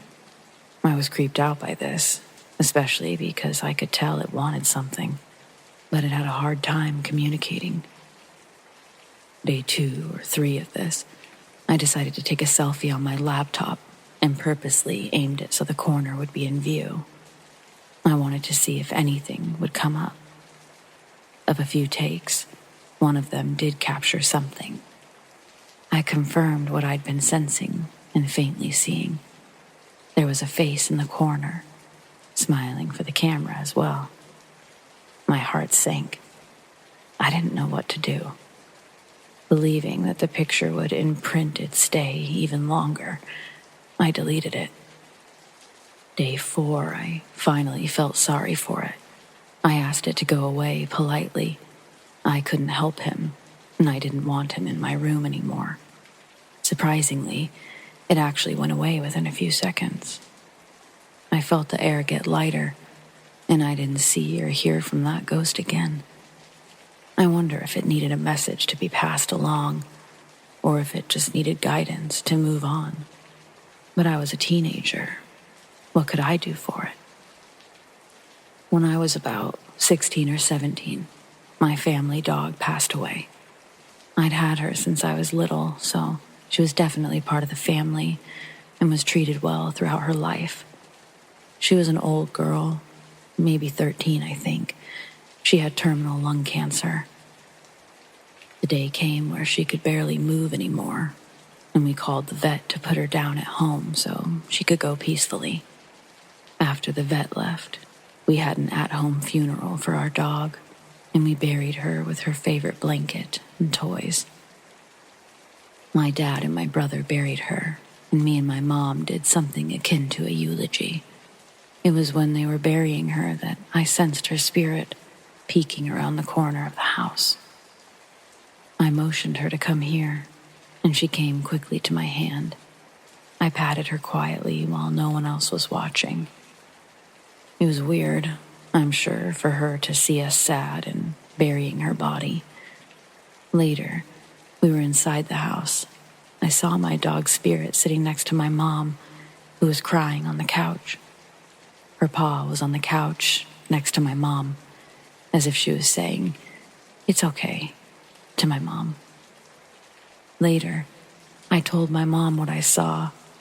She told me that she thought she'd felt our dog's presence, and me saying what I saw confirmed it for her. Afterwards, for a few years left in that house, I would occasionally hear my dog's paw steps, and I'd feel a dog's presence when there were no dogs living nearby. I did eventually get another dog, and occasionally she, another girl dog, would look at the doors weird, like someone was there. And also, she'd hear dog noises and want to find the other dog. I'm very certain that my childhood dog stuck around for a while after her passing. I have since moved out of the house, as I mentioned before, but I hope my dog moved on by now, too. This one is kinda weird. For a short while, I had sleep paralysis issues at about 15 years old. Now, I know the theories on what we see and experience in this state are hallucinations, since the body is confused on being awake versus asleep. So take this one as you will. I, however, believe that this particular instance was paranormal related. This time felt different than the other sleep paralysis episodes. Essentially, I was sleeping and I had a deep dream. It was one of those dreams within a dream type of thing. I don't remember how I got there, but I do remember towards the end of this dream, I'd come to a giant iron cell door, as if it was locking away a prisoner. I peeked inside through the sliding peephole, like you see in prison doors, and I saw a pale, white, skinny humanoid. Think similar to Gollum of Lord of the Rings, but more of a menacing feeling and totally bald. It saw me and jumped at the peephole, which scared me awake. I was awake briefly, and I swear I heard an entity whisper in my ear, feeling their breath and vibrations from their voice. Go back to sleep. I did, and it felt like I got pulled all the way back into a deep dream state, right back to the cell door. But whatever this thing was, it wanted out. It wanted me to help it. I sensed danger. I had this feeling that if it got out, it would possess my body. So I woke right back up. But of course, my body was still in sleep paralysis, being that it's hard to go to that deep sleep and to be functional. So, I was awake. It was about 6 a.m., and I'm paralyzed. I feel as if something is sitting on me and isn't letting me up, which I'm told is somewhat common and is rationalized by the body being in a depressed state. However, I feel this pressure. Whatever whispered to me, it's on me, and I feel like it's staring me down, just waiting for me to go back to sleep. I fight it, though. I stay awake, just looking around the room. I can't reach a light switch since my body still won't move, but I do notice the time, and I realize that the sun will come up soon. For some reason, my instincts tell me that with light, this thing will go away. And about 15 or 30 minutes later, the sun does rise. The sunlight comes through my window, and with that, the entity leaves. and I regain my bodily senses. Of all the sleep paralysis episodes, this one was different, in that I felt someone talk to me in my ear after I woke up. That's not normal. I felt a presence on me, staring at me, and I happened to regain control of my body. The pressure was lifted once the light had filled my room. Normally, I'd regain control of my body between 5 and 10 minutes after waking up, regardless if the sun came up or not. And while I felt my body depressed, it did not usually feel like someone was sitting on me. Therefore, I believe this one counts as a paranormal experience. Okay, one more. Once my mother and I were in the house by ourselves. We'd recently sold the house and we were cleaning it up for the new owners. It was very empty and was starting to get dark outside. I started to get a panicky feeling, one of those get out now feelings. So I started urging my mother to finish up what she was doing and continue another time. I didn't want to freak her out, so I just insisted that we leave without knowing exactly why. I look over in the direction of the living room from the kitchen, and I see this black mass of negative energy. It's overwhelming. If I were to describe it, it looked similar to the big bogged-down river spirit in Spirited Away, the one that collected a bunch of stuff in it and got all gunky and gross. The one here reminded me of that, but instead of collecting junk, it collected negative energy. I froze for a second as I processed what the heck I just saw. At this point, night was falling, and the sun was hardly out anymore. We had to use our flashlights and our phones to see. I told my mom, we need to go. It's dark, and I don't feel safe. Finally, she was willing to leave, and as we were leaving, I saw the black mass again, leaving the house and going around to the backyard. My mom didn't see the creature, but she did say she felt a presence. She just ignored it as she was focused on finishing the kitchen. So now, as a young adult, I've had a handful of interesting experiences as well outside of that home. I lived temporarily with my then boyfriend, now husband, in an apartment shared by a coworker of his and her boyfriend. I was in the apartment alone one day, and I got a weird feeling looking at the door to the room that wasn't used. I thought I heard noises and felt a presence, but I couldn't confirm. Later that week, I was home alone again, but this time, I looked at the bathroom door from my bedroom, and I saw a full-bodied apparition of a young woman in white. She looked just as shocked as I did, seeing her. She retreated to the other side of the bathroom wall, the empty, unused room. So finally, I asked my boyfriend's coworker if someone died in the apartment, and I tell her about the apparition I saw of a young woman. She told me yes, her name is Diana. She died in that room about a month before we moved in. My heart sank for Diana. The coworker told me that Diana had passed away suddenly in her room, I think from health complications. The coworker was a bit freaked out and didn't know what to do about it. So later, I don't know if it was that night or the next day, I was in my room while my boyfriend and his coworker were at work. I decided to just talk to Diana out loud. I couldn't see her this time, but I felt her presence. I talked to her like a person, realizing she might not have even realized she died, since it was a sudden death. I told her that she had died and that she needed to move on. I told her I felt sad for her, that she was stuck, and I hoped that she can find the light. Shortly after that, I didn't feel her presence anymore. I think she moved on, and I really hope she found peace. I went to a historical tobacco plantation with my mom and a friend of mine. It was a little summer thing where we wanted to see some neat places in our area that we hadn't seen yet. I saw 3 apparitions there. Upon getting out of the car in the parking lot, both me and my friend saw a shadow figure looking at us from the wooded area next to the parking lot. After we stared for a second, we both saw it essentially fly away, remaining vertical and upright, as if it were pulled back to wherever it came from. It was really weird. My mom missed it by still gathering her things from the car. Later, we were walking around the old slave quarters house. The upper floor was condemned, but the stairs were still there. I noticed while the tour guide was talking about it. I looked at the stairs a little harder.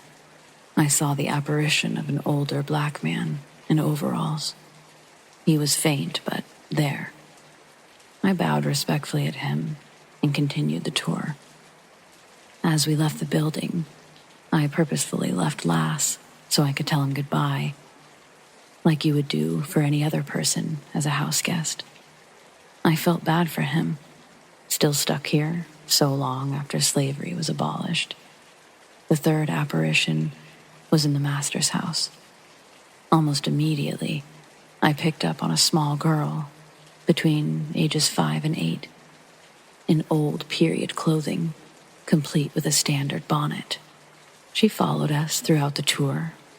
At the last room of the house, the tour guide tells us that this was an addition to the original building and was the room of the master's daughter, who had passed away from illness at about 7 or 8 years old. It hit me then that this was the little girl's room who'd been following us around. Again, I purposefully left last so that I could tell her thank you for letting me look at her house. Again, like any other house guest would. I found it respectful to do so, and I also felt sorry for the little girl. I then went to the cemetery where her family was buried.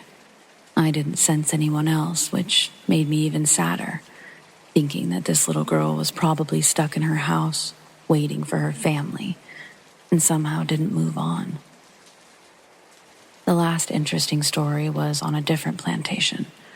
This one is tucked away behind a major highway and is considered a county park with petting animals. I went there with my husband and our daughter to see the animals in the park. We did, however, also get to look at the exterior of the old houses there. In one of them, I noticed there was a man in butler-like attire passing the window.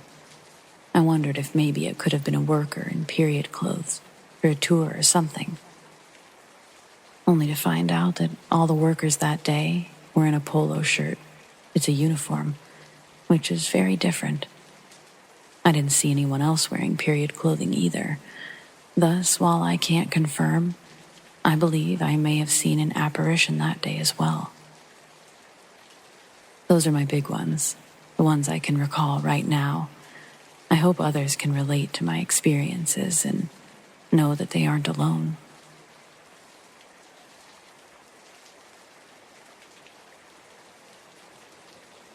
I was 18 at the time, and my best friend and I had just gotten back to my place after a rave. It was about 3 a.m.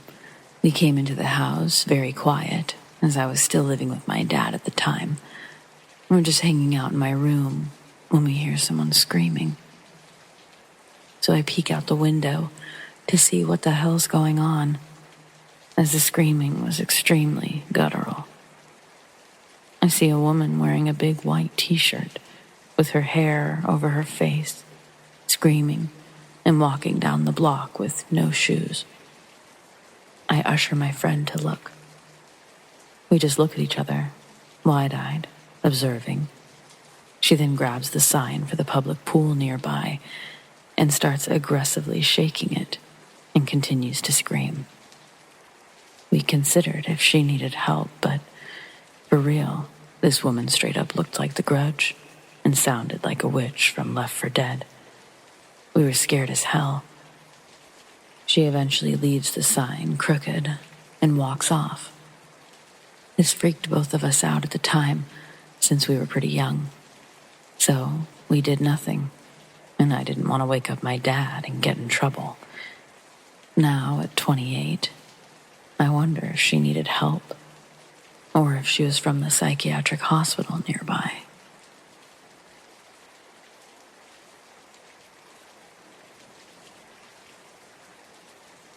This is about a guardian angel that's been around me since I was about 5 years old. So this story has about 3 different accounts, so you're in for a ride. For some background information, my grandma had a twin sister that died from complications of HIV, which she contracted from an unfaithful husband.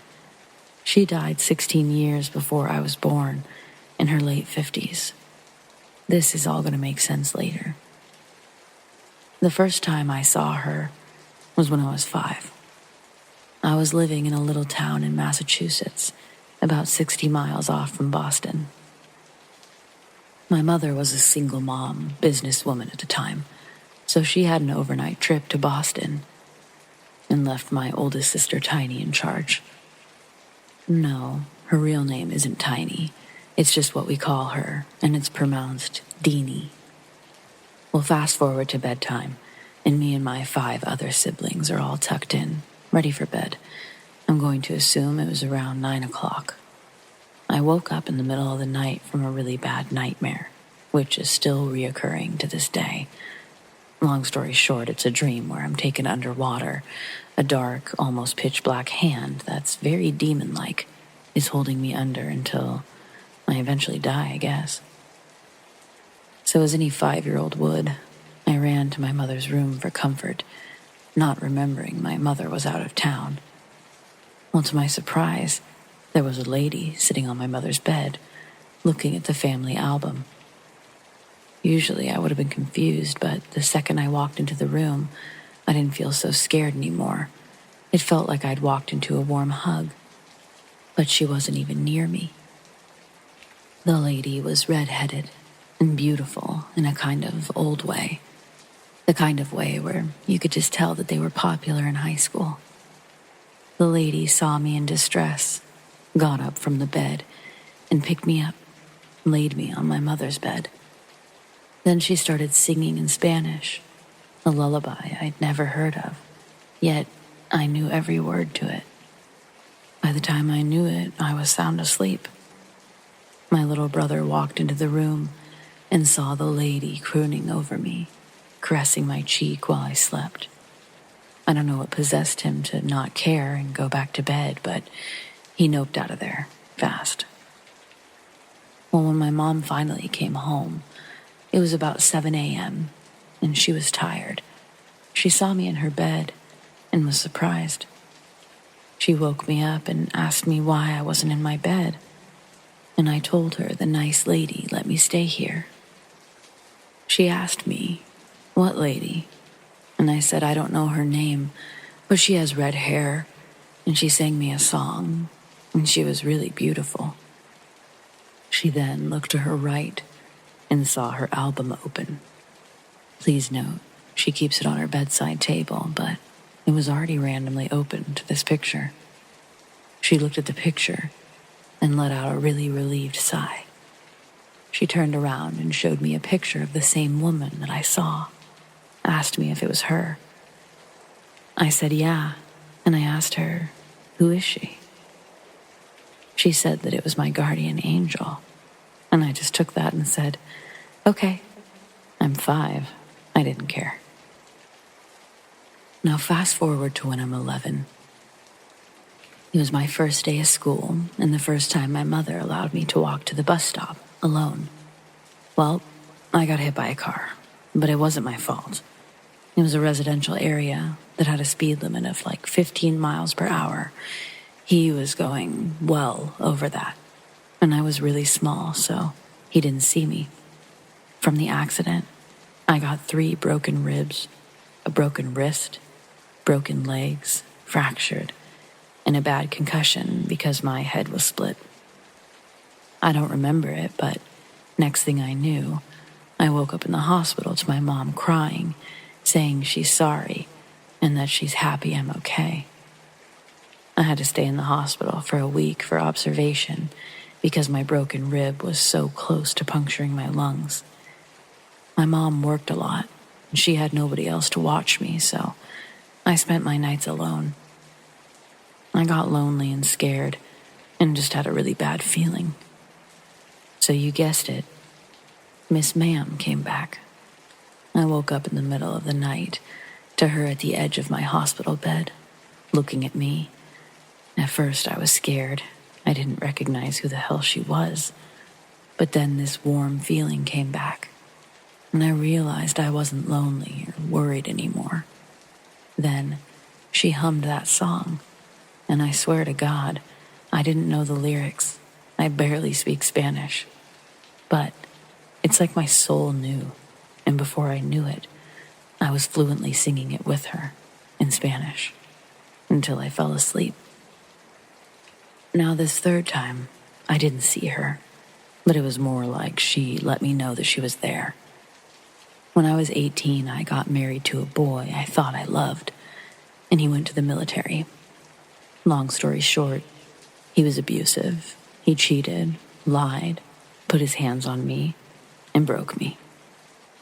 Not solely because of my marriage, but definitely a big reason. I fell into a really deep depression and had self-harm habits. One night, it all got too much, and I don't know what he said to send me over the edge, but I was in the bathroom looking at a bottle of Oxy, and I started to take a few just to kind of drown out the heavy feeling. After a few minutes, when I took another, then another, eventually, I started to feel that very thin line between an overdose and lucidity. Then, that feeling happened again, and the song started playing in my head, like if I had a radio in there. And I felt okay. I felt like someone was there for me. In a way, I feel like it was a sign that I wasn't meant to go just yet. And with that, I left him a few months later, and I've never looked back. I haven't seen her since. Around the same time, I finally asked my mother about it, and eventually everything started to make some sense. She told me about my grand aunt and how she passed, and that when she was younger, she was a motherly figure to her because her own mother wasn't a very fit parent. She'd often have to seek comfort from her, and when I was about 5, I looked like a literal carbon copy of my mother. She theorized that maybe her spirit saw me upset and, thinking I'm my mother, wanted to console me. And get this, my mother, when recounting her aunt, was very emotional. So she started talking about some nursery rhyme that she used to sing her. It was the song. My mother sang it word for word in front of me. That's what cemented her story to me as fact. I'm 22 now, and I'm in one of the most loving and healthy relationships I've ever dealt with. I've been sober for 4 years, and I have a much more healthy state of mind now, in case you were wondering. I know this story was long, but I hope if you take anything from my experience, it's that it gets better. You just have to stick around long enough for life to do its magic.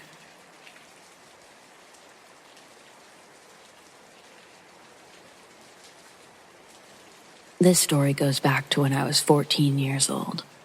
I lived with my grandparents but had regular visitation with my mom. My mom and I were on good terms, and summer was coming up. She planned a small family get-together on a weekend that I would be at her house. I was super excited for this because I could see my cousins and relatives from that side of the family for the weekend, and I'd spend the rest of the week with my mom. The first day went great. We went mudding and got messy and had a good time all together. When nighttime came, things cooled down a bit, and we decided we would watch a movie. So we watched a movie about greasers and it had a character named Ponyboy in it. I know the name of the movie, but I can't think of it at the moment. The Outsiders. Anyway, it was not a scary film. Bedtime hits. I struggle with insomnia, and I stayed up later than most of the people staying over that night. When I finally went to bed, I heard a knocking on the bedroom door. Yeah?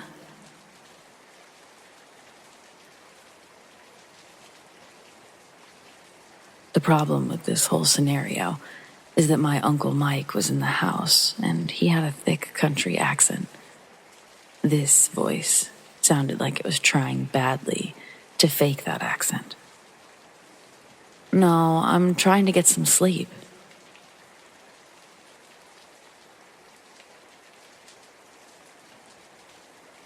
This didn't make any sense to me at all, so I opened the door and I said, I'm not cutting a damn cake at 1 a.m. There was no one there, but there was a large knife by the door. For some reason, I assumed Mike was joking with me, so I put the knife in the kitchen, and I got the strangest onset of fight or flight. So I ran. I ran into a room my cousin was sleeping in because he was 3 or 4 years older than me, and I just acted on instinct. When I ran into the room, the door was shut. I opened it, closed it, and locked it. I woke him up and I tried to explain what was up, but he sort of just tossed over and said that I could sleep with him in his bed. I was scared, and I remember seeing that it was 1:34 a.m. at this point. Mr. Lonely was playing, and a pale blue light was on in the room. The next morning comes. My aunt asks me why I was knocking on their bedroom door, asking her to come to the kitchen. I tell her I wasn't. She asks why my cousin's door was open with the lights on at 2 a.m. I tell her I ran in and I closed the door and I locked it at 1:30 a.m., but that there was only a blue nightlight on. She tells me that it's not what she saw. She said she saw the door completely open, the lights on, and could hear talking coming from the room. When I asked why her husband Mike was knocking at my door at 1 a.m., she said Mike went to work at midnight and he didn't come back until 6 a.m. We all got suspicious, and we took a flip phone around, asking questions, and got audio captured saying, I am Mike, and I'm still here. Very clearly. We didn't hear it when we asked it, but we heard it in the recording. I don't know what happened that night, but it never happened again, to my knowledge, and I worry thinking about it.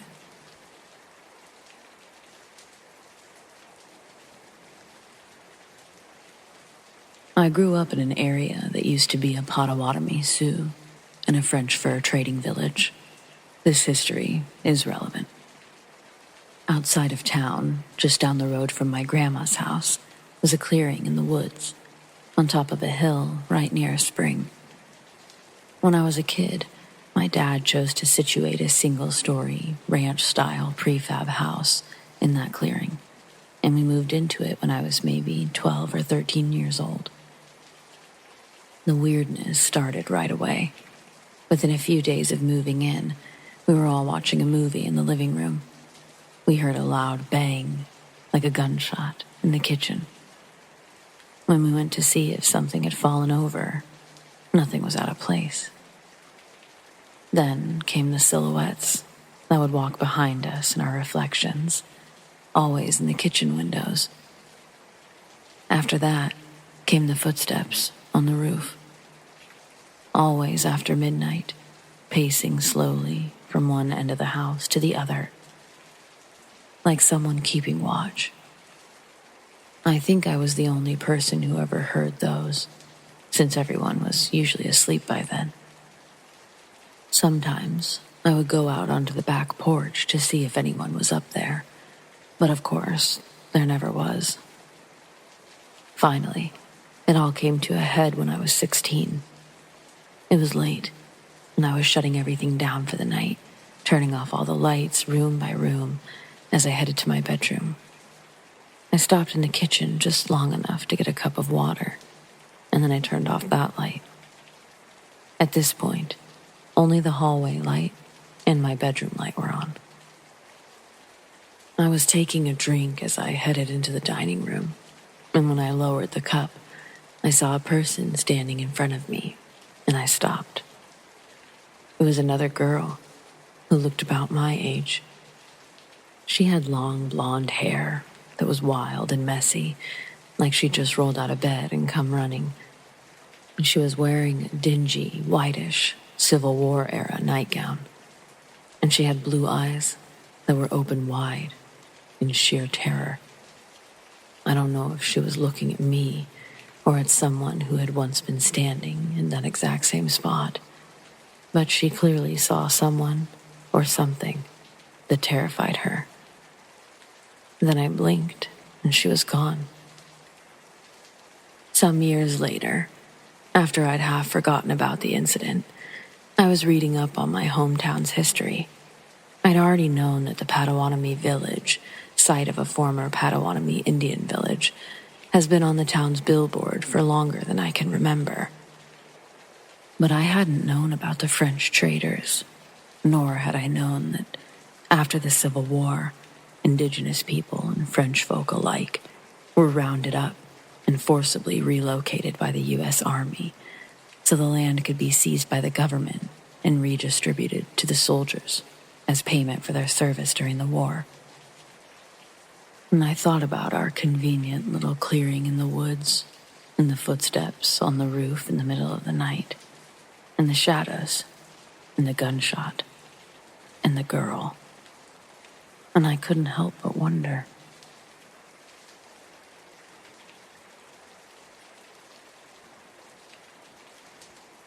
As a young man, I loved climbing mountains. And this is an amazing encounter that happened to me on one climbing expedition. We'd left a hut late one night. The intention was to summit a mountain in a single long push by climbing right through the night.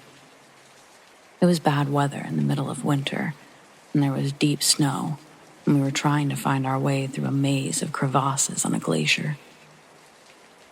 I remember the howling wind and clouds moving rapidly through the sky as the bulk of the mountain loomed over us. There was a full moon which would hide behind the clouds before emerging again. I remember seeing a man moving up the slope below us. The first thing that struck me was he didn't have a headlamp on. I yelled over the wind at my climbing partner, "Let's go talk to this guy." "What guy?" "That guy." I pointed down at the figure moving towards us. "What guy?" At this point, I remember losing it. "That fucking guy, right there." And at that point, I looked down to see absolutely nothing. Thinking that he had fallen into a crevasse, we walked down, but we never found any tracks. In the years since, I've heard reports of similar encounters in the area. In fact, recently, the bones of a deceased climber from the 1970s were discovered melted out of the ice. And the news reports reminded me of my mysterious climber from that night.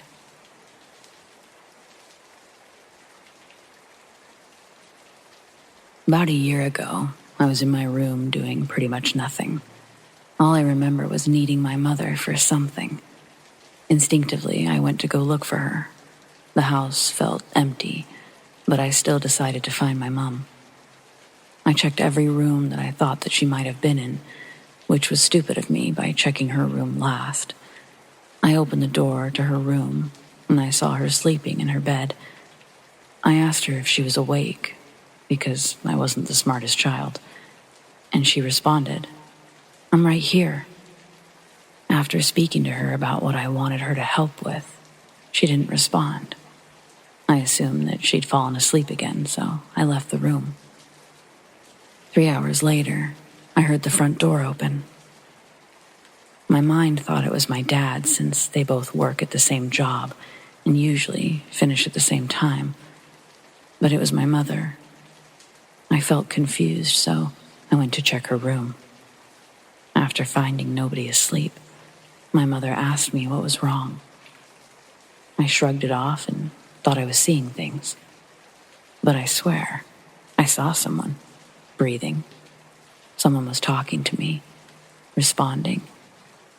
Now that I think about it, I'm pretty sure no one was home.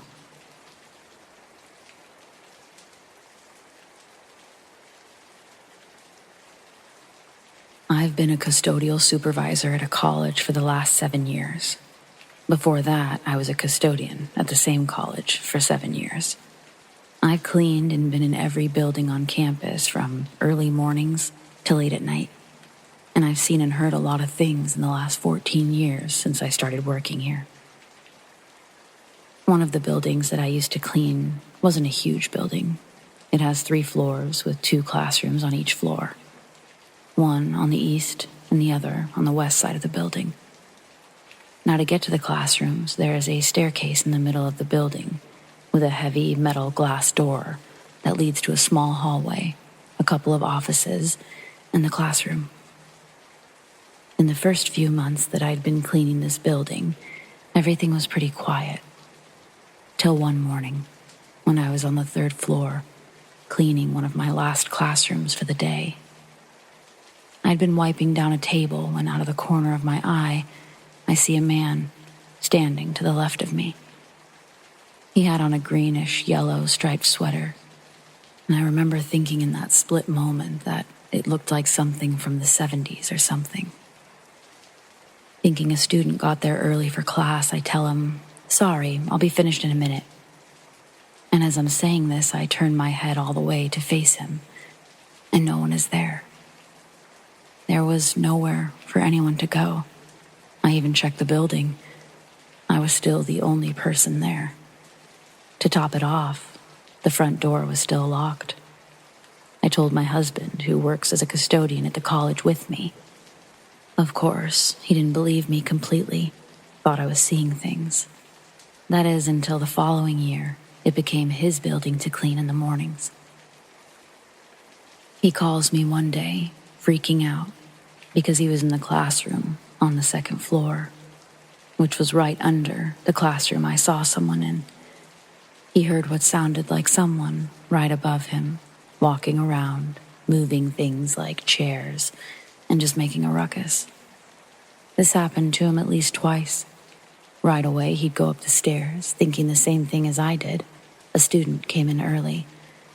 He would go up there to grab the trash and do a quick clean, and he'd find the classroom still locked and completely empty.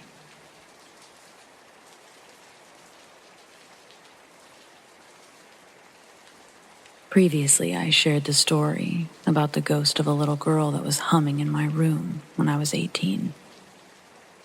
I'll go ahead and share another ghost story that happened just last year, while me, my husband, and family were on vacation. My family rented a cabin in Helen, Georgia, which was 3 stories tall. It was pretty much right in the center of town. We stayed for a week, and about 3 days into our stay, weird things started to happen. My aunt and grandma, who stayed on the 2nd floor, along with my mom and dad, who had their own room, started hearing things. They said they heard a little girl crying at night. I didn't pay much attention to it. My aunt and grandma are pretty jumpy when it comes to staying in new places. I thought that they were just hearing the TV going because there was a TV in each of our rooms. 4 days into the trip, my aunt and my mom are sitting on the couch, and they hear a girl say in a very distressed and breathy voice, "Mama." My mom yelled for me. I was out on the porch of the cabin and asked if I hollered for her, which of course I didn't. Now, my mom, grandma, and aunt were all scared. They were afraid to be left alone in any part of the cabin by themselves. I tried not to pay attention to it because we were on vacation. I wanted to have a good time hanging out at the cabin, and I wanted to have a good night's sleep. So thinking about ghosts just wasn't on my mind. Until that night. My husband and I had the top room of the cabin. We turned off the TV and we went to sleep after a long day of walking around town. I woke up out of a dead sleep, and I started hearing a girl cry. Small, moaning sobs. I went real quiet, stopped breathing to hear if it was just my mind or my ears playing tricks on me, because I'm thinking maybe it's one of my family members' TVs playing. Nothing. The sound was definitely coming from inside the room. I went back in my mind about 6 years ago to when the ghost of a little girl started humming in my room. And the fear and panic of that experience flew over me again. I grabbed the smart TV's remote and I turned it to some cartoon movie and turned up the volume. It was pretty loud. My husband turned over to complain about how loud it was, asked me to turn it off. Absolutely not. I'm not turning it down or off. He got agitated and asked me, why did I have it so loud? I told him I would explain in the morning. The sobs eventually died out over the sound of the TV. The next day, I told my husband what happened, and I told him we've got 2 nights left, and I'm going to leave the TV on loud to just get ready for it. I was afraid to hear the little girl cry again. To be honest, I was so upset about it, I was ready to just up and go home. So the next night passes, and the TV was kept on and loud. Nothing that night except mine and my husband's ears hurting and a sleepless night. The last night was a doozy. I was so tired that I went straight to sleep, left my husband up watching TV.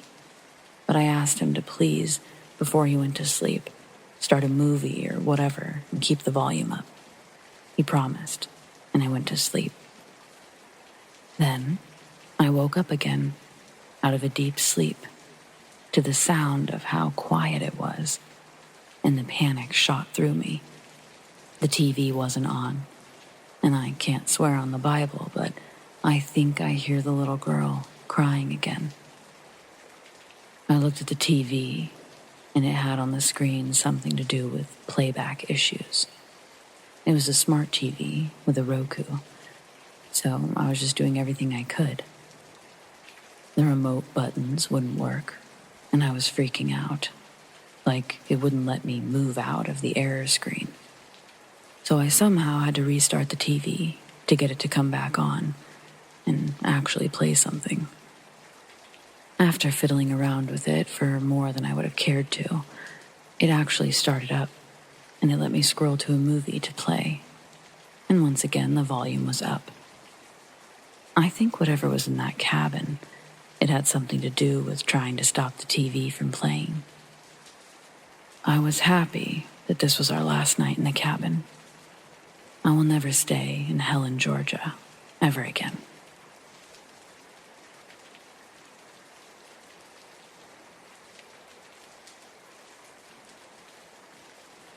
So I don't normally hop on Reddit for any type of story I have, but this freaked me out. I was out walking my dog at about 2:30 p.m. sharp on Tuesday, and I walked past my neighbor's house, who's a good friend of mine. And I see a man standing inside. He's bald, about 6'1", chubby, has a suit with a hat on. Now, this is a female neighbor, and she lives alone. Now I'm thinking maybe she has company over and she's out doing something. Either way, I mind my own business and I keep walking. I stop at the stop sign down the street, let my dog use the bathroom. I got home, and oddly enough, I got a call from that neighbor. You can't make this shit up, I swear. And we spark up a normal conversation about how everything's going. And I mention, I saw a man in your house. I explained how he looked. Asked if she had company over. She stopped and paused for a few minutes, and then she said something. She said that about a month ago, her dad died, just before she moved near me. He was wearing the same outfit that I described, the same attributes. She got pretty emotional, but I was just so confused why I saw him in her window. It creeped me out.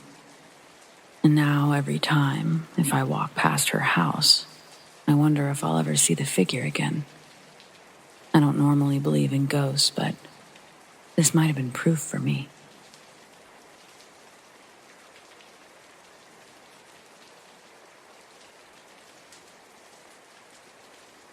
I've just moved back in with my dad in his new place about 2 weeks ago. They haven't had any experiences in the house as far as I know, and I'm not a believer in ghosts at all. Our stairs, they have this half wall that you can see over if somebody is walking up or down them.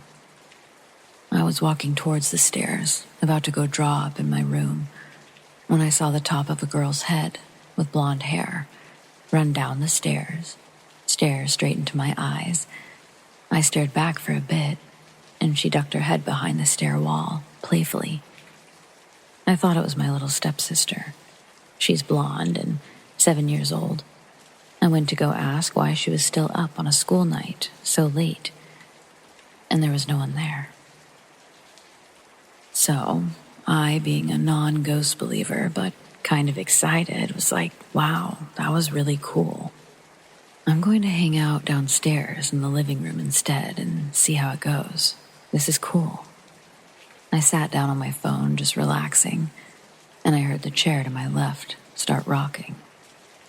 So I looked at it, and I saw it stop rocking. So I looked forward and kept the chair in my peripheral vision. I saw and heard it rocking, but when I looked back at it, suddenly it stopped. And no matter what, if I looked at it for 2 seconds to 30 seconds, it would not start moving again until I wasn't staring. I'm still not a believer in ghosts at this point, but on the fence.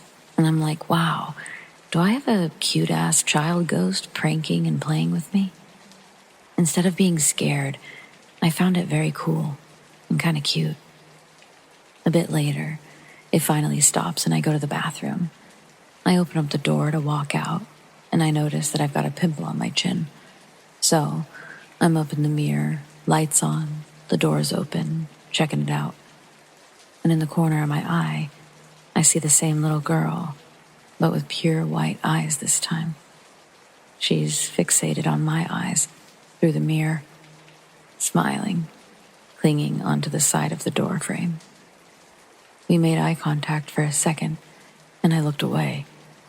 Then I looked back at the mirror, and she was gone. Still, kind of playful, and to be honest, kind of fucking creepy this time. Especially because I don't believe in ghosts, but this was twice now, while sober and fully awake. I wasn't scaring myself into seeing stuff. This was a realistic human girl making eye contact with me. Plus the rocking chair, too coincidental. So I go up the stairs into my bed and I start texting my boyfriend about it. He doesn't believe in ghosts so much, but that spirits watch over us, give us signs. When telling him about it, saying I felt bad for leaving the playful, cute ghost, he freaked out, telling me that he thinks it's a demon, trying to pretend to be playful and cute, to lure me in.